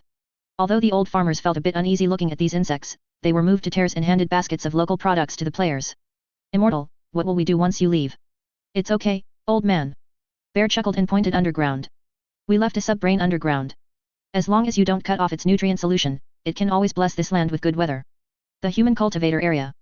Shwedayonian recorded his lifelong compilations like 5 years of formations, 3 years of simulation, basics of spiritual force mechanics, and from entry to ascension, a mortal's guide to cultivation into jade slips, piling them up into a small mountain. Remember. Shwedayonian said to a group of selected mortal top students. In the future, cultivation won't depend on spiritual roots, but on brains. What's written in these books are the truths we brought from our world. Master them, and even mortals can build cannons and go to heaven. On this day, the entire central state was undergoing a cross-civilization handover. Mechanical blueprints, biological samples, scientific cultivation techniques. The players were like graduating seniors, stuffing all the good things they couldn't take from the dormitory into the hands of their juniors. What they didn't know was, millions of years later, when a new civilization rose from the ruins, the prototype mecha left by Ironhead Kid became the steel god of war enshrined in temples. The devourer larva left by Bear became the legendary auspicious beast of harvest. The textbooks left by Shwedayonian became the heavenly scriptures revered as the ultimate standard by countless cultivators. This was the origin of myth. Night fell. The last batch of supplies was handed over. The noisy square gradually quieted down, leaving only the sound of the evening breeze blowing over the hills. At the top of the Supreme Command Tower, Zhang Chen looked at the scattered lights below, and the players and mortals who were still reluctant to leave. Song Qian walked up and asked in a low voice. Sect Master, shall we arrange patrols tonight? Although the absolute spirit formation is still there, there's no guarantee the spirit realm won't make a move. No need. Zhang Chen shook his head, his gaze deep. Since they have gathered an army, they won't launch a sneak attack tonight. They are waiting for the moment we take off tomorrow to give us a thunderous blow. So, tonight is safe. It's also our last peaceful sleep, in this world. Zhang Chen turned around, looking at the exhausted players behind him who were still pushing through. Pass down the order. Zhang Chen's voice became gentle. Cancel all combat readiness tasks for tonight. Open the wine cellar and bring out the good meat. Tell everyone, tonight we won't talk about war or ascension. Just let everyone, say a proper goodbye to this land. Song Qian was stunned, then his eyes reddened as he nodded heavily. Yes. As the order was given, every corner of the Giwan sect lit up with warm bonfires. This was not the smoke of war, but the last embers of the mortal world. Chapter 260, The Last Night. Tonight, we drink until we drop. The 30th day after the start of the Ark project, at dusk. The setting sun cast its final rays upon the mountaintops that were not yet shrouded by the spirit-severing chains. According to the plan, ignition and liftoff would take place tomorrow morning. Tonight was the final night for the Giwan sect, and for this group of fourth calamities from another world, to remain in this world. There was no training, no production quotas, and even the usually strictest patrol duties had been cancelled. Zhang Chen issued a strange order. Server-wide quest, The Last Supper. Quest objective, find a place and take a good look at this world. At the foot of the Giwan sect's mountain, in the mortal town. The usually bustling assembly lines had stopped. The streets were lined with long banquet tables. This wasn't an officially organized event, instead, every household had brought out their best cured meats and oldest wines. The mortals held onto the players' hands, refusing to let them leave. On ordinary days, these were the lofty immortal masters, the Gundam gods piloting mechs, and the Zerg lords riding monsters. But tonight, they were just the neighbor's nephew or elder brother about to set off on a long journey. Drink. Brother Ironhead Kid. The village chief was an 80-year-old man. He shakily held up a bowl of cloudy rice wine, his eyes rimmed with red. I don't understand anything about ascension or the spirit realm. I only know that if it weren't for you all, my village would have been eaten by wolf demons 2 years ago. This bowl, I toast to you on behalf of the entire village, young and old. Ironhead Kid, a reckless man who usually only knew how to fight, found himself unable to lift that bowl for a moment. His electronic eyes flickered a few times before he finally took the wine and poured it into the mech's fuel tank. Good wine. He laughed loudly, though his voice carried a hint of distorted electronic static. Chief, if you ever miss me in the future, just look at the stars in the sky. The brightest one will be me watching over you from above. Nearby, several mechanical race players joined in the commotion, some were performing mech transformations for the children, while others were helping an old lady repair a drafty roof. On this night, even steel felt warm. At the back of the mountain, at the entrance to the Zerg hive. There were no banquets here, only silence. Bear sat on the edge of the cliff, and beside him lay his favorite and the first one he had hatched, the Thunder Beast, Da Huang. Da Huang couldn't be taken away tomorrow. Because its genetic sequence belonged to the native creatures of the central continent, it could not withstand the spatial tearing of crossing the boundary wall. Da Huang, be good. Bear gently stroked the Thunder Beast's hideous carapace as if he were petting a large dog. This forest belongs to you from now on. Don't always think about stealing the farmer's pigs. I've left you 10,000 tons of feed, enough to last you hundreds of years. If anyone dares to bully the villagers, you bite them, you hear me? Woo. The mountain-sized Thunder Beast acted like an aggrieved child, rubbing its massive head against Bear's leg and letting out a low whimper. It seemed to sense something, its giant claws tightly gripping the hem of Bear's clothes, refusing to let go.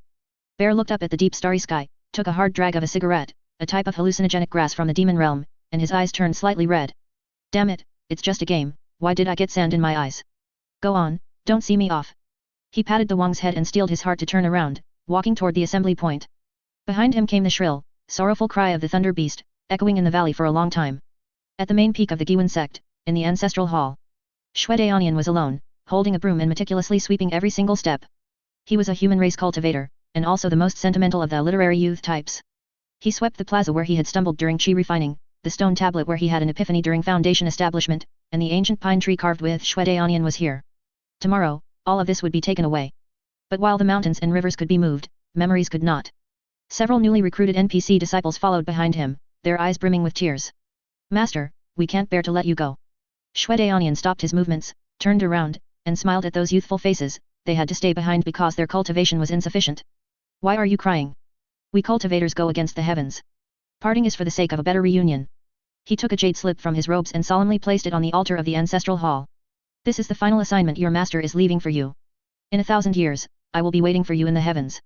If you haven't ascended by then. Shue Daonian pretended to put on a stern face. I'll come down to the lower realm to spank your bottoms. The disciples broke into laughter through their tears and kowtowed heavily, their foreheads touching the ground, unwilling to rise for a long time. At the top of the high command tower, the night wind was slightly cool. Zhang Chen held a flask of wine, leaning against the railing. He watched the brightly lit city below, the players who were drunk and acting crazy in the streets, and the mortals holding onto the players' legs and weeping bitterly. This was civilization. Song Qian appeared behind him at some unknown time, holding an energy consumption report. Sect Master, is it worth it? To bring along these mementos left by the mortals, referring to those few mortal cities and plots of land, we've consumed an extra 30% of energy. This could cause our shields to shatter when crossing the boundary wall, increasing the risk by 30%. Zhang Chen took a sip of wine, his gaze tenderly fixed on those lights. Song Qian, do you know what the most terrifying thing about the Fourth Calamity is? Song Qian was stunned for a moment. Being immortal? Or, greed? No. Zhang Chen shook his head, a smile tugging at the corners of his mouth. It's that we've come to treat this place as home. If it were just a simple game, they would leave once it was cleared. But here, they've farmed the land, built houses, and been called immortal master by others. Since we're moving, how can we just throw away our home? Zhang Chen poured the remaining half flask of wine into the void realm, honoring the heaven and earth that had nurtured them, and also honoring the upcoming battlefield. Pass down the order. Let everyone have a good drink tonight. When we wake up tomorrow, we won't be human anymore. We will be the blades that tear apart the heavens. On this night, the central continent was sleepless. Some were singing, some were crying, some were carving the names of their mortal lovers onto the steel shells of their mechs, and some were shouting into the empty valleys from the cliffside. All the noise, all the reluctance, all the love and hate, fermented in this final night. Until the east began to pale with the first light of dawn. The first ray of morning light pierced the darkness, and also pierced through all the dreams. The wine had worn off. The dream had to end. It was time to take the path. Woo. Woo. Woo. The shrill sound of alarms rang through the sky precisely at dawn. All warmth instantly vanished. The players wiped the tears from their eyes, put on their helmets, climbed into their mechs, and mounted their war insects. The fourth calamity that made the myriad worlds tremble had returned. Chapter 261, Ignition. Taking the world wandering. 31 days after the launch of the Ark project, at dawn. But today, there was no sun. The sky was obscured by densely packed spirit realm warships, tens of thousands of spirit boats covered the firmament like locusts. This time, the spirit realm held nothing back. The 3 great divine dynasties and 7 great holy lands joined forces to lay down the 10 directions extinction formation, attempting to completely erase Zhongzhou's existence from the physical plane. They wanted these heaven-defying ants to know that heavenly majesty cannot be violated. Below, at the Giwan Federation Supreme Command Tower, Zhang Chen's finger hovered over the red master activation button. His gaze pierced through the holographic screen, looking at this land that had nurtured countless lives, at those mortals shivering in air raid shelters yet still staring fixedly at the screens, and at the players already fully armed, piloting fighter jets and flying swords, prepared to meet their deaths. At this moment, no mobilization was needed. Everyone knew that a step back was a bottomless abyss, while a step forward might be the sea of stars. Announced to all personnel. Zhang Chen's voice was calm yet powerful, instantly spreading to every corner. Sit tight. We are taking off. Clack. The red button was pressed down hard. Boom. This thunderous roar did not come from the sky, but from deep within the earth. As if a dragon dormant for billions of years had awakened, the entire Zhongzhou continent trembled violently. Deep underground, 12,000 geocentric furnace thrusters erupted simultaneously with a full power roar. The imprisoned flame demons within the reactors let out pained and frenzied howls, converting every shred of their heat into terrifying kinetic energy. Crack. Crack. Crack. The toothaking sound of snapping echoed through the clouds. It was the crust tearing apart. At the edge of the core region, spanning 10,000 miles around the Giwan sect, the earth snapped as cleanly as a biscuit. Countless bottomless canyons formed instantly, seawater poured in, and magma erupted. And amidst that billowing dust and smoke, this continental plate, carrying hundreds of millions of lives, actually moved. It's rising. It's really rising. The mortals hiding in the air raid shelters saw the scene through the screens, trembling with excitement and faces covered in tears. They felt an intense sensation of G-force, as if their souls were being pressed into the ground.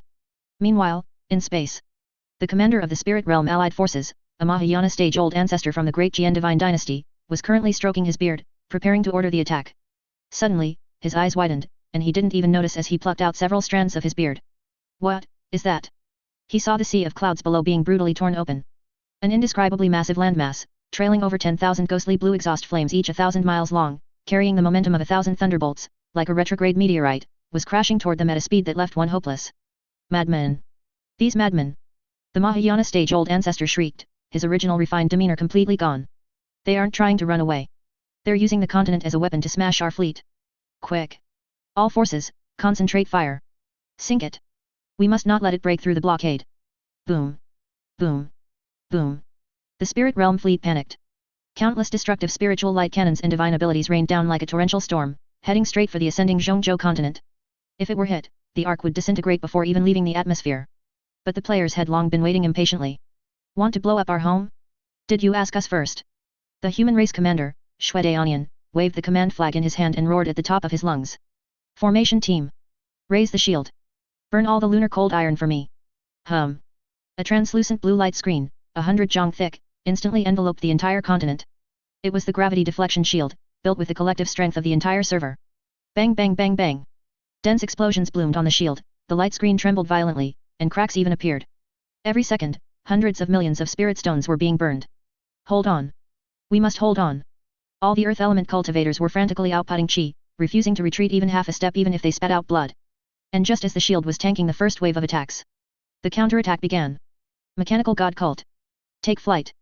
Ironhead Kid controlled his heavy armored mecha and was the first to charge out of the shield. Behind him were 100,000 various mechs, fighter jets, and even individual flight units carrying rocket launchers. Like a swarm of angry wasps, they braved the sky-covering cannon fire and charged toward those high and mighty spirit realm warships. Zerg. It's feeding time. Bear rode on the back of a newly evolved void leviathan. Hiss. The leviathan opened its massive maw, spraying corrosive spores across the sky. Countless winged wyverns and scourge, like a black sandstorm, swept across the entire starry sky. Kill. No tactics, no formations. This was a chaotic brawl. The players utilized this final chance to respawn, taking their fearlessness to the extreme. When a mecha was destroyed, the pilot would eject their nascent soul directly, clutching a nuclear bomb and charging toward the enemy ship's engine. When a wyvern's wings were cut off, it would use its teeth to bite onto the enemy's flying sword and then self-destruct. Chaos, total chaos. The great powers of the spirit realm had never seen such a fighting style. They were used to magical duels, used to the back and forth of turn-based combat. But now, these lower realm ants didn't care about martial ethics at all. They were filling the gaps with their lives and burning with their blood. In just half an hour, the blockade the spirit realm was so proud of was actually torn open by the suicidal torrent. We're through. Inside the command tower, Song Jian looked at the altimeter and shouted hoarsely. Altitude breakthrough, 30,000 meters. Exiting the atmosphere. Velocity has reached first cosmic velocity. Ahead is the boundary wall. The heavenly gate. Zhang Chen stood by the window, looking at the approaching transparent spatial barrier radiating golden runes. That was the cage that had locked the lower realm for tens of thousands of years. As long as they smashed it, it would be a brand new world. But there, one final obstacle still stood in the way. Seeing that the fleet couldn't stop them, that Mahayana stage-old ancestor actually manifested a 10,000 jung tall Dharma idol golden body, standing firmly in front of the heavenly gate. Vile creatures. The old ancestor's eyes bulged with rage as he spread his hands, actually intending to use his own power to physically hold down this ascending continent. This path is closed. All of you, get back down. The terrifying Mahayana stage pressure descended, and the rapidly rising continent actually slowed down. The 12,000 thrusters let out an overburdened wail, as if they would explode the next second. Blocking the way. Zhang Chen's gaze turned cold, and the long sword in his hand unsheathed. He was just about to strike. Suddenly, a heroic voice came through the communication channel. Sect Master. Leave this boss to us. Save your strength to ram the gate. It was Iron Head Kid. In space, that tattered red mecha with a missing arm suddenly turned around. Behind him were several thousand mechanical race players also at low health. Brothers. Was that bowl of wine last night satisfying? Iron Head Kid's voice carried a hint of resolve and a touch of fanaticism. If it was, then get to work. Don't we play games just for this moment of being cool? All matches, disable safety limits. Core reactors, overload 1000%. Target, that old fossil blocking the way. Kamikaze Death Squad. Charge. Boom. Boom. Boom. Thousands of crimson meteors traced beautiful and tragic trajectories in space. They abandoned defense, abandoned the possibility of survival, and turned themselves into high-yield spiritual energy nuclear bombs. No. Looking at those crazily charging meteors, a hint of fear finally appeared in the Mahayana stage-old ancestor's eyes. He wanted to dodge, but the heavenly gate was right behind him, he had no way to retreat. The first meteor crashed into him. The second. The 100th. The 1000th. The continuous explosions were like igniting a star in space. Under this suicidal impact, that 10,000 jung tall Dharma idol golden body began to shatter inch by inch. Get lost. With one last roar, Iron Head Kid controlled his near-melting mecha and crashed headfirst into the center of the old ancestor's brow. Boom. Blinding light swallowed everything. When the light dissipated, the old ancestor blocking the way was gone. The thousands of mechanical race players were also gone. Ahead, only a clear path to the heavenly gate remained. Go.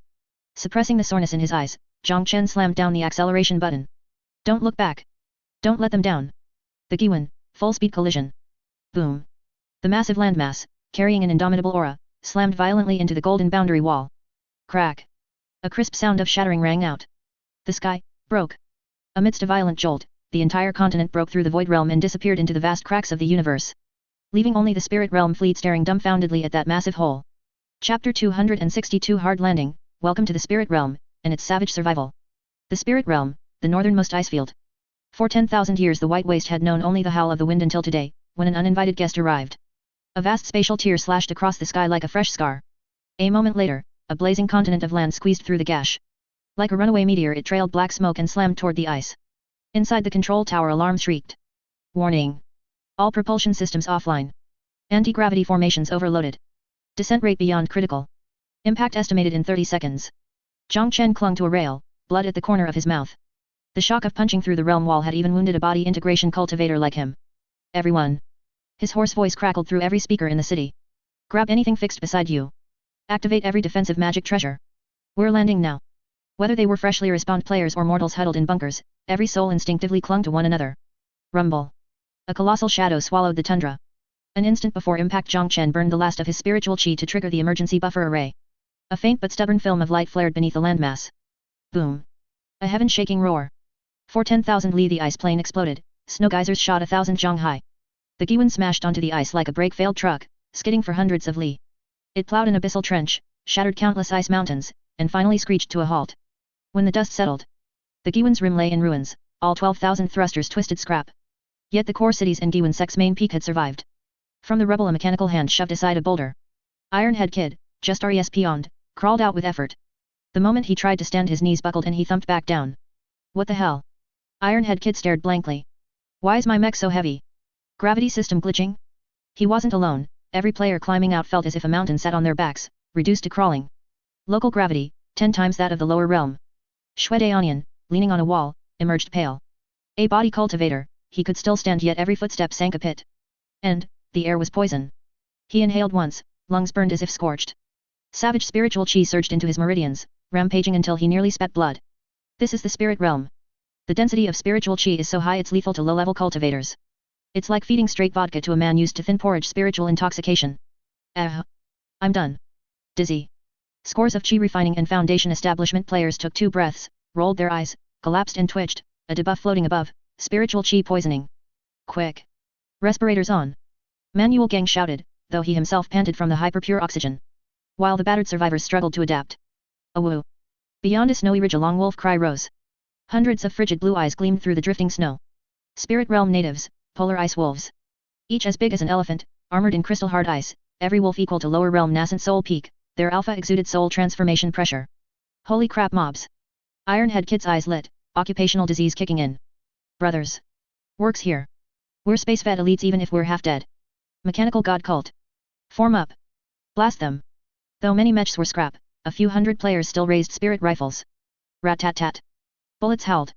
Despair followed. Lower realm armor piercers that shredded tanks now only chipped a flake of ice no blood. The wolf's eyes flashed human mockery. Whoosh. The alpha exhaled. A cone of absolute cold swept the field. Crack. Crack. The frontline mechanical race players and their guns froze solid, the pack pounced and crunched the statues like biscuits. Total wipe. What the hell are these wolves? Players behind were frozen in shock. Random trash mobs tougher than golden core old ancestors back home? Damage rivaling nascent soul greats? This is the spirit realm? This is the terror of stepping out of the starter town and meeting endgame bosses? Fall back. Into the city now. Shwedaonian roared. We can't win this. It's not even the same stat sheet. Dragging their heavy bodies they scrambled for the bunkers. The wolves chased eagerly, to them these two-legged skyfallen sheep were free buffet. As the pack neared the defenseless mortal quarter. Beasts. A cold voice cut through the wind. Hum. An ordinary iron sword plummeted, planting itself between wolves and shelter. The blade quivered, an invisible sword domain unfurled. The charging wolves hit the edge, froze, then diced into neat chunks by countless threads of sword light. From the snow Zhongchen stepped forth. Pale, yet his aura had undergone a qualitative shift. In the lower realm he had been void refinement, shackled by world laws, here those chains were gone. Endless spiritual chi poured in, flooding his once dry dantian and pushing him toward body integration middle stage. Scram. He merely glanced at the Wolf King. Body integration pressure crashed like a mountain. Whimper the mighty soul transformation wolf tucked its tail, yelped, and fled with its pack faster than rabbits. Saved, players collapsed, gasping. Zhongchen turned to his filthy, broken, barely standing disciples. He didn't scold, he smiled. How does it feel? He asked quietly. Too damn hard. Ironhead Kid grimaced, gravity's crushing, guns useless, even breathing hurts. Sect Master, are we finished? No. Zhongchen lifted his gaze to the limitless, spiritual chi-soaked new world. This is a fresh start. Here every stone is spirit ore, every weed a spirit medicine, every mob a walking EXP pouch. Once you adapt to the gravity and reforge your physical bodies. Once you rebuild your weapons to suit these laws.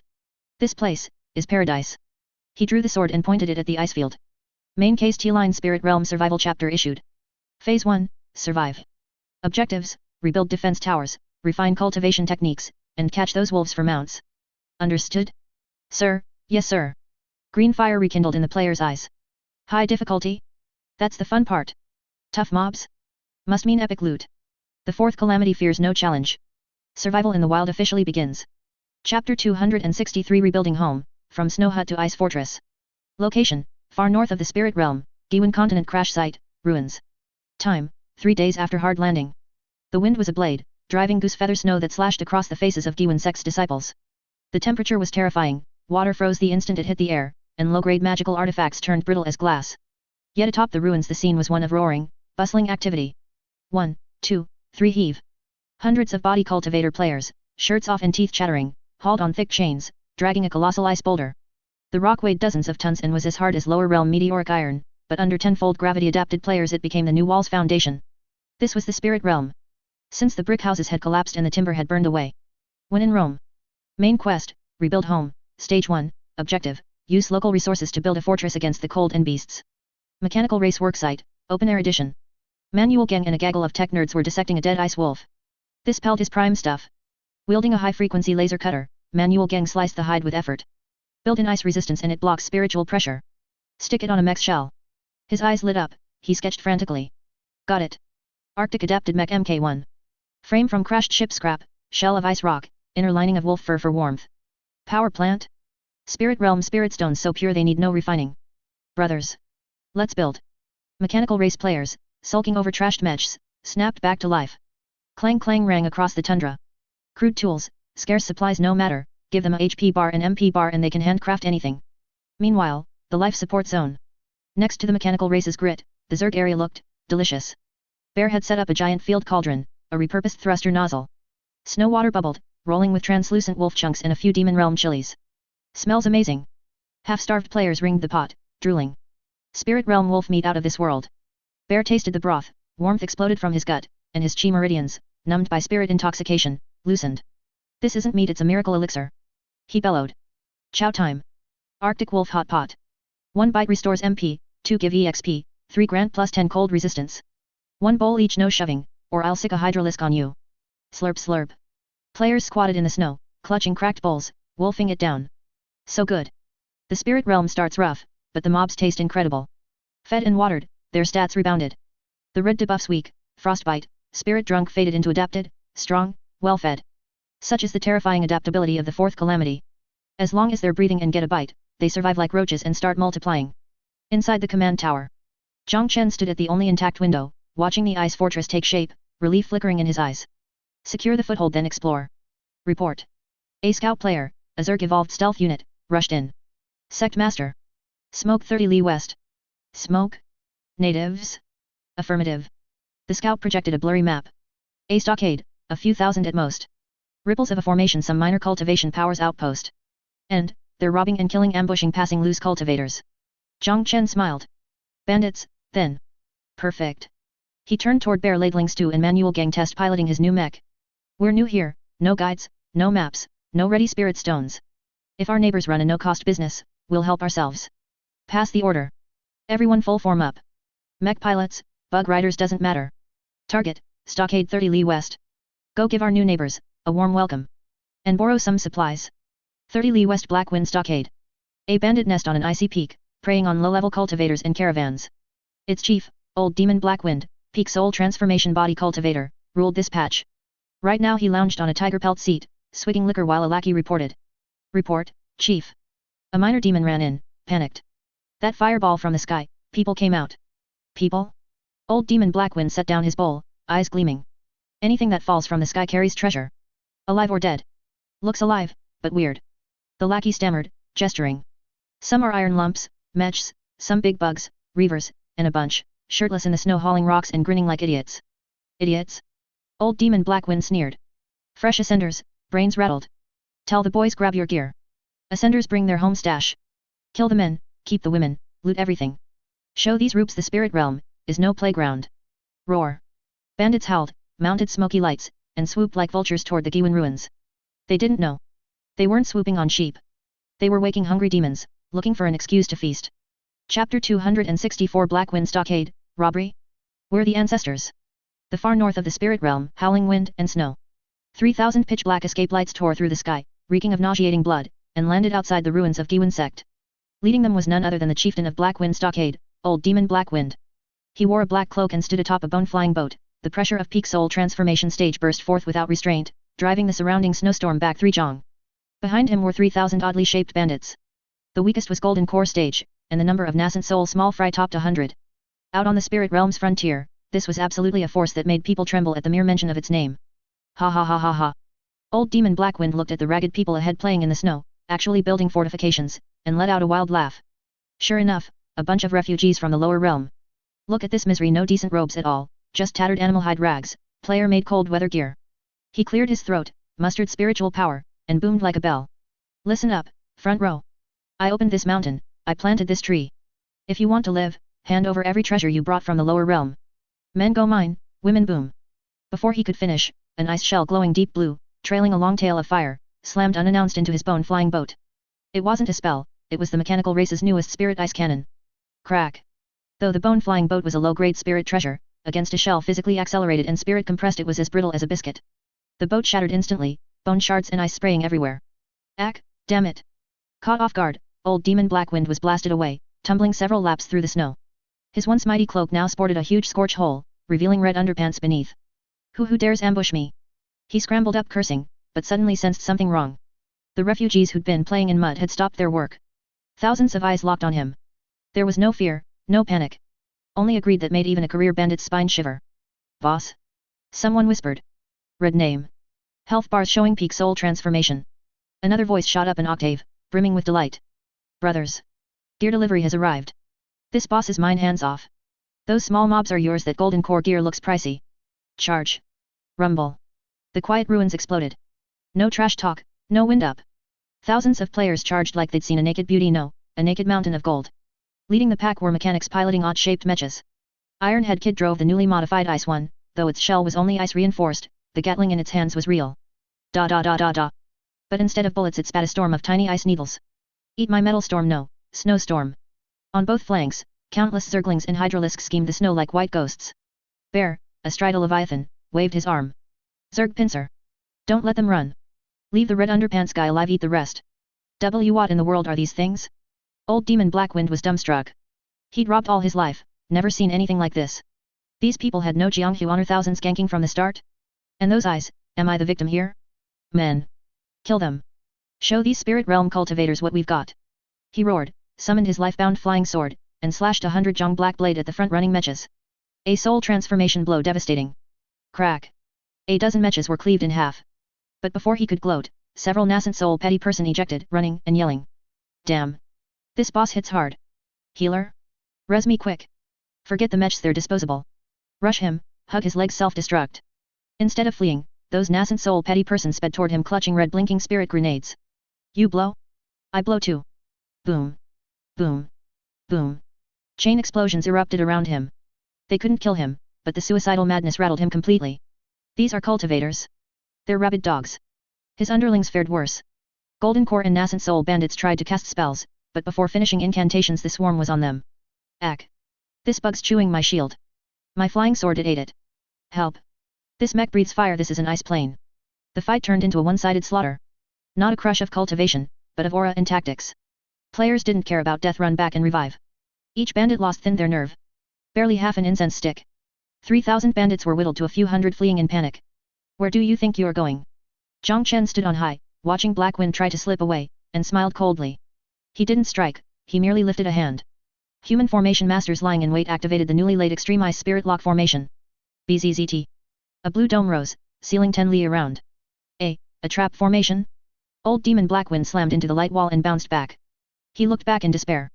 Thousands of players closed in, grinning, clutching wrenches, ropes, and acid-dripping bug fangs. Haha, big bro, don't rush off. Manual Gang advanced with a giant chainsaw. We just got to Spirit Realm and need a guide. With your extraordinary bones, how about showing us around? And let's have a peek inside your storage pouch? Don't come any closer. Old Demon Blackwind shivered, clutching his red underpants. I'm Blackwind Stockade's chief. I've backing Profound Ice Palace stands behind me. Don't care what palace. Ironhead Kid kicked his rear. Even if the Heavenly King came today, he'd still drop his gear. Brothers. Strip him. Arg.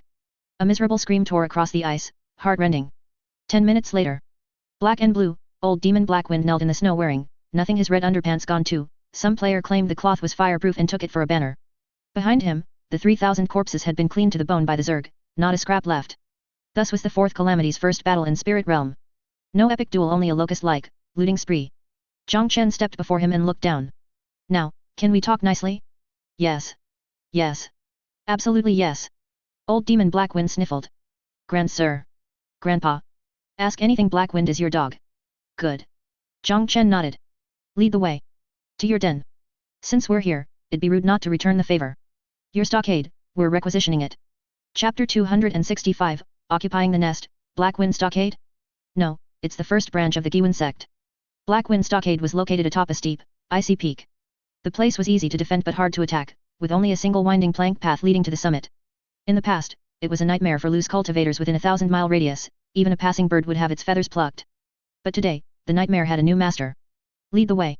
Move faster. Ironhead Kid was piloting a mecha that looked like it had been cobbled together from a scrapyard, poking Old Demon Blackwind's backside with a gun barrel. Wrapped in a ragged beast hide he had scavenged from somewhere, Old Demon Blackwind shivered from the cold, walking at the very front with a look of utter humiliation. Looking at his home base as it grew closer, he was still plotting in his heart. Once I'm inside the stockade and activate the mountain protecting Grand Array, I can lock these hicks outside.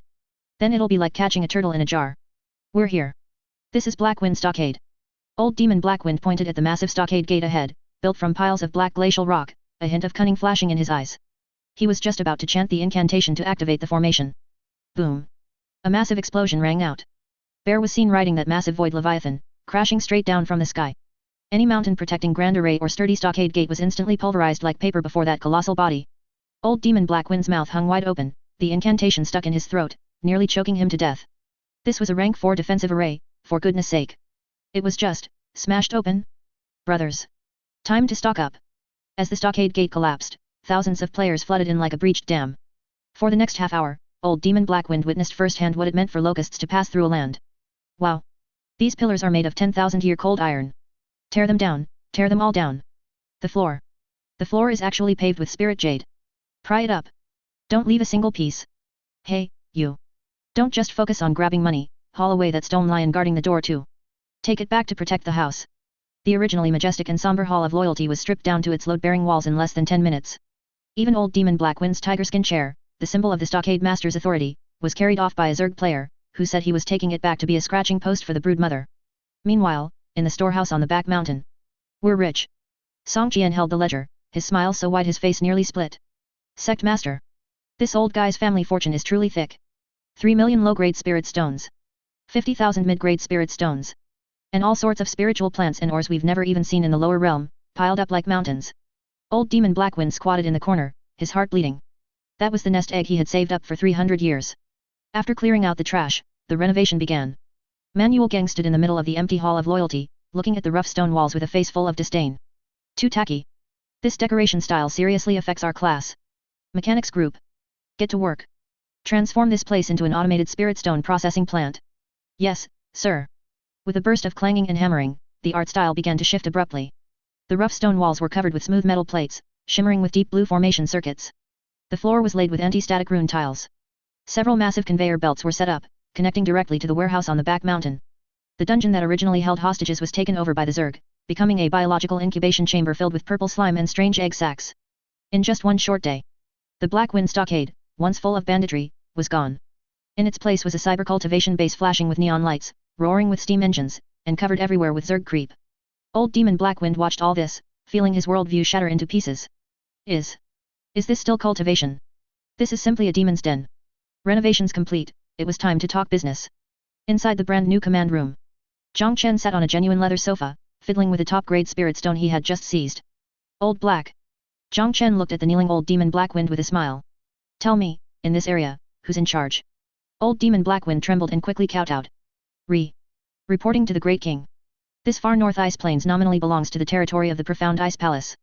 The Profound Ice Palace is a second-rate sect, and the Palace Master, Fairy Lang Yu, is a powerhouse at the late stage of the body integration stage. Stockades like ours have to pay 30% of our earnings to the Profound Ice Palace every year in exchange for their protection. Late-stage body integration. Zhang Chen's fingers lightly tapped the tabletop. He had just broken through to the early stage of body integration. Combined with the Player Legion, taking on the Profound Ice Palace wasn't impossible, but the cost would be too high. Having just arrived in the spirit realm and not yet being firmly established, a full-scale war was inadvisable. In another half-month, it will be the day the Profound Ice Palace's rent-collecting envoy comes to our door. Old Demon Blackwind said cautiously. If we can't pay the tribute, they'll send the law enforcement team to wipe us out. Great King, maybe, we should run. Run. Zhang Chen gave a cold laugh. It's always been me collecting protection fees from others, no one has ever dared to collect them from me. However, fighting and killing is too crude. Zhang Chen turned his head to look at Song Jian and Manuel Gang beside him. How are the preparations for our Heavenly Secret Net 2.0 plan coming along? We've been itching to start for a long time. Manuel Gang pulled an exquisite rectangular jade slip from his robe, it looked just like a full-screen smartphone. This is the Spirit COMM device we developed using Spirit Realm materials. It has built-in communication, forums, live streaming, and most importantly, a trading platform. As long as we distribute this, the Spirit Stones of the Spirit Realm cultivators will continuously flow into our pockets. Very good. Zhang Chen stood up, walked over to old Demon Blackwind, and stuffed the Spirit COMM device into his hand. Old Black, I'm giving you a chance to redeem yourself. From today on, you are the first sales streamer for our Giwan sect in the Spirit Realm. St. Streamer? What's that? Old Demon Blackwind was completely bewildered. It's the person responsible for tricking people into handing over their money. Zhang Chen patted his shoulder, his smile like a big bad wolf luring Little Red Riding Hood. When the envoy from the Profound Ice Palace arrives, give this to him. Tell him this is a new treasure we are offering as tribute. Inside it is a new world that will leave them unable to stop themselves. Although old Demon Blackwind didn't understand, looking at the dangerous light flashing in Zhang Chen's eyes, he instinctively felt that the Profound Ice Palace was about to suffer a great misfortune. The kind of misfortune that was even worse than being robbed clean. That night, in the square of Blackwind Stockade, no, it was now called the first branch of the Giwan sect, a massive neon sign was erected. 8 large characters were written on it. Natural disaster descends, mass-produced cultivation. And on the underground assembly lines, the first batch of blind boxes designed specifically for the Spirit Realm natives were being continuously produced. There were many ways to fight a war. Not only could you blow up their bodies, you could also empty their wallets and corrupt their Dao heart. In this round, Zhang Chen was going to play dirty. Chapter 266, First Contact, Messenger, would you like to sign up for a card? Half a month later. The sky in the far north of the Spirit Realm remained gloomy, with heavy snow falling like goose feathers. A giant snow-feathered crane cut through the wind and snow, letting out a clear, long cry as it landed slowly before the mountain gate of Black Wind Stockade. Oh wait, it was now called the Giwan First Branch. Standing on the crane's back was a female cultivator dressed in an ice blue palace gown, her expression arrogant. Lu Ruyan, an intersect deacon of the profound ice palace, with the cultivation at the middle stage of the nascent soul realm. She was here to collect rent. According to the practice of previous years, old demon Blackwind should have been kneeling at the mountain gate by now, trembling as he presented a storage pouch full of spirit stones. But today, Lu Ruyan frowned as she looked at the scene before her, wondering if she had flown to the wrong place. The originally gloomy and terrifying Blackwind Stockade was gone. In its place was a steel fortress shimmering with multicolored lights, neon lights. A long red carpet was laid out at the mountain gate, flanked by 2 rows of burly men in strange uniforms, suits and sunglasses, holding glowing sticks, glow sticks. And above the main gate hung a massive plaque. Giwan Premium Club Blackwind Flagship Store. What on earth is this? Lu Ruyan was stunned. Just then, a cheerful welcome tune suddenly played. Welcome. The 2 rows of burly men bowed in unison, their voices booming like bells, startling the crane so much it nearly did the splits. Following that, a man with slicked back hair, wearing a flashy purple suit and a professional fake smile, walked out. Oh my! If it isn't the esteemed Deacon Lu? Old Demon Blackwind, current lobby manager, rubbed his hands together and approached with a fawning expression. Pardon my lack of hospitality. What wind has blown a fairy like you here? Lu Ruyan looked Old Demon Blackwind up and down. A trace of disgust flashed in her eyes, but it was mostly confusion. Blackwind, what are you playing at? This outfit, what kind of evil cultivator attire is this? Also, where is this year's tribute? I don't have time to watch your antics. Sigh, messenger, times have changed. Old Demon Blackwind sighed and began his performance according to the script Zhang Chen had given him. A simple tribute of spirit stones is too vulgar, it doesn't match your noble status. This year, we have prepared an entirely new tribute for you. Please, come inside. Let's discuss this in detail in the VIP booth. VIP booth. Although Lu Ruyan was full of suspicion, her curiosity got the better of her as she looked at the novel decorations. She put away her crane, gave a cold snort, and followed Old Demon Blackwind through the main gate. As soon as she entered, she was stunned. The hall didn't have the damp, moldy smell of the past, instead, a faint fragrance, air freshener, wafted through the air. The floor was as smooth as a mirror, and a massive crystal chandelier, glass, hung from the ceiling. This way, please. Old Demon Blackwind led her to a luxuriously decorated room and had her sit on a soft leather sofa. Then, snap. He snapped his fingers. A fair-looking female player, optimized by the character customization system, walked in carrying a tray. On it was a cup of bubbling black liquid and an exquisite rectangular jade slip. Is this poison? Lu Ruyan asked warily, looking at the dark, bubbling water. This is called happy water. Old Demon Blackwind picked up the cup himself and took a sip as a demonstration, letting out a loud burp. Ah! Refreshing. This is a spiritual liquid we've newly developed. Although it doesn't have much spiritual chi, it can make one feel joyful. Lu Ruyan took a small sip, half doubting. The bubbles burst on the tip of her tongue, and the sweet, cloying taste instantly filled her mouth. Oh! Her eyes lit up. As a fairy who grew up drinking dew, how could she have ever tasted the joy of high sugar and high carbs? Before she knew it, the cup of cola was finished, and Lu Ruyan's expression softened considerably. At that moment, Old Demon Blackwind opportunely handed over the rectangular jade slip. Messenger, this is the real highlight of the year. He said mysteriously. This is the Spirit Link device Premium Edition. It can not only transmit voices over thousands of miles, but most importantly, it can reflect your true appearance. A mirror? Lu Ruyan curled her lips disdainfully. I have divine sense, why would I need a mirror? Ah, that's different. Old Demon Blackwind skillfully swiped the screen open, clicked on the beauty camera, and pointed the lens at Lu Ruyan. Click. A face appeared on the screen. It was still Lu Ruyan's features, but her skin was 3 shades whiter, her chin was sharper, her eyes were larger, and she had a hazy soft light filter, with little pink hearts floating around her. Is this me? Lu Ruyan was dumbfounded. She touched her face and then looked at the screen again. Heavens! Am I really this beautiful? This is the level 10 beauty filter, oh no, this is the image recording immortal art. Old Demon Blackwind spoke nonsense with a straight face. It can reflect the most perfect version of oneself in their heart. Furthermore, look at this. He clicked on the Spirit Realm Moments, beta version. Once you take a photo, you can post it. Then, every cultivator in the entire Spirit Realm will be able to see your peerless beauty and even give you a like. A like? Looking at the red heart on the screen, Lu Ruyan's breathing began to quicken. What woman doesn't love beauty? What female cultivator isn't vain? This thing was simply a Deo heart killer. Before she could recover, Old Demon Blackwind clapped his hands again. Several players brought in some exquisite boxes. Messenger, these are the supreme blind boxes we've prepared for you. Old Demon Blackwind introduced. They might contain ordinary medicinal pills, or they might contain top-grade magic treasures. It all depends on your luck. The gambler's mentality is a common ailment among all intelligent beings. Lu Ruyan casually opened one. Wow! A golden legendary! The player shills nearby immediately started shouting. Inside the box was a necklace. It was actually just gold-plated stainless steel with a glass diamond, worth about 5 yuan in the lower realm. But in the spirit realm, with its exquisite cut and dazzling luster. Is this essence of the stars? Lu Ruyan's hand trembled as she picked up the necklace. Although she couldn't sense any spiritual fluctuations, it was just too sparkly. It was too beautiful. The messenger's luck is truly heaven-defying. Old Demon Blackwind took the opportunity to flatter her. This is a hidden rare edition. Lu Ruyan was completely hooked. At that moment, she forgot she was here to collect rent, and she forgot she was the arrogant deacon of the Profound Ice Palace. She was just a happy girl obsessed with the beauty camera, drinking happy water, and opening blind boxes. An hour later, Lu Ruyan walked out of the Blackwind stockade in a daze. She hadn't taken a single spirit stone with her. But her storage pouch was filled with 10 crates of happy water, 100 blind boxes, and that Supreme Edition Spirit Link device, with a power bank included. Boss Black, I'll be back next month. Lu Ruyan waved goodbye, her face beaming with a happy smile. Next time, prepare more of that, lipstick. I want that man-killer shade. Certainly, certainly. Safe travels, messenger. Old Demon Blackwind waved his handkerchief until the crane disappeared over the horizon. Then, Zhang Chen stepped out from the shadows, a cold smile playing on his lips. It's done. Zhang Chen watched the direction Lu Ruyan had gone. The virus has been implanted.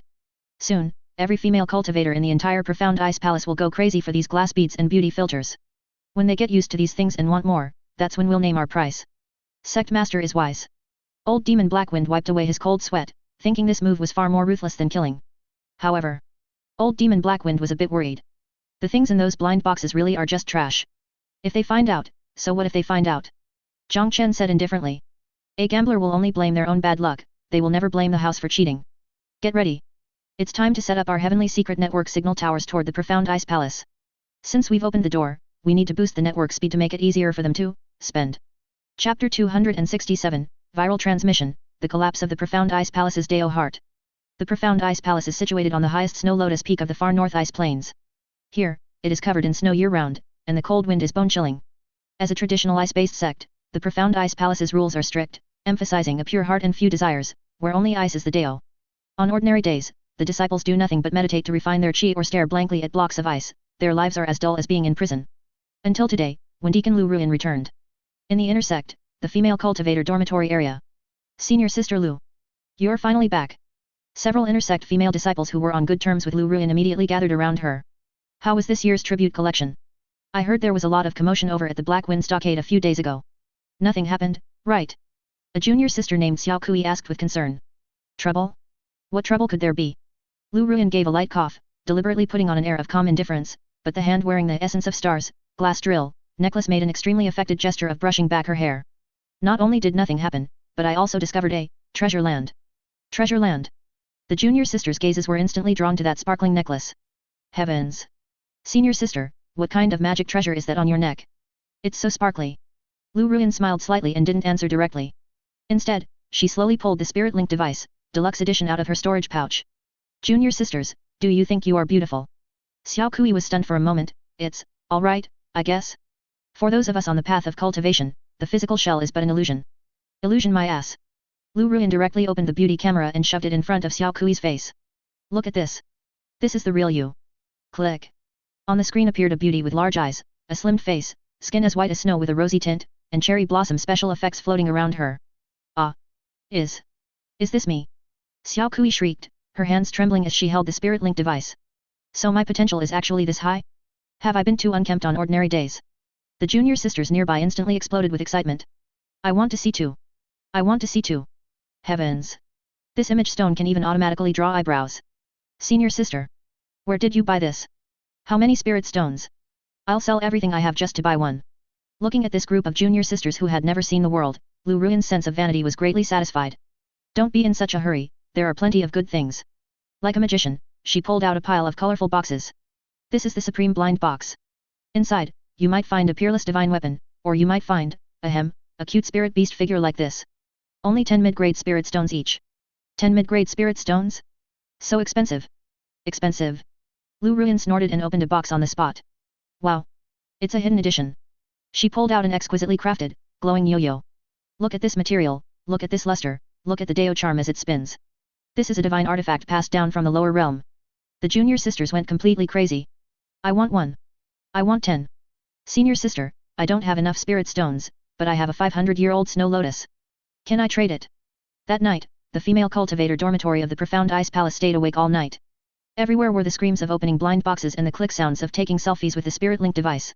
3 days later, a condition known as the Fubbing tribe spread through the Profound Ice Palace like a plague. On the martial arts arena, disciples who were supposed to be practicing their swordsmanship were now gathered in small groups in corners, holding glowing bricks in their hands and letting out the occasional foolish laugh. Although there were no base stations here and they couldn't connect to the external network, Zhang Chen had sneakily pre-installed a large amount of offline content in the spirit link devices. For example, the Overbearing Demon Venerable Falls for Me, web novel, Automated Alchemy Assembly Line Showcase, short video, and Ironhead Kid Takes You Flying, Mecha Modification Record, hardcore tutorial. Senior brother, look at this. A male disciple shoved his screen in front of his senior brother's face. This Dharma robe called JK, its design is too ingenious. Its defense is practically zero, but its lethality is off the charts. The senior brother took one look, and a nosebleed almost spurted out. This, what kind of prodigy's clothing is this? This thing is a grave offense to public morals. Quick, send me a copy. I want to study it critically. The female disciple's side was even more of a disaster zone. They no longer compared whose cultivation was higher, but rather whose selfie looked better and whose blind box figure was rarer. Even the usually most acerbic elder of the law enforcement hall was caught secretly hiding in the toilet drinking happy water. The entire Sect style had rapidly degenerated from the original cold Xiangxia style into a shut-in otaku happy house. Profound Ice Palace Main Peak, Profound Ice Great Hall. Rumble. The heavy ice doors slowly opened. After being in secluded cultivation for 3 whole years, the palace master of the Profound Ice Palace Fairy Lang Yu finally emerged. Dressed in white as pure as snow, her pressure at the late stage of the body integration stage was as deep as the abyss and as vast as the sea. During this seclusion, although she had failed to reach the Mahayana stage, she had gained a glimmer of the true essence of the Dao of cold ice. Where are the disciples? Fairy Lang Yu's divine sense swept across the great hall, expecting to see the grand spectacle of thousands of disciples lined up to welcome her. The result, the square in front of the great hall was completely empty. Only a few immortal cranes were lazily preening their feathers. Where is everyone? Fairy Lang Yu frowned. Had there been an invasion by an external enemy? She took a step forward and instantly arrived at the martial arts arena. Then, she saw a scene that almost caused her Dao heart to shatter. She saw hundreds of disciples gathered in a circle. In the center was a giant speaker, also from a blind box, playing deafening, rhythmic music. The vast horizon is my love. A group of female disciples, wearing mismatched and bizarre clothes, were twisting their waists to the music, performing a strange dance called the square dance. Nearby, a group of male disciples were holding up spirit link devices, filming and cheering frantically. Top donor big brother, gift a yo-yo to junior sister. 666. No problem, old iron. Stop. Fairy Lang Yu let out an angry roar, and a terrifying chill instantly froze the still vibrating speaker. The entire field fell into an immediate, deathly silence. The disciples turned back and saw that face as cold as frost. They were so scared their soul flying away and spirit scattering, and spirit link devices dropped all over the ground. Palace.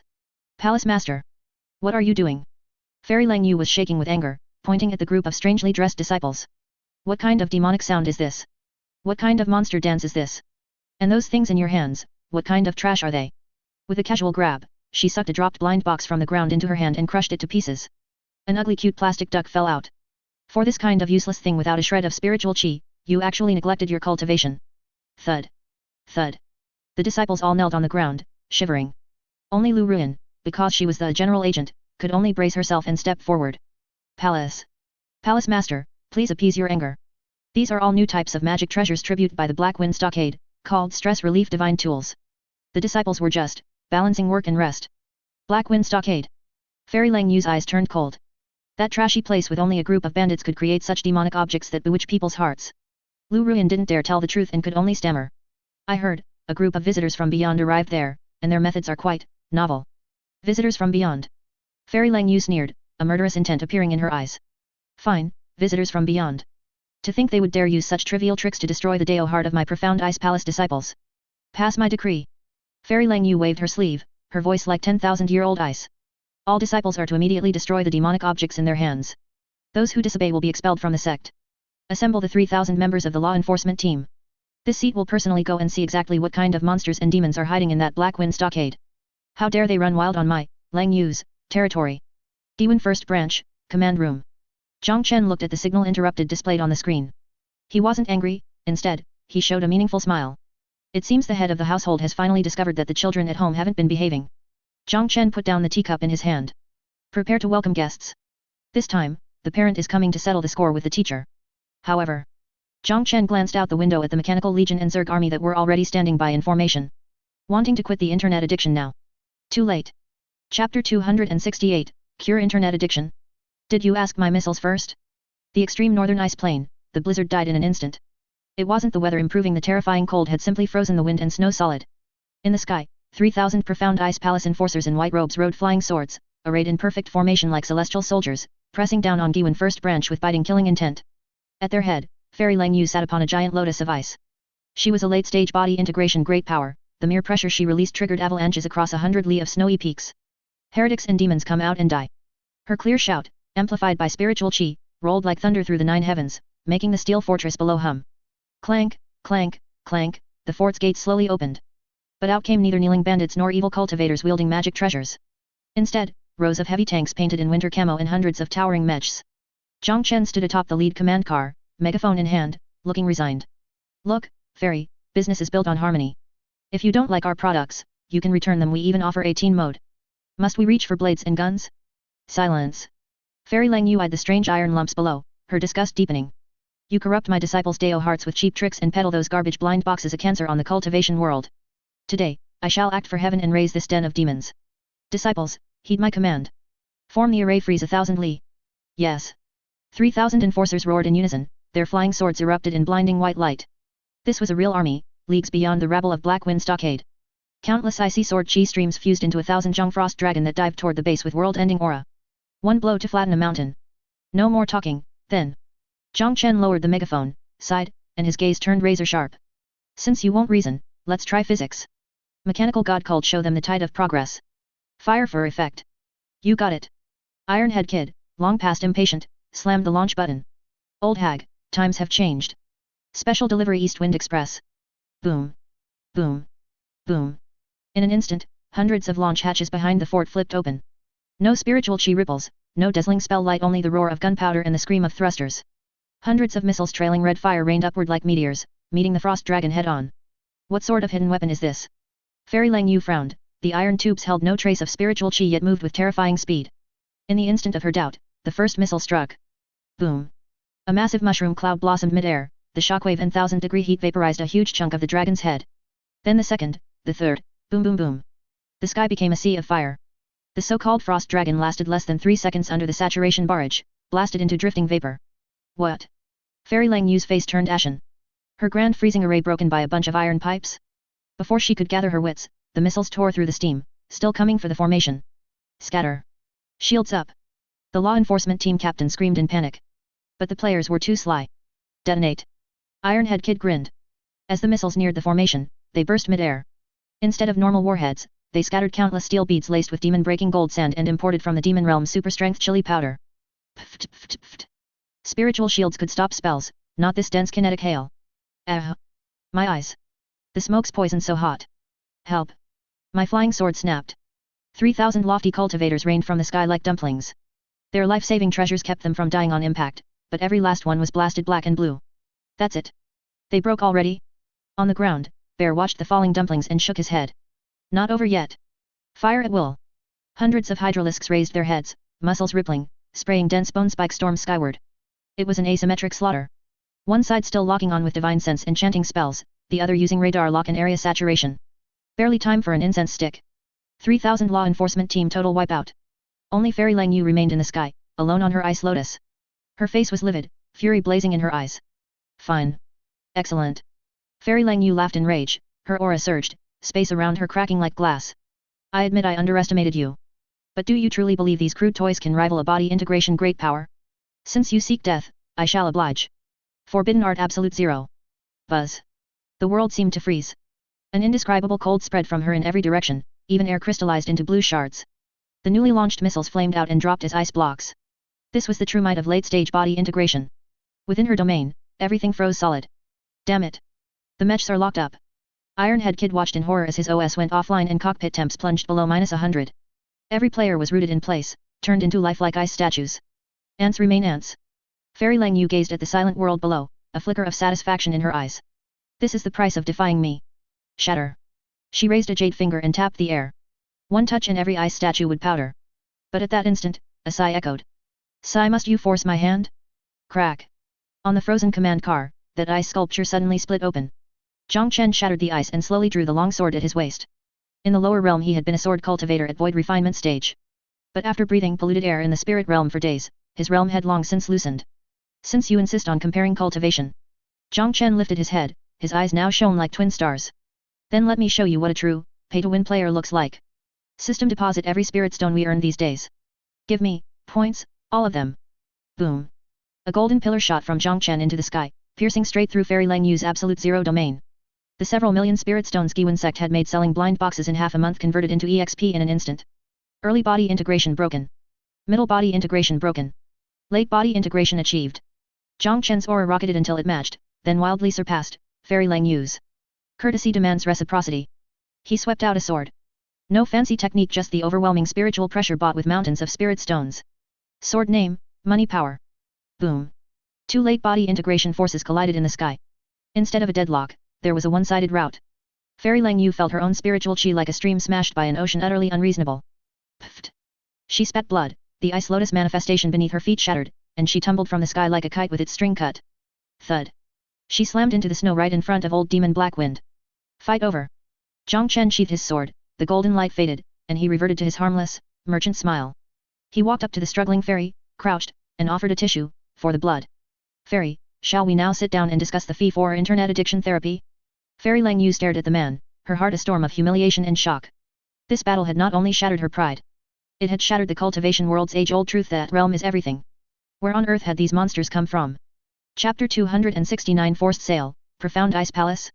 No, it's the Giwen OEM plant. Giwen First Branch, Pao Camp, formerly Blackwind Stockade Plaza.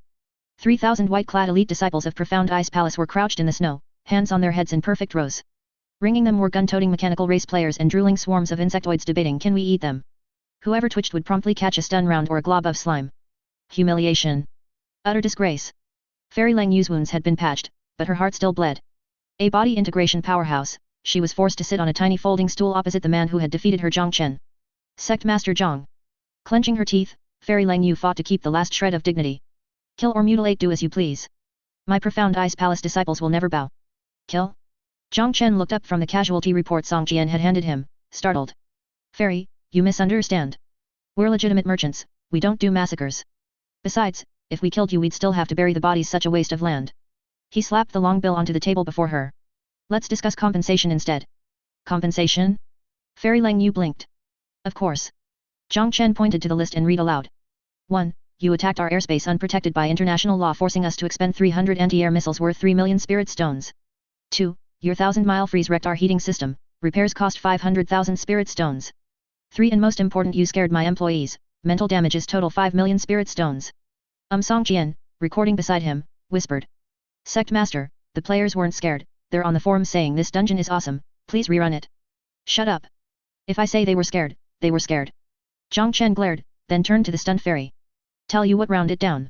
10 million top-grade spirit stones. When can you pay? Installments accepted, but the interest is steep. 10 million. Top-grade spirit stones. Fairy Lang Yu nearly fainted. Selling the entire Profound Ice Palace wouldn't raise that much. Second-tier sects in the spirit realm may be asset-rich land, mines, but their cash flow is nowhere near this. You're extorting me. She shook with rage. I don't have the money, take my life instead. No money? Zhang Chen had expected it, his grin widened like a hunter watching prey step into a trap. No problem. I'm no devil. If you can't pay in coin, you can pay in labor. He snapped his fingers. A holographic screen displayed a ready-made strategic cooperation agreement, in truth, a slave contract. I've looked into it, your palace's cultivation technique is unique.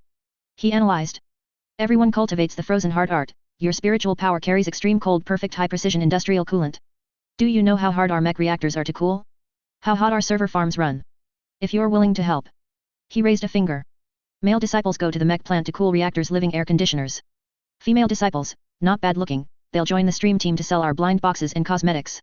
As for you, Palace Master Lang Yu. He eyed the aloof beauty. You'll serve as factory director. Manage these 3,000, miss output targets, and I dock your work points. You dare reduce us to craftsmen and performers. Fairy Lang Yu felt deeply insulted. A cultivator may die but never be disgraced. We seek the Dao. Smack. Zhang Chen slapped a top-grade spirit stone on the table. 10 medium-grade spirit stones per person per day. Food and lodging included. Perform well and you'll get year-end bonuses. Her words froze. 10 medium-grade a day? In Profound Ice Palace an ordinary intersect disciple received only 5 medium-grade a month. Here, 10 a day? Gulp.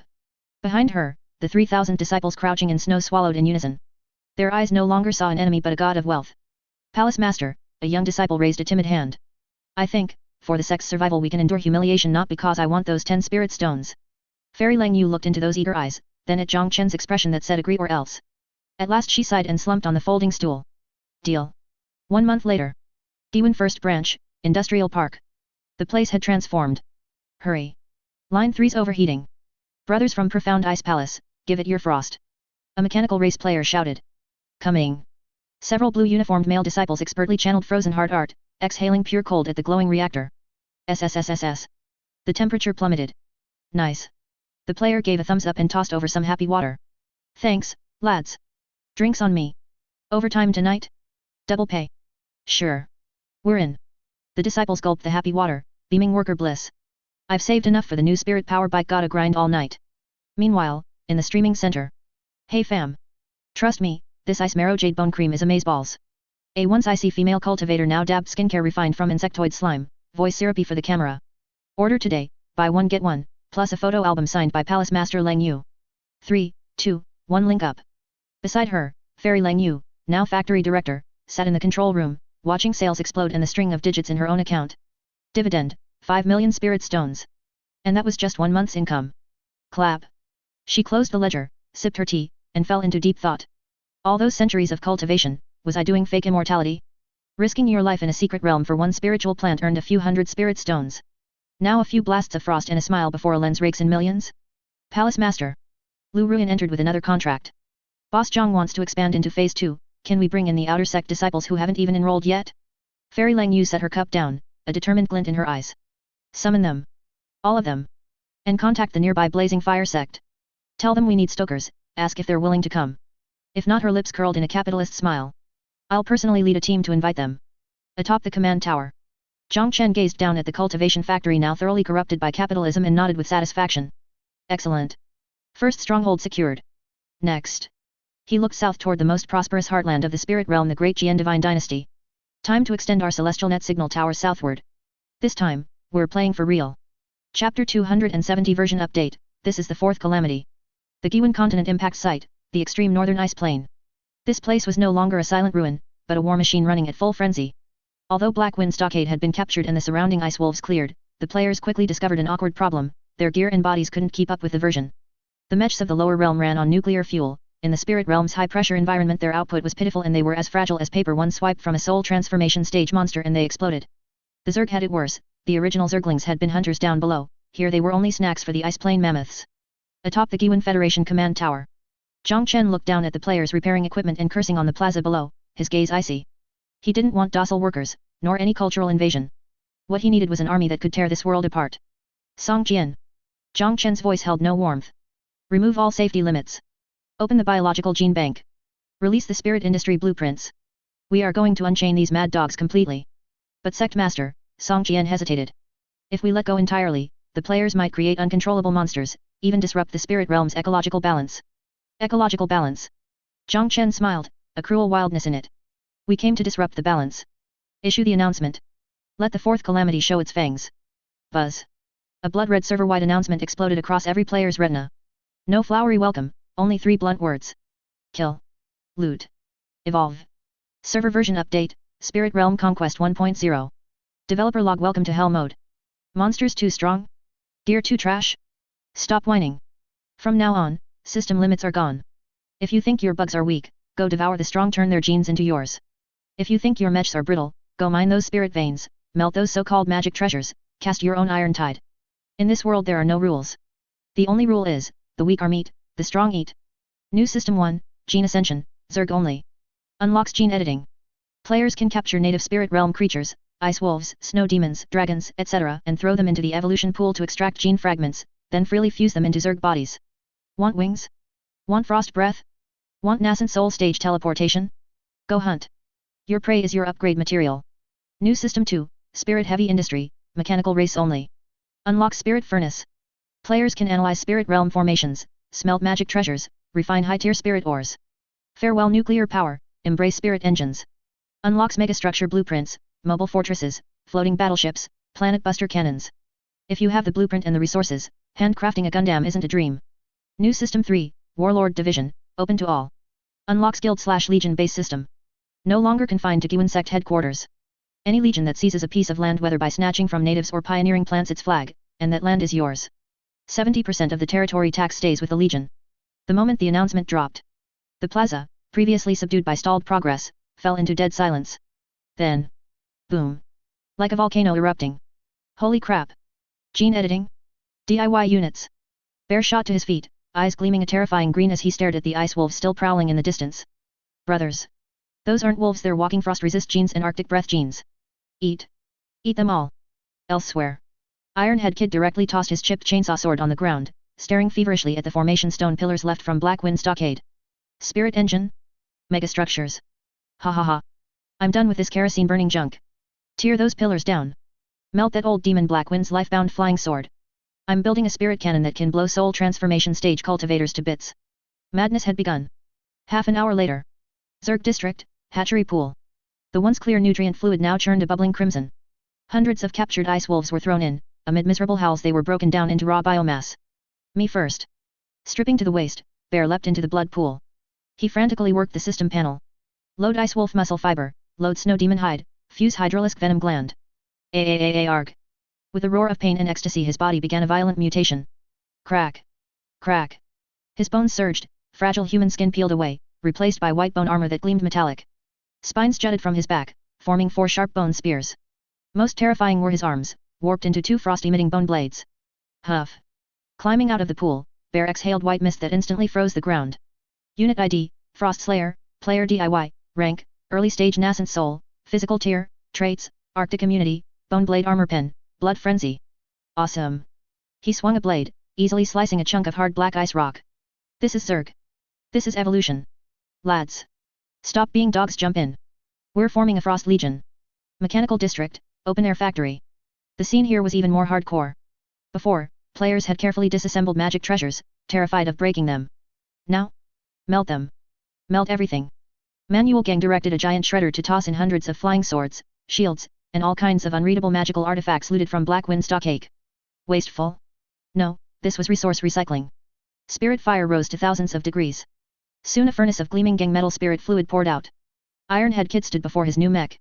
No longer a patched-together junker, its frame was built from the base pillars of Black Wind Stockade's mountain-protecting grand array, its shell cast with gang metal spirit fluid, and its core powered by a top-grade spirit stone dug out of old demon Black Wind's private vault. Initiate. Buzz. The mech's eyes flared red, spirit turbines on its back spewed blue flame.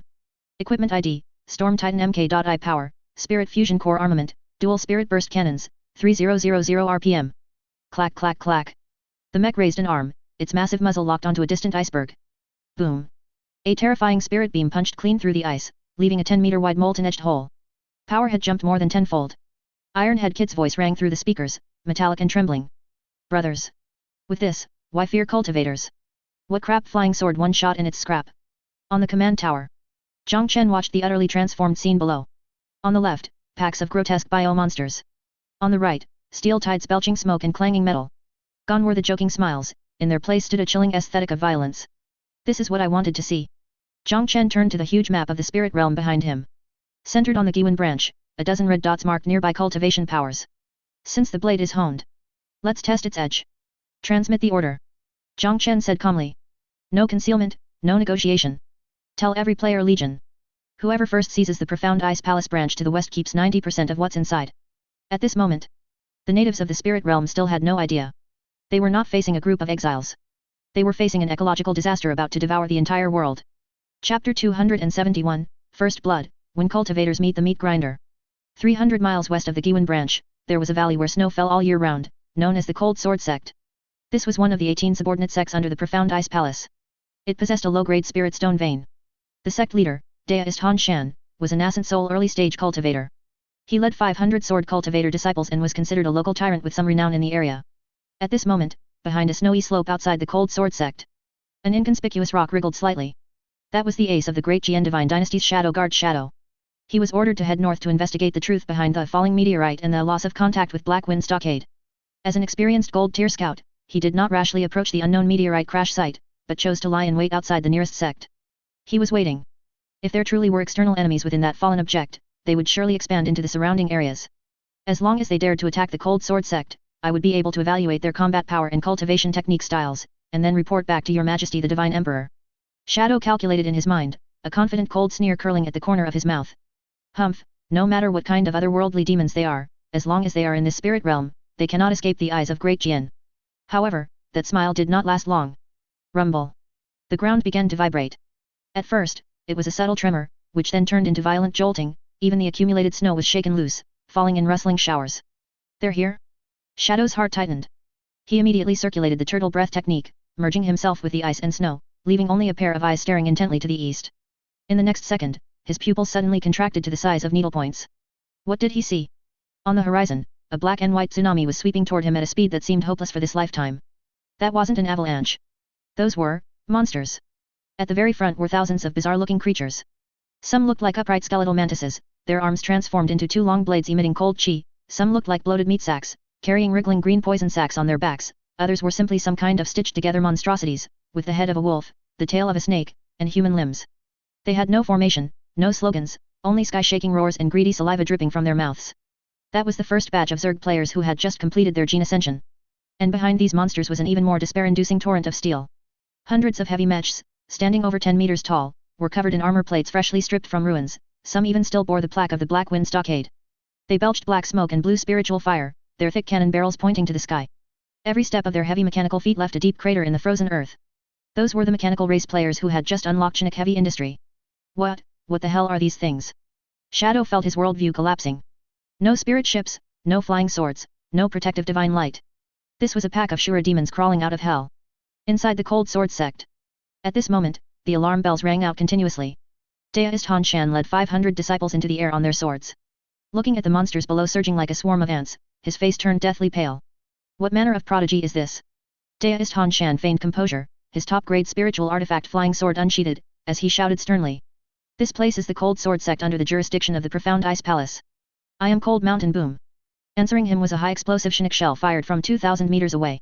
Ironhead Kid sat in the cockpit of the Storm Titan, looking at the old man still striking a pose in the holographic sight, and curled his lip in disdain. I'm here to seize territory, who the hell wants to hear your self-introduction? Die for Grandpa. Bang. That compressed Chinook projectile traced a ghostly blue trajectory through the air and slammed precisely into the Cold Sword Sect's mountain protecting Grand Array. Crack. The ice-locking spirit array, capable of withstanding a full-strength blow from a nascent soul middle stage, was as fragile as an eggshell before this violent kinetic energy. The light curtain shattered instantly. The aftershock of the explosion sent Daoist Han Shan tumbling, his hair bun scorched. The array is broken? In one hit. Before Daoist Han Shan even had time to feel terror, an even more terrifying scene unfolded. Experience points. It's all experience points. That old man's nascent soul is mine. Charge. Slow hands get nothing. As the grand array shattered, the Zerg players on the ground went completely wild. Bear took the lead, the bone wings on his back, fused with eagle genes, snapping open as he shot into the sky like a white cannonball. Hiss. He crashed directly into a group of Foundation Establishment stage disciples. Two bone blades spun like windmills. Puff puff puff puff. Blood and severed limbs flew everywhere. Those flying swords that usually cut through iron like butter only managed to strike a shower of sparks against Bear's snow demon thick hide. Too fragile. Way too fragile. Bear laughed wildly. Did your flying swords not eat today? These are cultivators. They don't even have as much strength as that tundra mammoth. On the ground, the mechanical race players began a saturation fire bombardment. Artillery Position 1, Coordinates, 125, 340, Suppressive Fire. Level that main hall for me. Those pillars look like red copper. Da-da-da-da. A metal storm composed of countless Chinook bullets swept indiscriminately through every corner of the Cold Sword Sect. This wasn't a duel of techniques. This was a massacre. It was a dimensionality reduction strike from an industrial assembly line against traditional handicrafts. In the distance, behind the rock, Shadow felt cold all over, his limbs stiff. He had seen armies clashing and great experts dueling. But he had never seen this kind of war with absolutely no bottom line.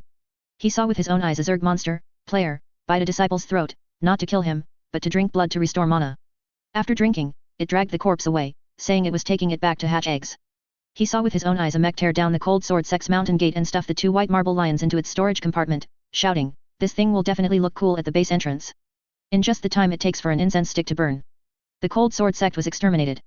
500 disciples were nearly all dead or wounded. Even Daoist Han Shan failed to escape. Surrounded by a dozen mechs, his physical body was forcibly blasted apart. Just as his nascent soul tried to teleport away, it was ensnared by a massive Chinook capture net. Got it. One wild nascent soul caught. Ironhead Kid held the screaming little figure in the net, shouting excitedly into the communicator. Brothers! We've got our high-energy battery. Quick! Stuff it into the reactor while it's still hot. The wind and snow continued. But the cold sword sect no longer existed. Only ruins remained on the spot, along with a group of thugs cleaning up the battlefield like locusts. Even the floor tiles on the ground had been pried up 3 layers deep. Shadow covered his mouth tightly, not daring to make a sound. Too terrifying. This wasn't some otherworldly demon at all. This was a catastrophe. If these things were allowed to spread, the entire spirit realm, the news must be sent back. Immediately. Now. With trembling hands, Shadow pulled a 10,000-mile sound transmission talisman from his robe. But at the very moment he was prepared to crush the talisman. Beep. High-energy reaction detected coordinates, due east, 500 meters away, behind the rock target type, humanoid creature, energy level, nascent soul late stage. The radar on Ironhead Kid's mech suddenly blared an alarm. Ironhead Kid turned the massive mechanical head, his red electronic eyes locking onto the rock where Shadow was hiding. There's actually a fish that slipped through the net? And it's a red-named elite mob, nascent soul late stage? Brothers! Ironhead Kid's voice echoed across the field through the loudspeaker, carrying a hint of mockery. There's a camper hiding over there. Looks like a high-level mob. The drop rate should be very high. Whoever grabs it, keeps it. Boom. As soon as he finished speaking, thousands of pairs of eyes, red electronic eyes, green compound eyes, and greedy human eyes all looked toward Shadow's hiding place simultaneously. Run. Only this one word remained in Shadow's mind. He no longer hid himself. His nascent soul late-stage cultivation erupted fully, and he transformed into a black stream of light, fleeing frantically toward the south. The boss is running. Chase him. He definitely has top-grade equipment on him. Behind him, engines roared and the swarm hissed. A server-wide manhunt targeting the Great Jian's ace spy had begun. Chapter 272 The Nightmare of the Iron Sword Sect. You call this a spar? 300 miles away from the Giwan branch, there is a valley overflowing with spiritual chi called the Iron Sword Sect. This is a subordinate sect of the Profound Ice Palace, possessing a medium-sized spirit stone vein and specializing in refining flying swords. Within a 1,000-mile radius, the sect leader of the Iron Sword Sect, Daoist Shuo, is also a prominent figure with a golden core perfection cultivation and 500 disciples under him, usually carrying himself with great prestige. But today, Daoist Shuo's right eyelid has been twitching incessantly. At this moment, outside the mountain gate, a 30-meter-tall storm titan mecha was making its way with heavy steps, coming to a rumbling halt in front of the mountain gate. In the hanging basket on the mecha's leg, Shadow, the ace spy of the Great Jian Divine Dynasty, was gripping the railing tightly, his face pale. The bumpy ride had almost made him vomit his bile out. We're here, this is the place. Inside the cockpit, Ironhead Kid's voice came through the loudspeaker, making the valley hum with the vibration. According to the map, this place has a rich vein and an artifact refining room with a very high metal inventory.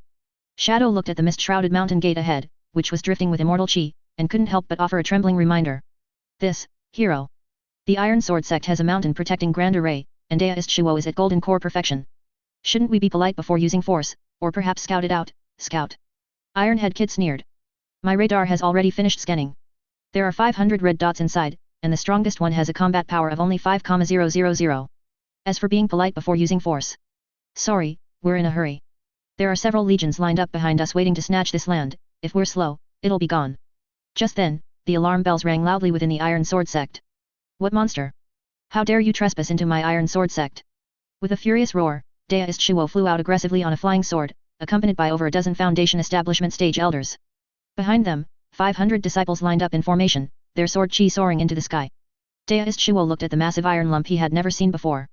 Although he was suspicious and alarmed, his dignity as a sect leader prevented him from showing fear. I am Daoist Shuo. This place is under the jurisdiction of the Profound Ice Palace. Just as Daoist Shuo was about to deliver his customary speech to intimidate the opponent. Fire. Ironhead Kid didn't listen to a word he said and pressed the red launch button directly. Boom. The twin Linkchinic explosive cannons on the mecha's shoulders roared without any warning. 2 deep blue high explosive shells instantly crossed the distance of 1,000 meters. What? Daoist Shuo's pupil shrank.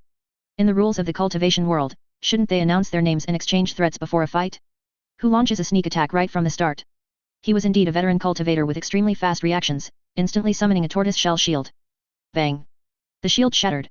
Along with the light screen of the mountain protecting Grand Array, it was torn apart like paper. A violent explosion rose in a mushroom cloud at the mountain gate. The terrifying shockwave blew the 500 disciples who had set up their formation into disarray, causing them to fall like dumplings into a pot. What kind of magic treasure is this? Daoist Shuo was blown back by the airwave, his face blackened with soot, his eyes filled with disbelief. No need for incantations? No need for hand seals? Instant cast? And the power is this great? Before he could recover, an excited roar came from inside the iron lump. Brothers! Their defense is broken. The buffet has started. Charge. Following that, a scene occurred that Shadow and all the Iron Sword sect cultivators would never forget for the rest of their lives. From beneath the snow slope behind the mecha, countless monsters suddenly swarmed out. There were mechanical fanatics holding chainsaw swords and carrying flamethrowers. There were Zerg xenomorphs with bone blades and acid flowing all over their bodies. They were like a black tide, instantly submerging the White Mountain Gate. Kill. That old man in the red robe is mine. That's the boss. Don't snatch. That pill furnace is mine. I'm taking it back to convert it into a reactor. Don't kill that female cultivator over there. That's a rare NPC. Capture her alive to be a poster girl. Deist Shuo looked in horror at this group of thugs who not only killed but also destroyed morale, and even pried up the floor tiles. You are demonic cultivators. You are beasts. Disciples. Form the 10,000 sword array. Fight them to the end. Fight? What are you going to fight with? In the sky, a massive flying dragon, Bear's evolved version, dove down. Bear's current form was terrifying to the extreme. His 4 sharp claws easily crushed the incoming flying swords, and he opened his mouth to release a frigid breath, freezing over a dozen disciples into ice sculptures. Then he bit onto Deist Shuo's protective spiritual light. Crunch! The spiritual light shattered. No. Deist Shuo let out a piercing scream as he was pinned to the ground by Bear. Bear didn't kill him directly but reached out with a practiced hand. Pfft! A glittering golden core was pulled out. Thanks, buddy. Let me borrow a light. Bear tossed the golden core into his mouth and crunched it like a jelly bean. Fire attributed. A bit spicy, but the experience points are quite high. The sect leader was eaten. The remaining disciples completely broke down. This wasn't a battle at all. This was predation. Run! Someone shouted, and the Iron Sword sect collapsed instantly. But it was useless.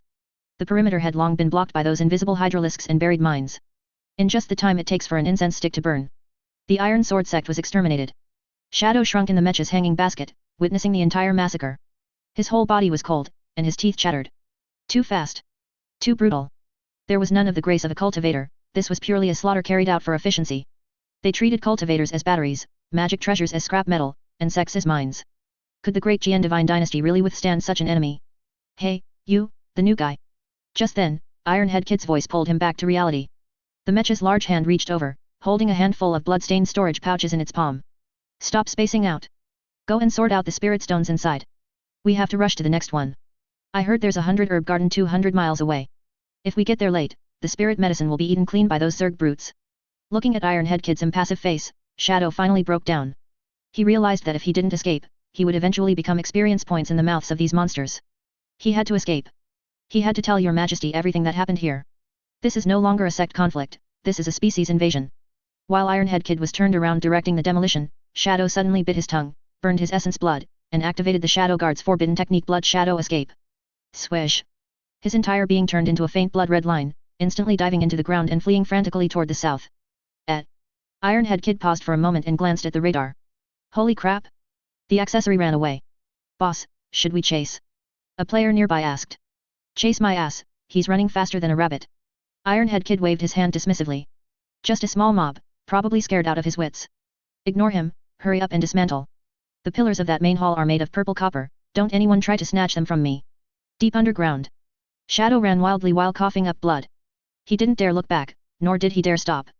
His mind was filled with those hellish scenes, the crushed golden core, the dismantled main hall, and the greedy eyes of those monsters. The world has changed. Shadow cried out in his heart. The sky of the spirit realm is about to fall. Chapter 273, The Messenger of Death, Your Majesty, Doomsday has arrived. The imperial capital, Great Jian Divine Dynasty. This was the most prosperous center of the spirit realm, possessing a glory that had remained unshakable for 10,000 years. Defensive divine runes were engraved upon the 1,000 Zhonghai city walls. In the sky, countless spirit boats shuttled back and forth like a woven tapestry, radiating brilliant light. The magnificent imperial palace floated amidst the clouds like a celestial court, looking down upon all living beings. Here, cultivation was elegant and noble. Cultivators spoke of romance and poetry, competing for the great Dao and opportunities. However, today, a bloody wind blew into this peaceful land. The Golden Throne Hall. The great Jian Divine Emperor Jian Wuji, a peerless powerhouse at the half-step Mahayana stage, sat upon the 9-dragon golden chair. His eyes were slightly closed as he listened to the reports from the officials below. Reporting to Your Majesty, the 3 southern provinces have had a bountiful harvest of spirit grain this year, and 2 new spirit stone veins have been discovered. Furthermore, the sect leader of the Blazing Fire sect, unable to endure the humiliation of public opinion, severed his own meridians yesterday. Currently, the situation in the northern border is somewhat chaotic, as the major sects are fighting tooth and nail for territory.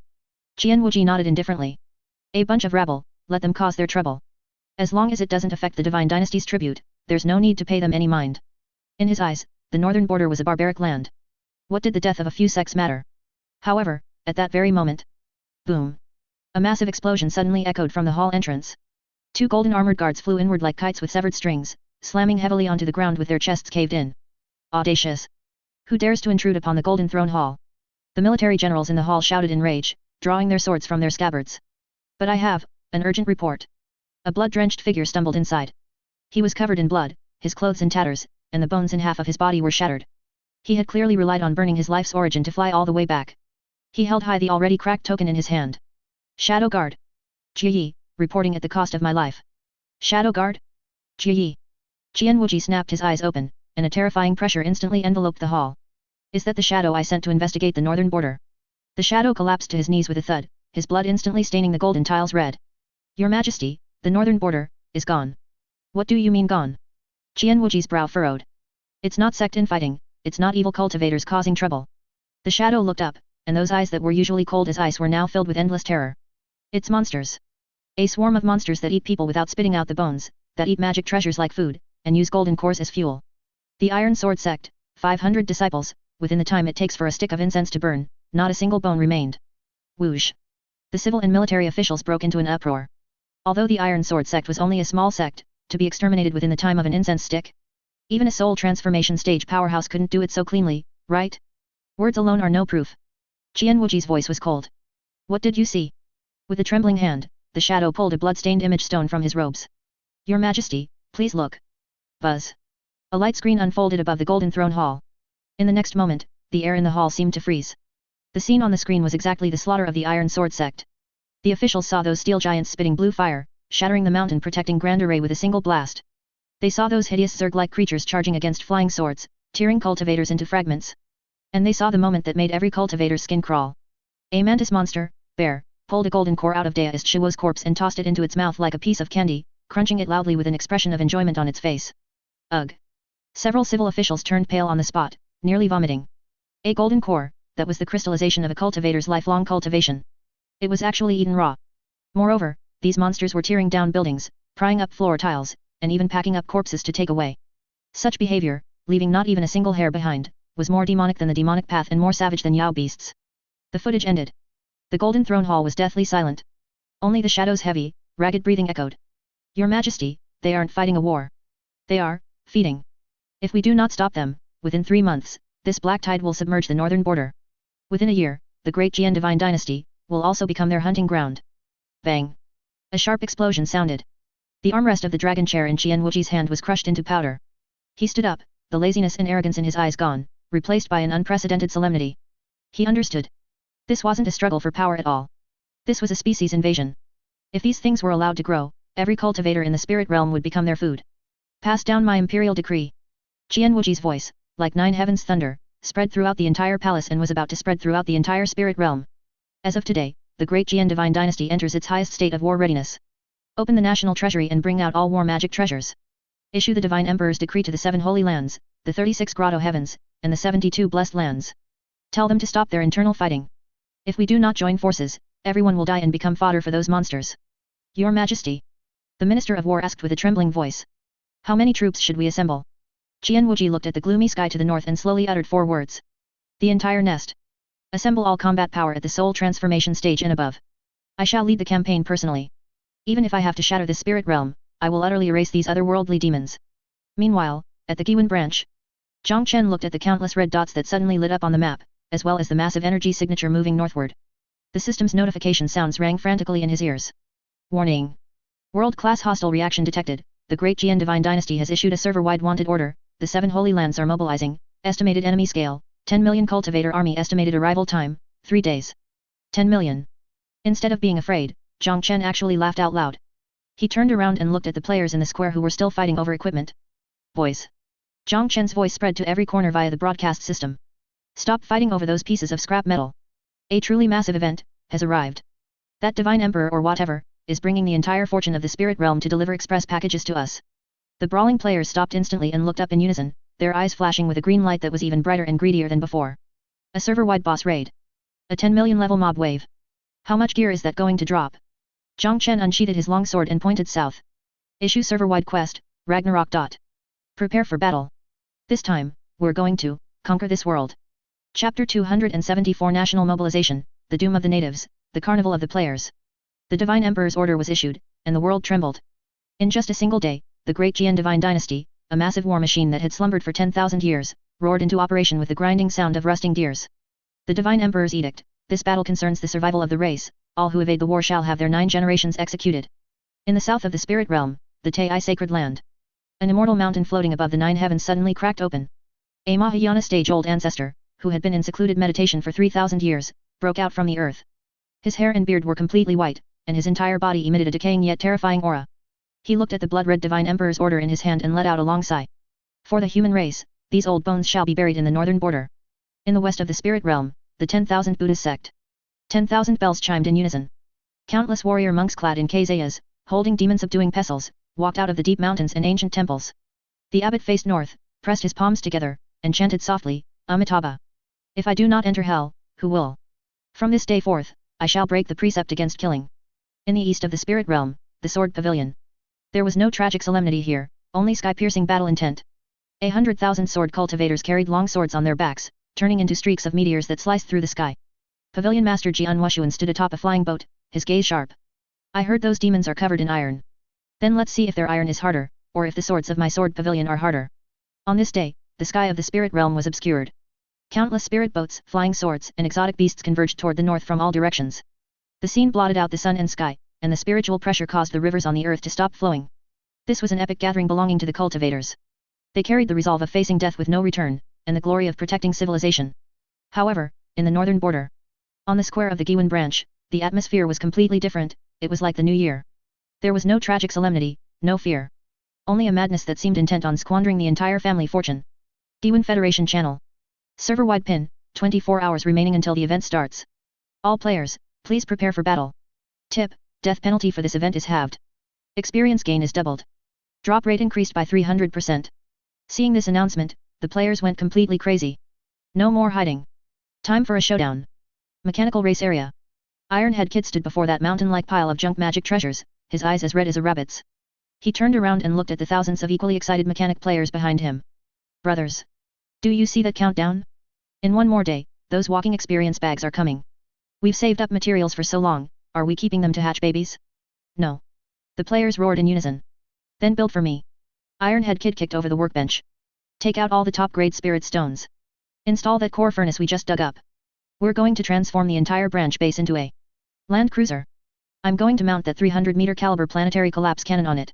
I want those cultivation practicing hicks to see what caliber is justice. Rumble. The entire Giwan branch began to vibrate violently. Players worked frantically like worker ants, countless steel beams were erected, and countless formations were welded. This mountain peak, which was originally a bandit's den, was transforming into a hideous steel fortress at a speed visible to the naked eye. Zerg area. The scene here was even bloodier and more fanatical. By the hatching pool, Bear looked at that pool full of biomass, which consisted of all the Yao beasts hunted in the past few days and well, the corpses of some unlucky cultivators. Not enough, still not enough. Bear gritted his teeth and looked at the Zerg players behind him. A massive army of 10 million is coming this time. Relying only on our current Zerglings and Hydralisks, we can't stop them at all. We need a king. He pointed at that giant hatching egg. The system has opened the exchange permissions for hero-level units. As long as enough flesh and blood are sacrificed, we can hatch the first Queen of Blades. Who is willing to sacrifice? Me. Me. There was not the slightest hesitation. Hundreds of lower-rank Zerg players jumped directly into the hatching pool. For the swarm. Anyway, we can respawn. Dying once in exchange for a queen is a huge profit. With the players' suicidal sacrifices, the giant egg began to pulse violently. A terrifying aura that caused the heavens and earth to change color was gestating within. That was the ultimate biological weapon, a collection of the genes of countless Yao beasts in the spirit realm and the players' mad will. At the top of the command tower, Zhang Chen stood with his hands behind his back, looking at the group of players below who had completely fallen into a frenzy. Song Jian stood behind him, holding an intelligence report that had just been intercepted, his hands trembling. Sect Master. Great Jian has gone crazy. Preliminary detection shows that the number of gathered cultivators exceeds 15 million. Among them, there are over 1,000 experts at or above the soul transformation stage, and 7 Mahayana stage-old ancestors are overseeing it. And we. Song Jian glanced below. The number of online players is only 800,000. 15 million against 800,000. Moreover, the opponent is fighting on their home turf, with the full support of the world's laws. No matter how you look at it, this is a certain death situation. Certain death. Zhang Chen took the report, didn't even look at it, and threw it directly into the trash bin. Song Qian, you still don't understand the Fourth Calamity. Do you think war is fought by stacking headcounts? Zhang Chen pointed to the steel fortress slowly rising below, then to the giant Zerg egg emitting an aura of destruction. Cultivators fight for their lives and for resources, so they are afraid of death and will weigh the pros and cons. But my soldiers. A cruel arc curled at the corner of Zhang Chen's mouth. They are here to have fun. For a group of people who aren't even afraid of death and even treat death as a form of entertainment. 15 million? Those are just 15 million squealing targets. Pass down the order. Zhang Chen drew the long sword at his waist and pointed it toward the sky. Open all the armories. Unlock all forbidden technologies. Tell the players. When the sun rises tomorrow, I will use the blood of these 10 million cultivators from the spirit realm, to cut the ribbon for our new world. This night, the spirit realm was sleepless. In the south, cultivators were wiping their flying swords and writing suicide notes, the atmosphere was so oppressive it was suffocating. In the north, players were celebrating, modding their gear, and bragging on the forums, the atmosphere was as lively as a party. The darkness before dawn is always the deepest. Until the first glimmer of white appeared in the east. Boom. A dull battle drum sounded on the horizon. They're here. On the horizon, the first golden warship of the great Jian divine dynasty appeared. Then the second, the third, countless warships obscured the sky, pressing down like golden clouds. And on the ground, the steel gates of the Giwan branch slowly opened. There were no neat formations, no stirring slogans. There was only a group of bizarre-looking, green-eyed, drooling, lunatics. The war began. Chapter 275 10 million cultivators descend upon the northern border. Times have changed, your lordship. The extreme north icefield, the day of decisive battle. When the first ray of dawn tried to pierce the clouds, it failed. Because the sky had already been blotted out. From the southern horizon surged a golden tsunami 10,000 gold battleships of the great Jian divine dynasty, followed by a swarm of sword-riding cultivators thick as locusts. 15 million cultivators. What kind of concept is that? A number so terrifying that their combined breathing could birth a storm. Multicolored halos of protective spiritual light merged into a single sheet, turning the 10,000 li icefield into a shimmering neon mirage. At the forefront, upon a 10,000 zhang dragon chariot, the divine emperor of Great Jian, Qian Wuji, wore a 9-dragon gold robe and the heaven-leveling crown, looking every inch the dominator of this world. Behind him, the old ancestors of the 7 holy lands sat cross-legged in the void, each manifesting 1,000 zhang dharma gold body, wrathful Vajrapani, sword-bearing Dao lords, 1,000 armed Guanyin. Their crushing aura was mountain-heavy, suffocating. By contrast, the Giwan branch on the ground looked tiny, filthy, a black fortress welded from scrap iron, bones, and steel. Hundreds of thousands of grotesque creatures writhed across the ground, hundreds of smoke-belching mech screeched like tortured metal. Like beggars facing the gods of heaven, extraterrestrial devils who deserve no pity. Qian Wuji gazed downward, voice amplified by spiritual power, booming like a giant bell across heaven and earth. In mercy, I offer one chance. Lay down arms now, cripple your cultivation, and I will leave your corpses whole. If you persist in error. He paused, right hand slowly lifting. Today your race shall be erased. Silence fell upon the world. Every cultivator waited for the divine emperor's order, for the thunderbolt strike. However, down below, the demon's reaction was odd. No fear, no kneeling, no one even listening. Inside the Giwan Federation channel, messages were already flooding the screen. World channel. Random passerby, holy crap. Is this the cutscene?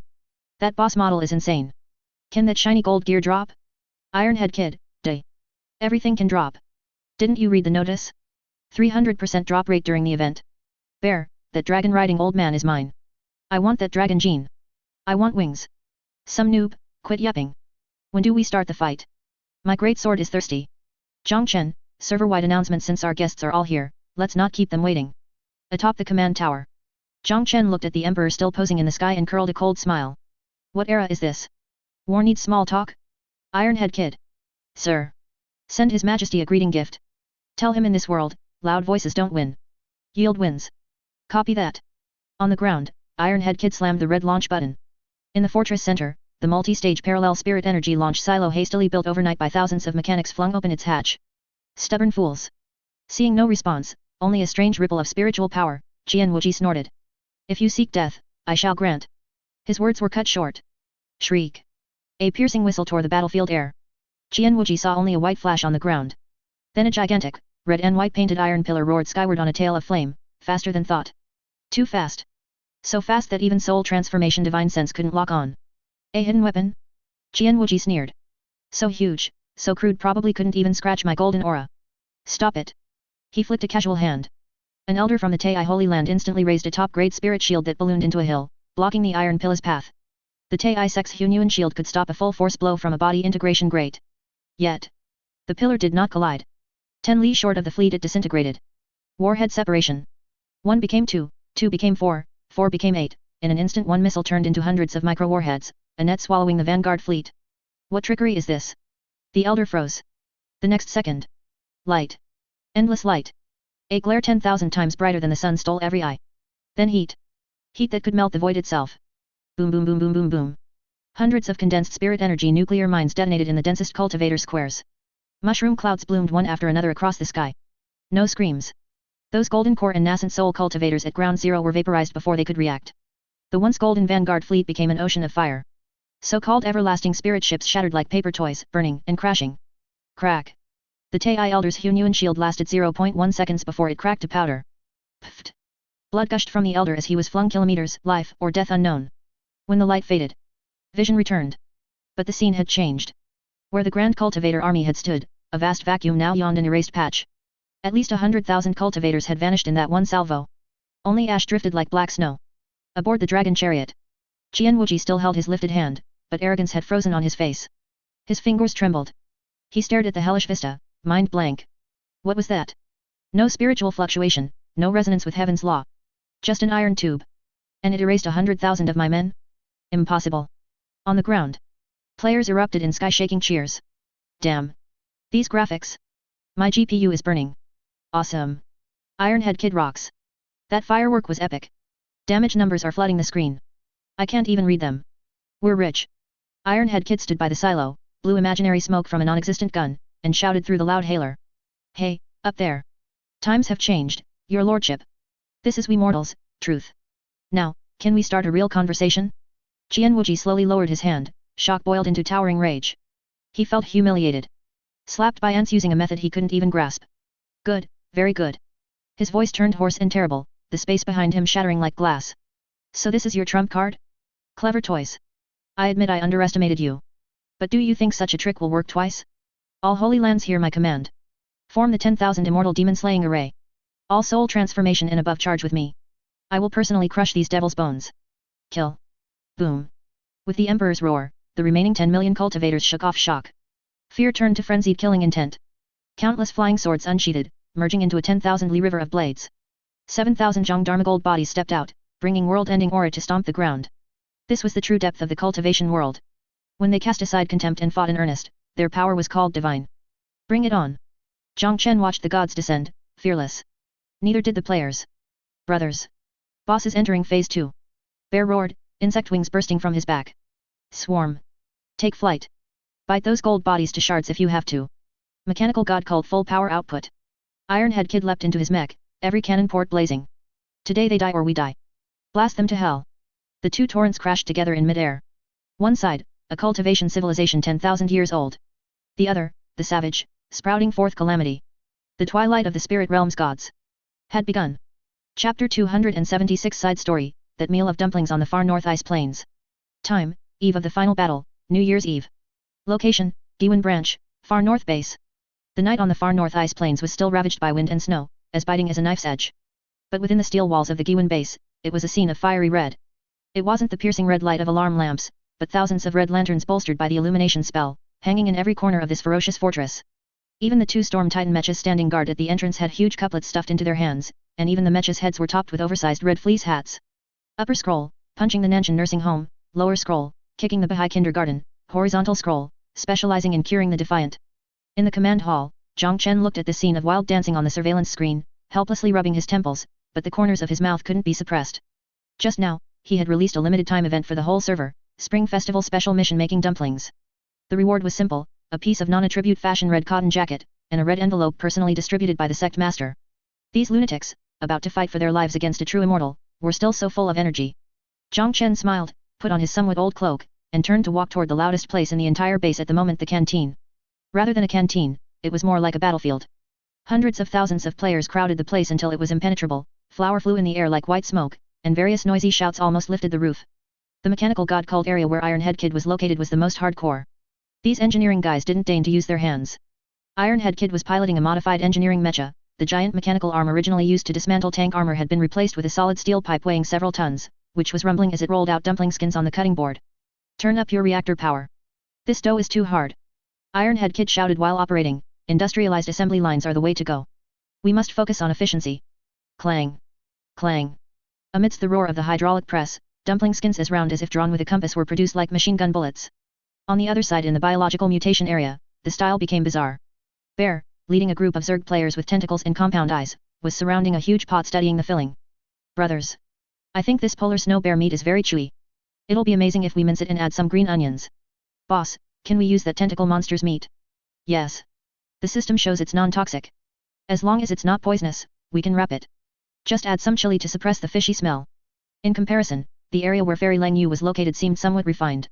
This dignified great cultivator of the nascent soul stage, who usually chilled 14 provinces with a single sword, was now surrounded by several enthusiastic female players, her hands covered in flour and her face full of confusion. Fairy sister. You don't pinch it like that. This fold should be like this. Oh my.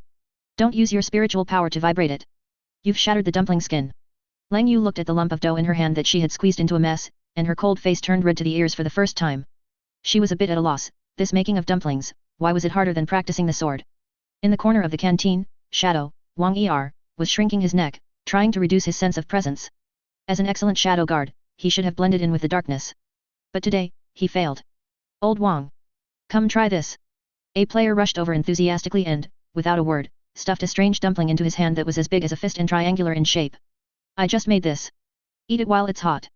Shadow looked at the dumpling that was still emitting a strange green gas, his mouth twitching. This, what kind of filling is this? Don't worry.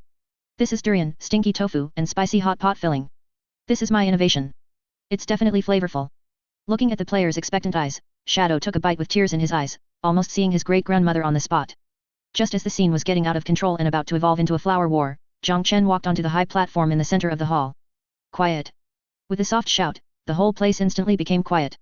Everyone looked up at him, their eyes sparkling. It was the desire for red envelopes. Zhang Chen cleared his throat, his gaze sweeping over this group of strangely shaped fellows. Some were piloting mechas, some had tentacles, some carried flying swords, and some had flower-covered faces like calico cats. If they were outside, they would be the Fourth Calamity that made the entire spirit realm tremble with fear, demons who killed without blinking. But tonight, on this New Year's Eve, they were just a group of children thousands of miles away from home, only able to find a sliver of solace in a game. Everyone. Zhang Chen raised the cup in his hand, which was filled with the player's self-brewed happy water. I know that for everyone back on Earth, it should be time to watch the Spring Festival Gala and have a reunion dinner. Even though we can't go back now, even though there's a lot of mess waiting for us to settle outside, and even though that true immortal might drop down at any time and blow us all away. But in this world, tonight, we are family. There's enough dumplings. There's enough wine. And Zhang Chen waved his hand and laughed loudly. There's enough red envelopes. Whoosh. A rain of red envelopes, accompanied by golden special effects, fell from the ceiling. Grab them. The whole place boiled instantly, and the cheers shattered the snow on the roof. That night, everyone ate until they were stuffed. Even Fairy Lang Yu broke her abstinence and ate 3 large bowls, although she firmly refused to admit it was the polar snow bear meat filling bear had made, and she thought the taste was unexpectedly good. Even Shadow got drunk. He hugged Iron Head Kid's cold mecha leg and said with snot and tears that he had never been in such a lively atmosphere in his life, saying that serving in the Great Jian Divine Dynasty before was like being a lonely ghost. Midnight, 12 o'clock. Zhang Chen led everyone to the rooftop of the base. The wind and snow seemed to feel this festivity and died down a bit. Brothers. Are you ready? Ready. Iron Head Kid and the other mechanics had already loaded all the anti-aircraft guns and missile silos. Only this time, they weren't loaded with lethal ammunition, but with oversized Chinook fireworks self-made by the players' collective wisdom. 3, 2, 1. Ignite. Boom. Boom. Boom. 10,000 cannons fired in unison. Multicolored lights rose like an inverted waterfall into the sky, exploding in the pitch-black night sky of the far north ice plains. The brilliant fireworks dispelled the severe cold and lit up everyone's faces. Zhang Chen stood in the crowd, looking up at the fireworks filling the sky. He turned his head and looked at this group of companions who hadn't died yet, were still laughing, and were still full of hope. If only time could stop at this moment forever. Zhang Chen thought silently in his heart. But he knew that after the sun rose tomorrow, the war would still continue. Sect Master, Happy New Year. A small player ran over and handed him a steaming dumpling fresh from the pot. This was specially made for you by everyone, it hides the only coin. Whoever eats it will have the best luck this year. Zhang Chen took it with a smile, not minding the heat, and took a bite directly. Crack. His teeth almost broke. There really is a coin. He spat out a golden spirit stone coin, shining brightly under the light of the fireworks. Oh ho! The sect master ate the coin. Luck King! Luck King! Everyone cheered and tossed him high into the air. Come on, come on! Everyone, don't move! Someone shouted, on such a good day, let's take a photo as a memento. Okay. Everyone, squeeze in. Whether you were of the human race, Ya race, mechanical race, or Zerg players, everyone huddled toward the center. Click. The scene was frozen. That was a photo that would later be hung in the most prominent position in the Spirit Realm Museum. In the photo, everyone was squeezed together. Ironhead Kid was in the back piloting his mecha, making a huge V sign. Bear was stealing a bite with his mouth full of dumplings. Shadow was drunk and secretly wiping away tears. Fairy Lang Yu held her broken sword and turned her head, pretending to be cold and aloof, but there was an unhideable smile at the corners of her mouth, and Zhang Chen stood in the very center, holding up that coin, smiling like a child who had gained the whole world. The background was the brilliant fireworks filling the sky, and the blessing written on a sky lantern slowly rising. May every year have today, and every year have this moment. May the Fourth Calamity, always be passionate, always be young. That was the most beautiful night for the Fourth Calamity. Chapter 277, Dimensional Strike, The Birth of the Zerg Queen. In the center of the battlefield, the air had turned into a scorched plasma state. Although the opening nuclear mines had wiped out 100,000 vanguards, for the Great GN Allied forces, which possessed 15 million troops, that was but a drop in the bucket. In fact, it only served to further enrage the seven high and mighty Holy Land old ancestors. Vile creature! You destroyed my magic treasure and killed my disciples. Today, I will surely grind your bones to ashes. The old ancestor of the Entire Sacred Land let out an angry roar. The 1,000-foot-tall Dharma idol behind him, a golden-armored divine being wielding a giant shield and a long halberd, suddenly took a step forward. Boom! This single step directly crushed the energy shield that had just risen from the ground. A dozen Storm Titan mechas that couldn't dodge in time, along with the pilots inside, were instantly flattened into iron pancakes. Warning! Warning! Shield generator overloaded. Ironhead Kid sat in the violently vibrating cockpit, looking at the damage control report that was entirely red, sweating profusely. This boss's defense is too high. Arsenic cannons hitting that golden body are all immune and non-penetration. This was the suppression of the laws of heaven and earth. Having reached the Mahayana stage, they had long ago cultivated an indestructible Vajra body. Unless it was a law attack of the same level, mortal fire could hardly harm them. On the other side, the old ancestor of the 10,000 Buddha sect was even more brutal. He chanted a Buddhist name, and the 1,000-handed Guanyin Dharma idol behind him waved countless giant palms, swatting the Zerg players flying in the sky like flies. The bone armor that seemed indestructible in the eyes of the players melted away like snowflakes before the Buddha's light. Is this the extent of your strength? Qian Wuji stood upon the nine-dragon imperial carriage, watching the collapsing defensive lines below as contempt resurfaced in his eyes. Without those strange hidden weapons, you are still nothing more than a swarm of ants. Die. He extended a finger and pointed from afar toward the command tower of the Giwan branch. Buzz. A purple gold pillar of light descended from the sky, carrying Imperial Dragon Chi, attempting a direct decapitation strike. Hold on. Connect all backup power sources. Song Jian roared in the command room. The base's main shield was wailing, cracks spreading like spider webs. Meanwhile, at the Zerg hatchery. This was the far rear of the battlefield, the only place not yet reached by the flames of war. Bear retreated, covered in blood. His left arm was missing, severed by a sword cultivator just moments ago. It's no good. Bear looked at the Tai old ancestor's golden body wreaking havoc in the distance, a flash of ruthlessness in his eyes. Conventional units can't break through his defense at all. Our rank is too low. Even with genetic mutations, we can't cross the chasm of the Mahayana stage. We must bring that thing out. He turned his head to look at the giant fleshy egg in the center of the spawning pool that had been pulsing violently. That was the ultimate exchange option opened by the system Zerg hero, Queen of Blades. However, its hatching conditions were extremely harsh. It required the consumption of 100 million biomass points. The current inventory was still short by half. There was no time to go hunt monsters. Bear took a deep breath and sent out one last voice message in the Legion channel. All Zerg players, hear my command. I am Bear. Now, we are going to undergo the final evolution. The inventory isn't enough, so we'll make up for it with our lives. Everyone, jump into the pool. Suicide. Sacrifice yourselves to the Queen. The channel went silent for a second. Immediately after, there was a cacophony of fanatical responses. Holy crap! This is so intense. For the Horde, oh wait, for the Swarm. We're going to be swatted to death by those bald donkeys anyway, might as well make our deaths valuable. Charge. Whoever doesn't jump is a coward. The next second, a scene occurred that left the Great GN Allied forces utterly bewildered. Those Zerg monsters who were still resisting desperately on the front lines suddenly turned around and rushed toward the blood pool in the rear like madmen. Are they trying to run? The Tai old ancestor sneered, trying to run now? Too late. However, he was wrong. Those monsters rushed to the edge of the blood pool and, without any hesitation, jumped in like dumplings being dropped into a pot. Plop. Plop. Thousands, tens of thousands, 100,000, a full 300,000 Zerg players chose collective suicide at this moment. Their flesh and blood instantly dissolved, turning into the purest life energy, which was injected into the giant egg. Crazy, these people are lunatics. In the distance, Shadow saw this scene and slumped to the ground in terror. He had seen many death soldiers in his life, but never a scene where hundreds of thousands of people went to their deaths laughing. As the last player jumped in, the blood water in the spawning pool completely dried up. Thump. A sound like a heartbeat echoed across the entire battlefield. The originally boisterous battlefield fell into an eerie silence in an instant. Even Qianwuji subconsciously stopped his attack, his gaze looking toward that direction with uncertainty and alarm. Thump. The second sound. A crack appeared on the giant egg. An aura that made even the laws of heaven and earth tremble seeped out from the crack. What is that? Warning bells rang frantically in the Tai old ancestor's heart.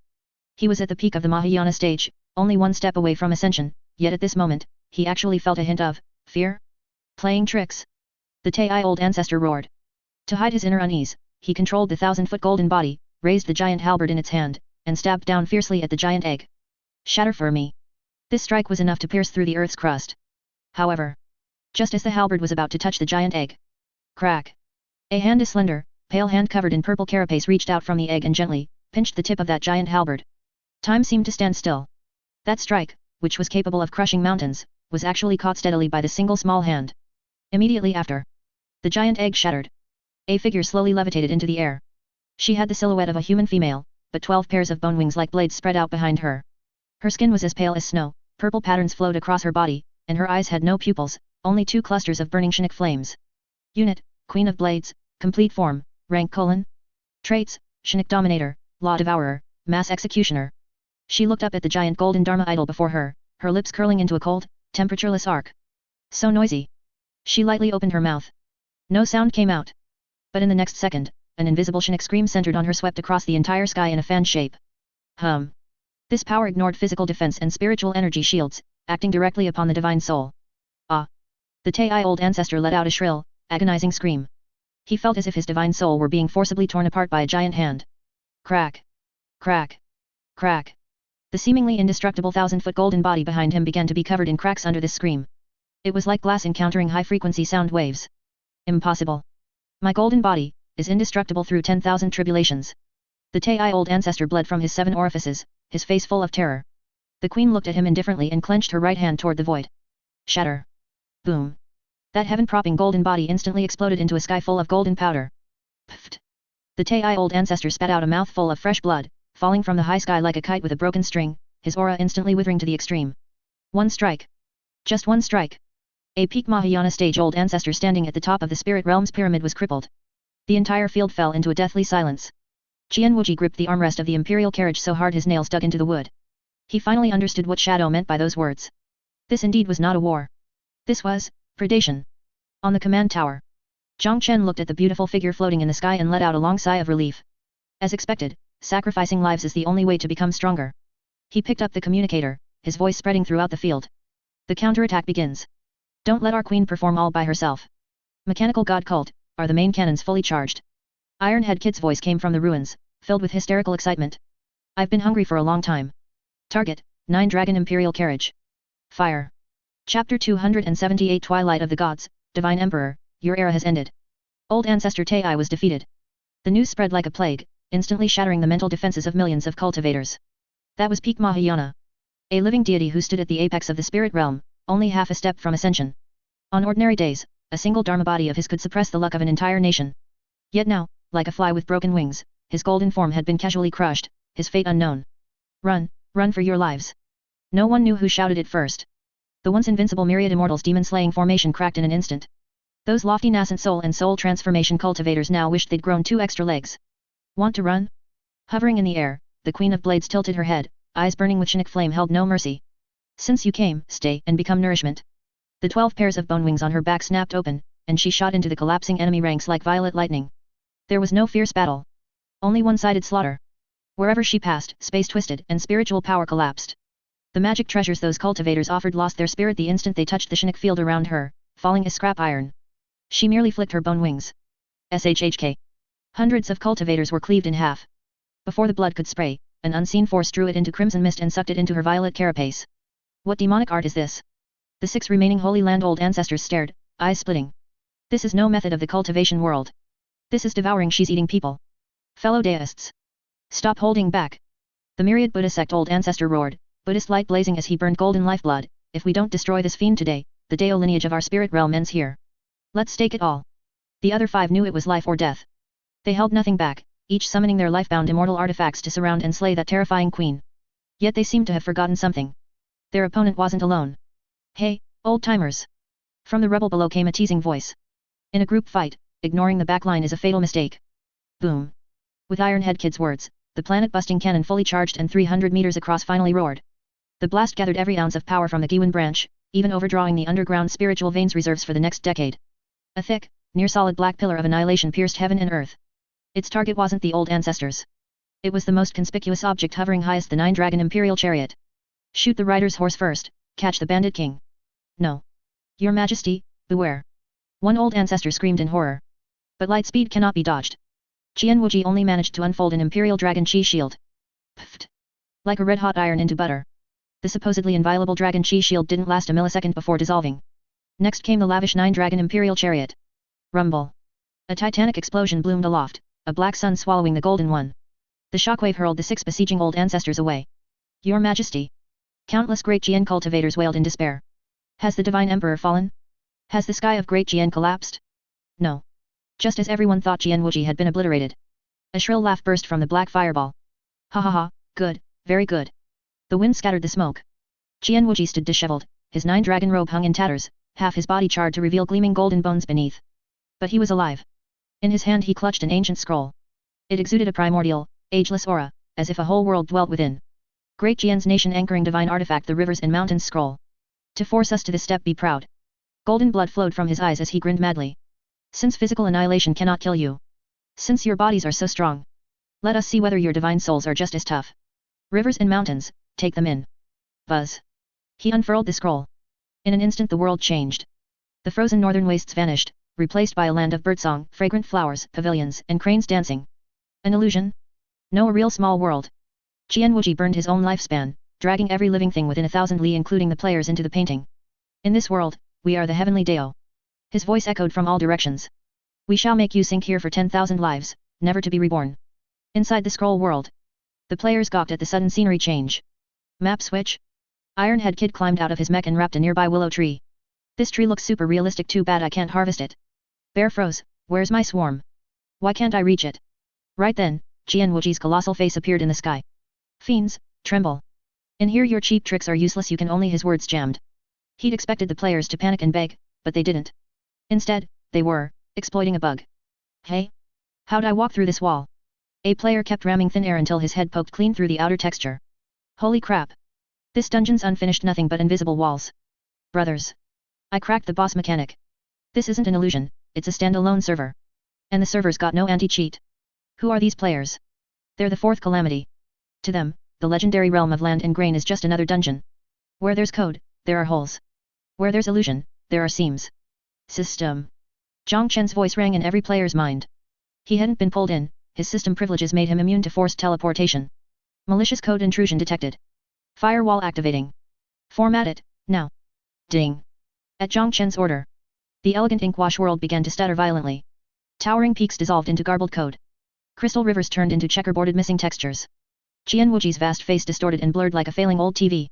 No, impossible. He watched in horror as his control over the world was stripped away. A higher, cruder, utterly domineering law was seizing the realm. So this is your trump card?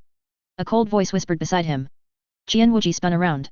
Zhang Chen stood behind him, holding an ordinary iron sword wrapped in streams of data he couldn't read. Too primitive. Zhang Chen shook his head, pity in his eyes. You thought low-grade VR could handle us? Back home we slogged through virtual illusions like this every day. Break. He slashed. The blade cut flesh, karma, logic, the very foundation of the painting. Ryeb. The sound of tearing cloth filled the sky. The legendary realm split neatly in two. Aarg. Jian Wuji screamed, 100 times more shrill than before. His life-bound treasure shattered, his divine soul was maimed. The illusion collapsed. Everyone stood again on the frigid northern battlefield. Thud. Jian Wuji crashed onto the ruined command tower, blood streaming from his 7 orifices, the once invincible emperor now a dying dog. It's over. In the sky, the 6 surviving old ancestors felt their last shred of battle intent crumble. The emperor had fallen. The divine artifact was gone. These fiends, unstoppable. Retreat. Now. Someone bolted, and the cultivator legion scattered like startled birds. We won. Victory. The players on the ground erupted in cheers. Zhang Chen landed beside Jian Wuji and rested his sword tip against the man's throat. It's finished, Your Majesty. He spoke calmly. Hand over the keys to Great Jian's treasury and I'll grant you a dignified death. Ha, hee hee. Jian Wuji coughed blood and laughed like a madman. His eyes held no plea, only deep despair and mockery. Win? You think beating me counts as victory? Zhang Chen frowned. What do you mean? With a trembling hand Jian Wuji pointed at the gloomy sky. I was just a watchdog. To keep the spirit realm limping along, I served those above for 10,000 years. Now you've killed the dog. So guess what? A twisted grin split his face. The master might come down to see. Boom. As if to prove his words. The sky didn't merely cloud, it cracked. Not the clouds. The entire firmament shattered like a mirror. A pressure ancient and vast, far beyond Mahayana, oozed through the fissure. Zhang Chen snapped his gaze upward. His system panel blazed with crimson warnings that filled his vision. Warning. Warning. Higher dimensional life form detected. Energy level, true immortal. Threat assessment, certain death. Jian Wuji died laughing. They're here, Fourth Calamity. Before true gods, you are nothing. Chapter 279, Eye of the Firmament, the spirit realm is just a farm. At the Giwan branch, atop the ruins. 1 second ago, the players were still cheering for killing the final boss, and Bear was even discussing how to strip the Divine Emperor's dragon robe to make a cloak. The next second, all sound vanished. Because the sky split open. It wasn't dark clouds dispersing, nor was it a spatial tunnel. It was a more fundamental shattering, like an exquisite glass dome being smashed at a corner from the outside. Crack, crack. The ear-piercing sound of fracturing echoed throughout the entire spirit realm. Whether in the frozen plains of the far north or the distant southern imperial capital, all living beings looked up in horror at the familiar yet strange firmament above. Then, they saw an eye. An eye so massive it defied description, indifferently watching this world through the crack in the sky. Its pupil was pure silver, devoid of any emotional fluctuation. Before that eye, even 1,000 jung tall golden dharma body was as insignificant as dust. What is that thing? Ironhead Kid sat in his mecha, the radar alarming frantically, the screen filled with red garbled code. Warning. Warning. Unable to analyze target energy level. System error. Data overflow. Is this what the Divine Emperor meant by Master? Zhang Chen stood on the wreckage of the command tower, looking up at that giant eye. Even with the system's support, he still felt a shudder from the depths of his soul. That wasn't the fear a biological creature has for its natural predator. It was the instinctive awe a low-dimensional being has for a high-dimensional existence. Right then. Is that an immortal? The Queen of Blades, complete form, hovering in the air seemed to be provoked by that aura. Having just been born, she possessed the arrogance to devour everything. In her simple logic, if it was alive, it could be eaten. I don't care if you're a god or a ghost, come down and let me have a taste. The Queen of Blades let out a shrill screech. The 12 pairs of bone wings on her back flapped violently, turning her into a streak of purple light as she charged straight toward the eye in the firmament. She was the ultimate weapon hatched from the flesh and blood of 300,000 players, possessing power enough to insta-kill those in the Mahayana stage. Come back. Don't go. Zhang Chen's pupils constricted as he shouted to stop her. But it was too late. Just as the Queen of Blades was about to rush out of the crack, the massive silver eye simply blinked. Buzz. There was no earth-shattering explosion, no brilliant spell light and shadows. A plain, unremarkable white light swept gently across the Queen of Blades' body like brushing away dust. The next scene made every player's scalp tingle. The Queen of Blades stopped. Her body began to decompose. Starting from her fingertips, she dissolved bit by bit into basic particles. The Chinook shield she was so proud of, her indestructible carapace, even her claws that could tear through space before this white light, they melted silently like snow under a blazing sun. There were no painful screams. Because she wasn't even granted the right to scream. In just a single breath, the spirit realm's strongest biological weapon had completely vanished. Not even a trace of ash remained. Dead silence. Absolute dead silence. The million players on the ground remained in a looking-up posture, their mouths wide open. What just happened? Insta-killed. That was a boss that could crush a Mahayana stage golden body. Just like that, gone with a single glare. Is this a dimensional strike? Zhang Chen gripped the sword in his hand, his knuckles turning white. He looked down at Jian Wuji's corpse by his feet. Though this great Jian Divine Emperor was dead, in those wide-open eyes, there seemed to be a final trace of mockery. Zhang Chen crouched down and searched through Jian Wuji's tattered dragon robe for a moment. Soon, he felt a warm jade slip. This jade slip was not an item of the spirit realm, its material was as smooth as water, inscribed with complex immortal runes. Zhang Chen's divine sense entered it. Boom. A massive stream of information rushed into his mind. It was a record titled Spirit Realm Husbandry Log. 30,000 years before the current era, deployed the first batch of human race seeds. Spiritual chi concentration adjusted to high. Growth status, good. 20,000 years before the current era, the first ascendant appeared. Meat is firm, spiritual root is pure, an excellent medicinal primer for refining 9 revolution golden core.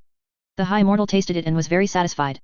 10,000 years before the current era, to increase yield, bestowed the great Jian Imperial Extreme Scripture, supported an agent to establish a divine dynasty to unify and manage the ranch. Current era, warning. Pests, code, extraterrestrial demons, have appeared in the ranch. Pests are destroying the ecological balance, causing spiritual chi loss and a decline in the quality of human pills. Handling suggestion, sanitize. Zhang Chen slowly put down the jade slip, his face so dark it looked like it could drip water. So that's how it is. What cultivating for the Dao, what ascension in broad daylight. It's all a lie.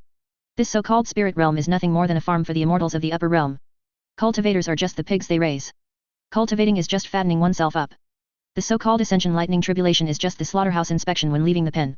Those who pass are sucked up to be eaten, those who don't are struck dead by lightning to serve as fertilizer. And Qian Wuji was the foreman of this farm. No wonder he fought to the death. Because once the farm goes out of control, the foreman has to die too. Sect Master. Song Qian's voice trembled as he walked over, pointing at his system panel. Something big has happened. The system has crashed. Zhang Chen looked up. On the retinas of all players, a bright red warning box had popped up, and it couldn't be closed. Warning. The law of causality has been locked. Logout function disabled. Resurrection function disabled. Current mode, true death. Remaining lives, 1/1. Is this the sanitization? Zhang Chen looked at the sky. That giant eye did not leave after erasing the Queen of Blades. On the contrary, the crack grew even larger. Countless heavenly soldiers wearing silver armor and holding spears were marching out of the crack in neat ranks. The aura of every single one of them exceeded the limits of the spirit realm. True immortals descending. This was no longer a game. This was a slaughter. Are you afraid? Zhang Chen suddenly turned around and looked at the terrified players behind him. The players looked at each other. We can't resurrect. We'll really die. Then what's the point of playing? We want to log out. Commotion began to break out in the crowd. After all, the fearlessness of the Fourth Calamity was built on the foundation of infinite resurrections. Once there was only one life, anyone would get cold feet. But just then, Zhang Chen started laughing. He laughed loudly, with a madness and heroism that had never been seen before. Brothers. Zhang Chen pointed at the high and mighty heavenly soldiers in the sky, and at the eye that looked down on them like trash. Since they treat us like pests. Since they treat this world like a cafeteria. Since they've banned our accounts and cut off our retreat. Then what do we have to be afraid of? We're going to die anyway. Do you want to be pathetically cleaned out by antivirus software? Or do you want to? Zhang Chen slammed his sword into the ground, his voice exploding like thunder. Drag these high and mighty administrators down from the sky and give them a damn good thrashing. A game with only one life is what you call a masterpiece. Tell me, Fourth Calamity, who have we ever feared? Silence. After a brief silence, a rage suppressed to the extreme erupted among the player group. To hell with the administrators. I paid money for this. Dare to ban my account? I'll tear down your server. One life it is. I never save my game when playing Souls-likes anyway.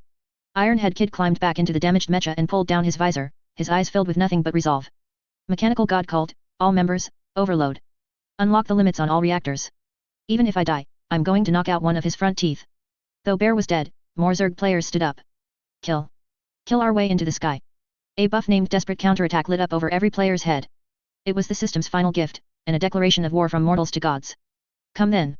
Zhang Chen drew his sword and pointed it straight at the firmament. Today, we shall teach these immortals what it means, for all beings to be equal.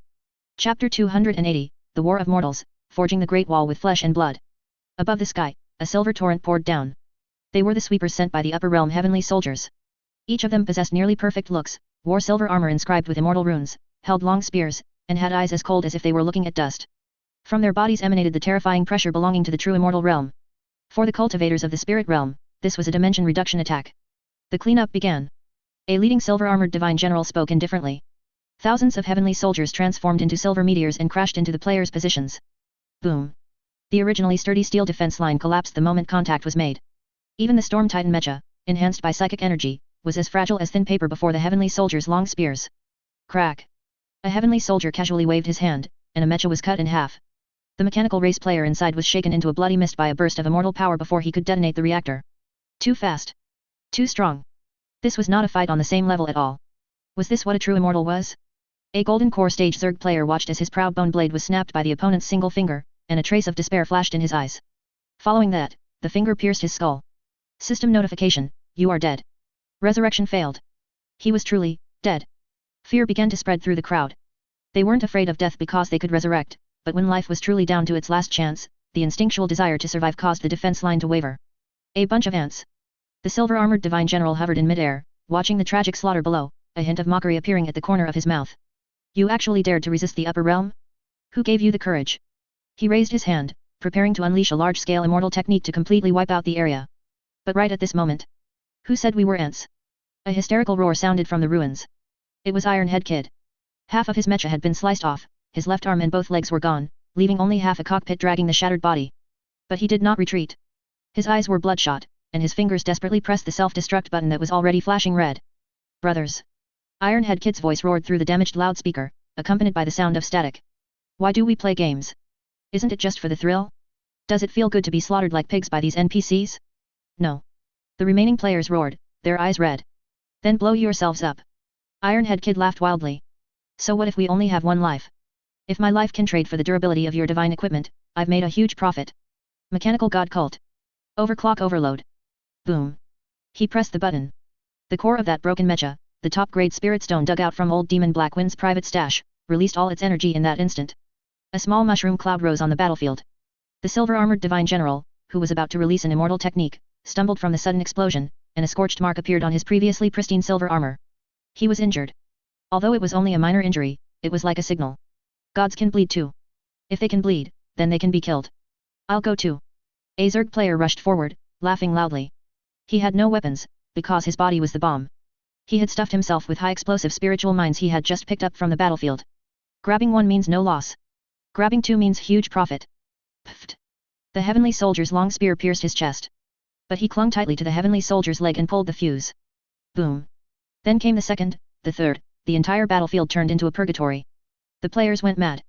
They no longer sought survival, nor did they seek victory. Their only goal was to use their lives to trade for a wound on the enemy, or even just a speck of dirt.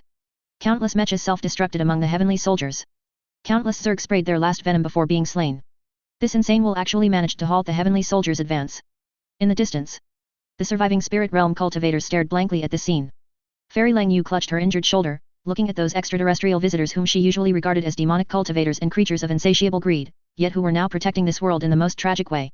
Are these, the demonic cultivators we always looked down upon? She muttered to herself. In comparison, we who have cultivated immortality our entire lives, only to end up as pigs and dogs raised by others. How pathetic.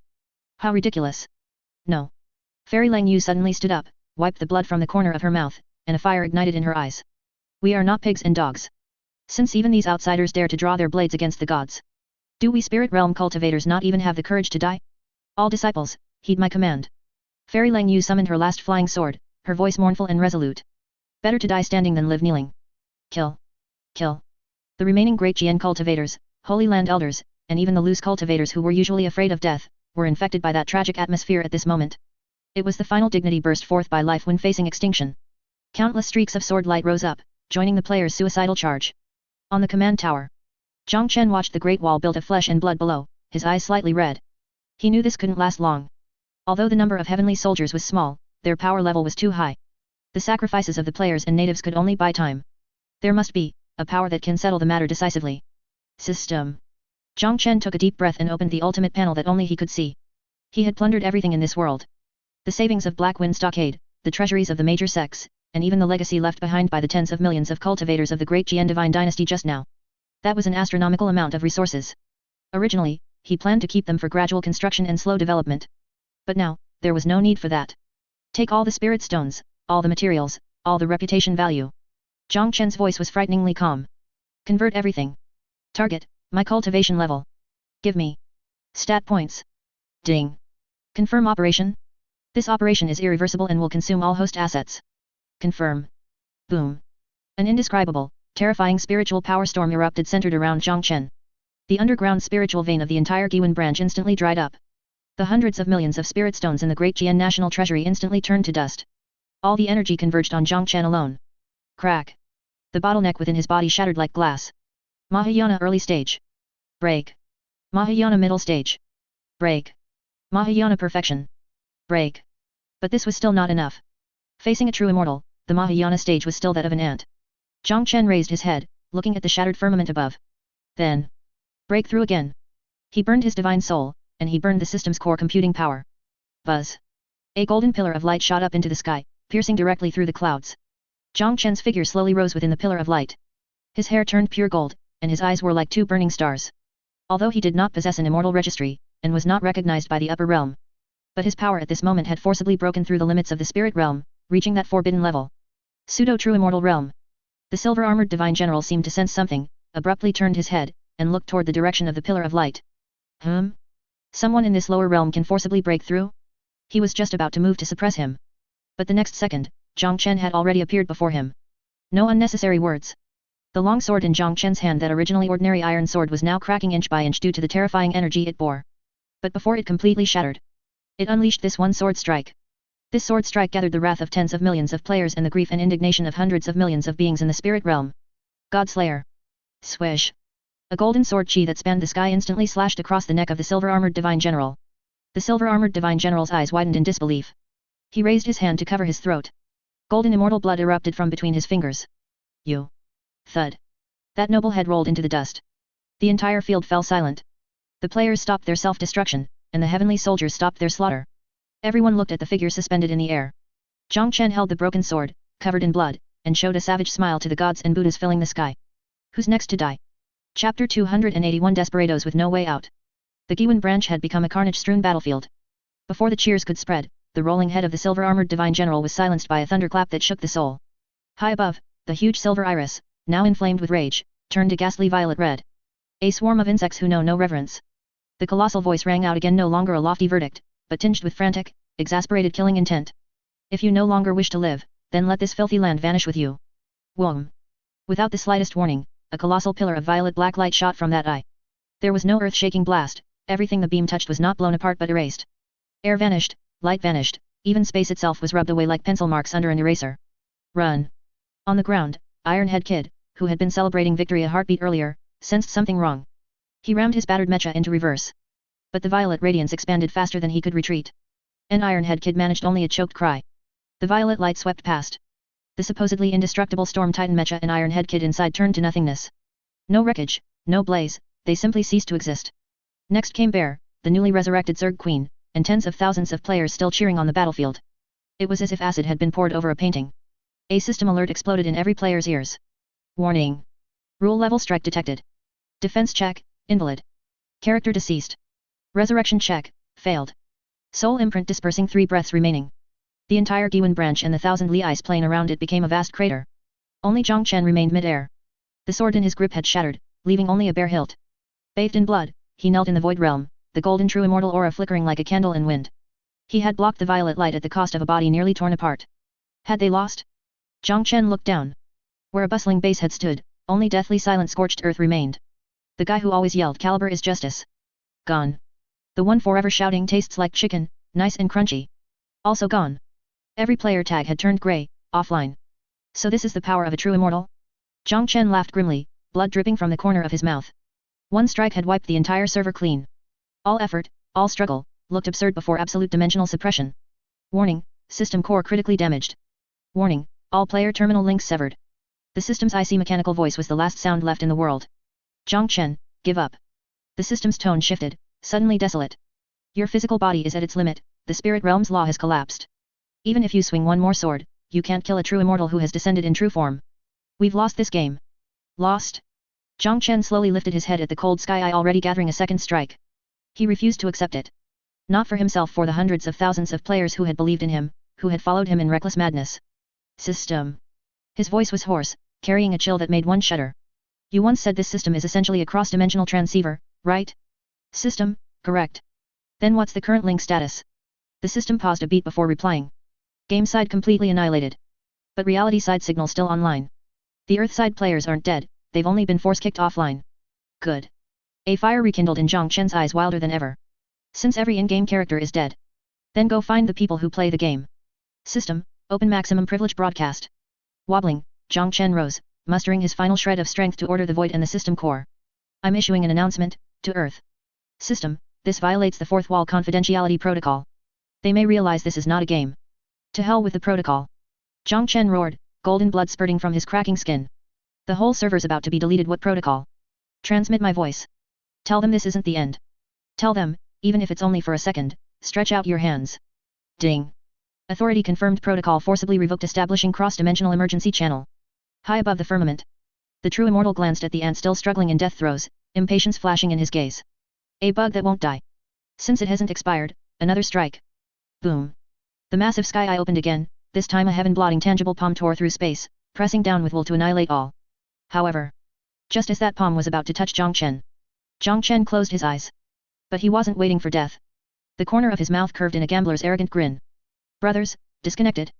Don't worry. Reconnection, initiated. Chapter 282 The king descends from heaven, eyes glaring fiercely. Earth, the real world. It was late at night, but it was destined to be a sleepless one. Just seconds earlier, the world's most popular immersive online game Return to Origin had gone offline across every server.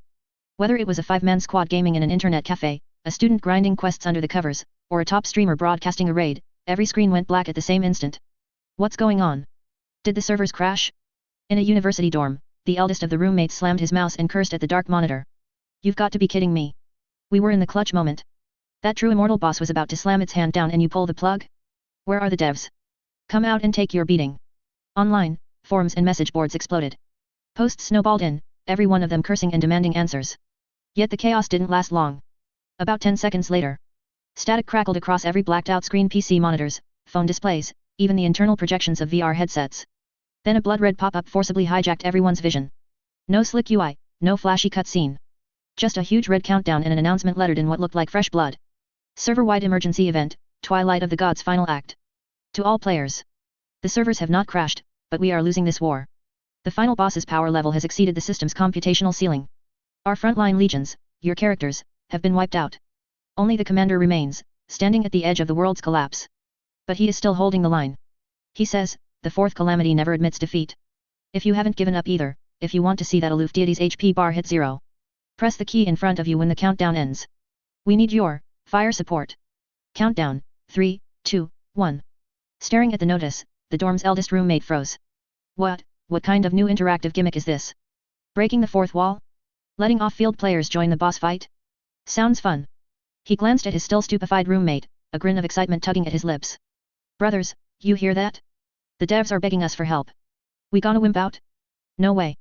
His roommates were troublemakers to the core. Instantly they perked up. It's just a button? My 20 years of single-handed speed will show this boss what's up. At the same moment, a large internet cafe. The hall had been roaring curses at the blackout, but now it fell silent for a heartbeat, then erupted even louder. Look at the screens. Hidden event. Server-wide chi gathering? This designer's got game. The vibe is insane. If we win this, we'll get a server-first commemorative badge, right? Charge, charge, charge. Pound those keyboards to dust. A wildfire called the need to win swept across the real world. To them it was only a game event, yet humans are strange. Once emotion is invested, virtual victory often outweighs reality. The countdown hit 0. A giant support button appeared. Die, damn you. Smack.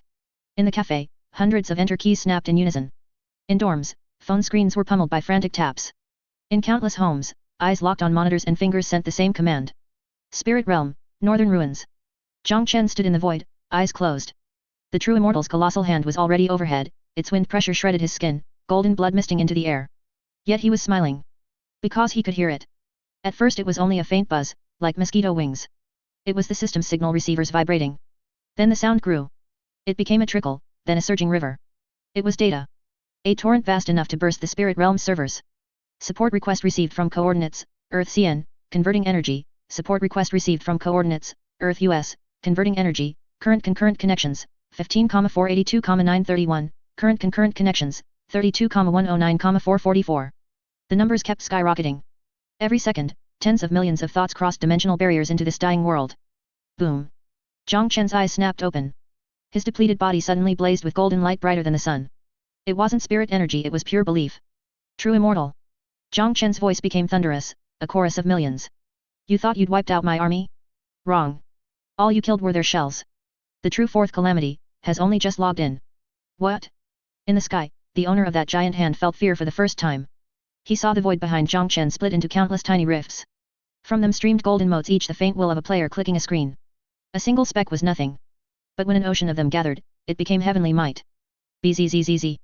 The golden motes converged madly on Zhang Chen's right hand. His broken sword hilt, bathed in light, began to lengthen and reforge itself. The blade was no longer steel but flowing data runes, player IDs and hot-blooded chat messages fused together.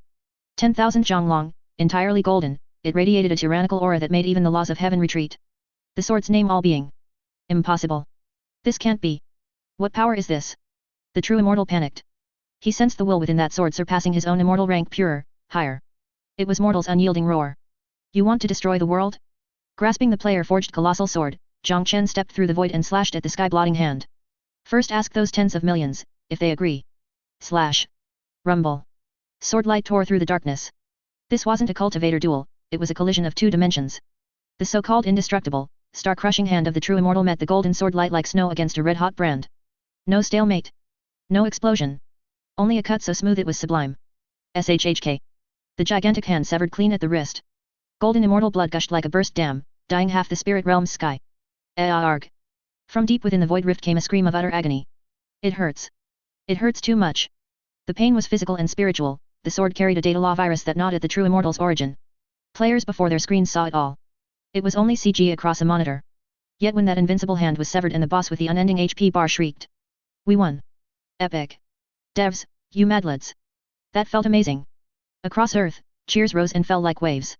Meanwhile, in the spirit realm, Zhang Chen didn't stop. Dragging the ever-growing all-being sword, bathed in scalding immortal blood, he turned into a golden lightning bolt shooting upward. Lost a hand and think you can run? Watching the arm trying to retract, his killing intent surged. Since you came, leave your life behind. Stick your head out, and give it here. Thud. With a single step Zhang Chen leapt into the spatial rift leading to the upper realm. The final showdown would not be in the spirit realm, but in the void. With this server-wide player-powered sword, he would attempt the impossible. A mortal slaying a true immortal.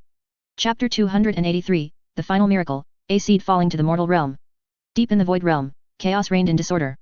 This was the gap between worlds, filled with space-time turbulence capable of tearing steel to shreds. But at this moment, it was illuminated by a golden light. Zhang Chen dragged the sword of all living beings, a blade 10,000 zhang long that gathered the will of tens of millions of Earth's players and charged before the true immortal's physical body like a burning god of war. Compared to the true immortal's magnificent 10,000 zhang tall body covered in silver scales, Zhang Chen was as tiny as a speck of dust. Yet it was this speck of dust that made the true immortal feel the chill of death. What on earth are you? The true immortal let out a terrified roar. His one remaining hand tried to condense the power of law to construct an indestructible immortal power barrier. What am I? Zhang Chen's body was rapidly disintegrating, his skin peeling off like charred paper to reveal the flowing golden data stream beneath. He grinned, his voice hoarse yet arrogant. I am the bug you spoke of. I am the mortal who was kept like livestock and harvested by you, yet finally bit through your throat. Sword of all living beings, open for me. Boom. The giant golden sword slashed violently against the immortal power barrier. There was no stalemate. Because attached to this sword was a dimensional reduction strike from a higher dimensional world. Every click and every roar from the Earth players transformed into the sharpest serrated edges, madly tearing at the true immortal's law. Crack. The barrier shattered. No. The true immortal watched in despair as the golden light swept across his neck. He wanted to flee, to abandon his physical body and escape with his primordial spirit. But the karma lock inherent in the sword of all living beings left him with nowhere to run. Pucci. A massive head, resembling a star, flew high into the air. Golden immortal blood sprayed into the void realm, every drop contained terrifying energy sufficient to grant immortal longevity. The true immortal has fallen. We won. Zhang Chen let go. The sword of all living beings lost the support of the player's will and dissipated into countless points of light in the void realm. Simultaneously, the true immortal's massive headless corpse lost its buoyant power and began to fall toward the spirit realm below. This corpse would decompose during its descent, turning into an endless rain of spiritual qi to nourish that already parched land. This was Zhang Chen's final gift to the spirit realm. A whale falls, and 10,000 things are born. Warning. Host's life signs are zeroing out. Warning. Divine soul burned out. Warning. System is about to shut down. Cold notification tones rang out. Zhang Chen felt his consciousness falling into boundless darkness. Is this death? It seems, it's not that scary after all. At the very last moment before his consciousness was about to dissipate, his gaze was suddenly drawn to a speck of red light in the void realm. That was an origin deo fruit condensed after the true immortal was slain. It was the crystallization of the true immortal's lifelong cultivation, containing a trace of rule-based power that transcended this dimension. Good stuff, can't let it go to waste. A crazy thought suddenly flashed through Zhang Chen's mind. Using his last bit of computing power, he issued a final command to the nearly shut-down system. System, capture that deo fruit. Then, smelt your core code, database, and all of my life's insights into it. Forge for me a tower. A deo tower that can allow a mortal to ascend to the heavens. ZZ. The system also seemed to have reached its limit, but it still faithfully executed the command. Capturing deo fruit. Reconstructing core. Fusion successful. Item generated, unknown high-dimensional creation, contains 9 layers of deo tower space. To facilitate travel through time and space, the system automatically generated a material shell for it, an ancient black ring with a lifelike black dragon coiled upon its surface. Go. Using his final ounce of strength, Zhang Chen tore a tiny rift in the void realm. On the other side of the rift was a deep blue planet. Earth. This is not where you belong. Zhang Chen looked at the floating black dragon ring, his gaze softening as if he could see his distant hometown through it. Take the sparks and go back home. Go find the next person who can hold up the torch. Swoosh. The black dragon ring turned into a shooting star, dove into the rift, and vanished.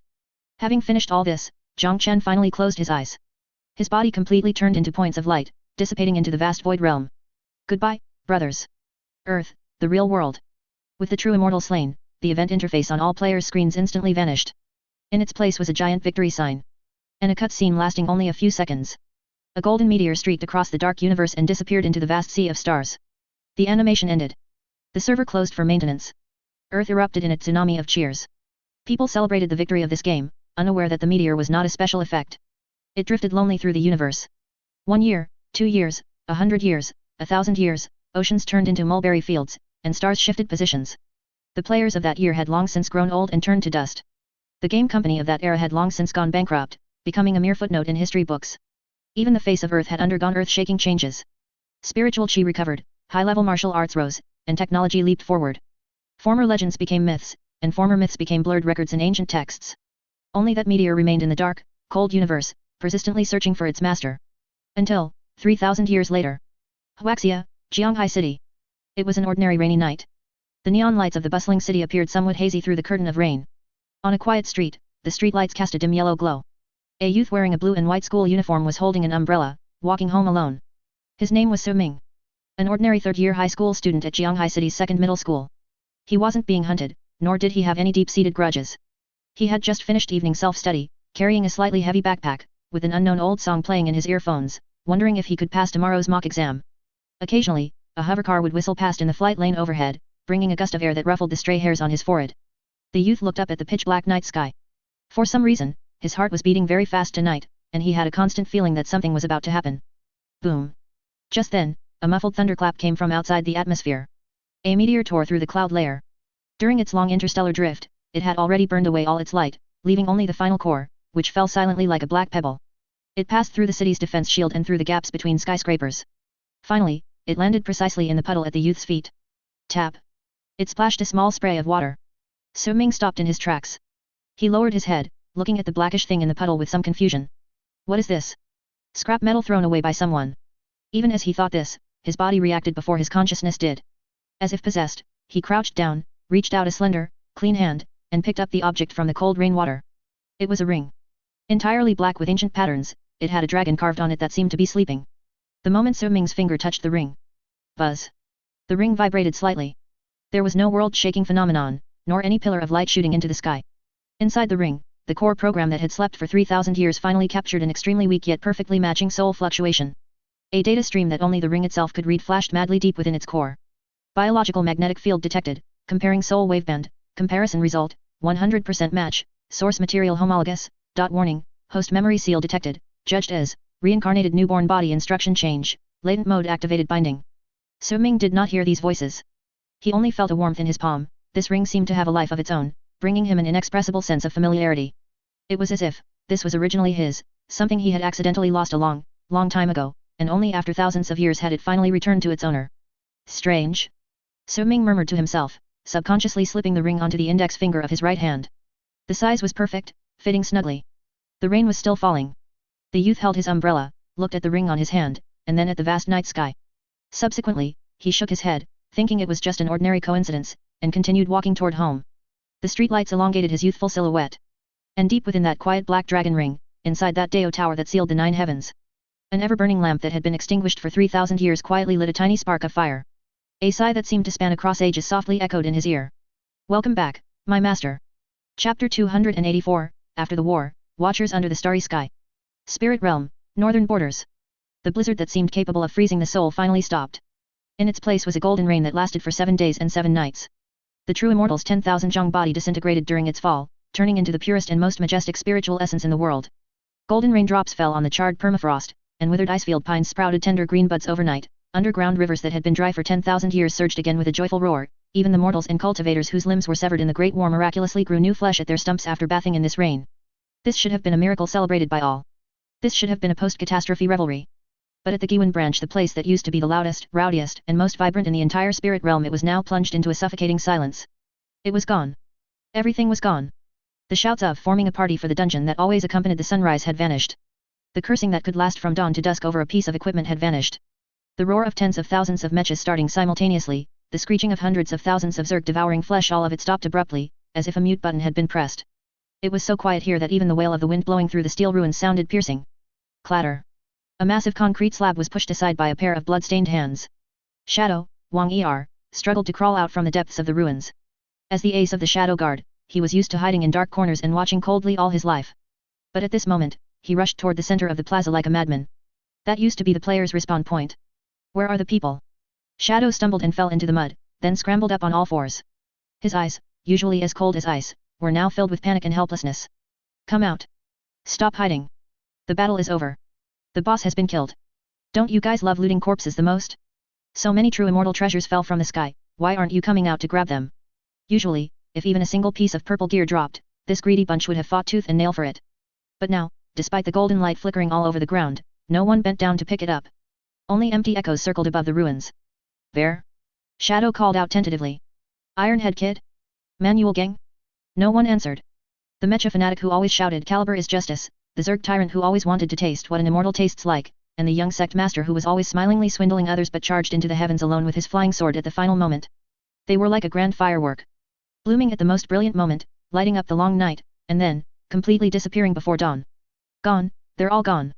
Shadow knelt in the mud, his hands gripping the ground tightly. This iron-blooded secret agent who had never shed a tear in his life was now crying like an abandoned child. 7 days later. Survivors of the spirit realm began to migrate spontaneously to the northern borders. At first, it was nearby mortals, then cultivators from various remaining sects, and finally, even the Yao beasts in the deep mountains came with their families. They came here for nothing else but to catch a glimpse of that legendary place. During the cleanup of the ruins, Fairy Lang Yu found a relatively intact Storm Titan mecha. The cockpit was open, and on the seat inside sat a half-finished bottle of happy water, along with a crumpled blueprint covered in doodles and modification plans that only that pilot could understand. Fairy Lang Yu gently stroked the cold control lever. She thought of that guy named Ironhead Kid. That guy clearly only had a foundation establishment stage cultivation, yet he dared to pilot this pile of scrap metal and stand in front of her, a nascent soul stage cultivator, pointing at the true immortal in the sky and cursing. You idiots! Lang Yu hugged that bottle of happy water tightly to her chest, tears falling silently. You clearly promised that after this battle, you'd take me to see your hometown, to see that world without killing, only games. Liars. All liars. 1 month later. On the original site of the Giwan branch, a towering monument rose from the ground. This monument didn't use any precious spiritual materials, instead, it was piled up from mecha wreckage collected from the battlefield, Zerg shells, broken flying swords, and countless metal nameplates engraved with strange IDs. The monument towered into the clouds, pointing straight at the sky that was once shattered but had now been restored. At the very bottom of the monument, Shadow used the dagger he cherished most to carve an inscription, stroke by stroke. Every word was carved into the bones and blood of the spirit realm. Here lies a group of madmen.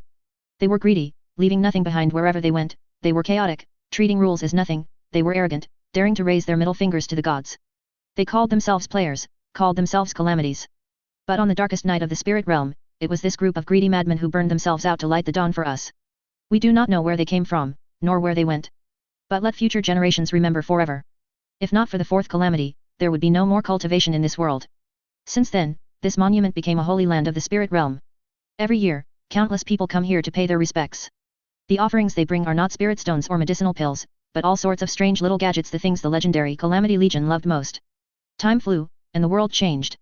300 years later. Under the guidance of the black box left by Zhang Chen, the civilization tree of the spirit realm lit up a strange branch. There were no longer pure cultivators here. In their place were new era cultivators wearing Shinik exoskeletons, holding runic rifles, and riding anti-gravity flying swords. The former capital of the Great Jian Empire had now been transformed into a calamity city where steel and neon intertwined. At the highest point of the city stood a massive spaceport. A wrinkled old man sitting in a wheelchair was staring through the huge floor-to-ceiling window at the behemoth on the launch pad. That was the Giwan. An interstellar arc that combined 300 years of the spirit realm's national power, fusion of mechanical technology and biological alchemy. It was ugly and cumbersome, like a chimera, but it represented the highest dream of this civilization. Teacher. A young female captain walked to the old man's side and knelt on one knee. All system checks complete. Shinik engine preheating complete. 300,000 expeditionary troops have entered hibernation pods. Will we really be able to find them? The old man's hand trembled as he pulled a yellowed photograph from his chest. In the photo, Zhang Chen stood in the center making a peace sign, with a group of strange-looking players photobombing behind him. That carefree smile, crossing 300 years of time, still stung the old man's eyes. That was Shadow. He was the last person in this world who had seen the gods. We'll find them. Shadow's voice was very soft, but it carried a certainty that transcended the years. The sect master said their journey is the sea of stars.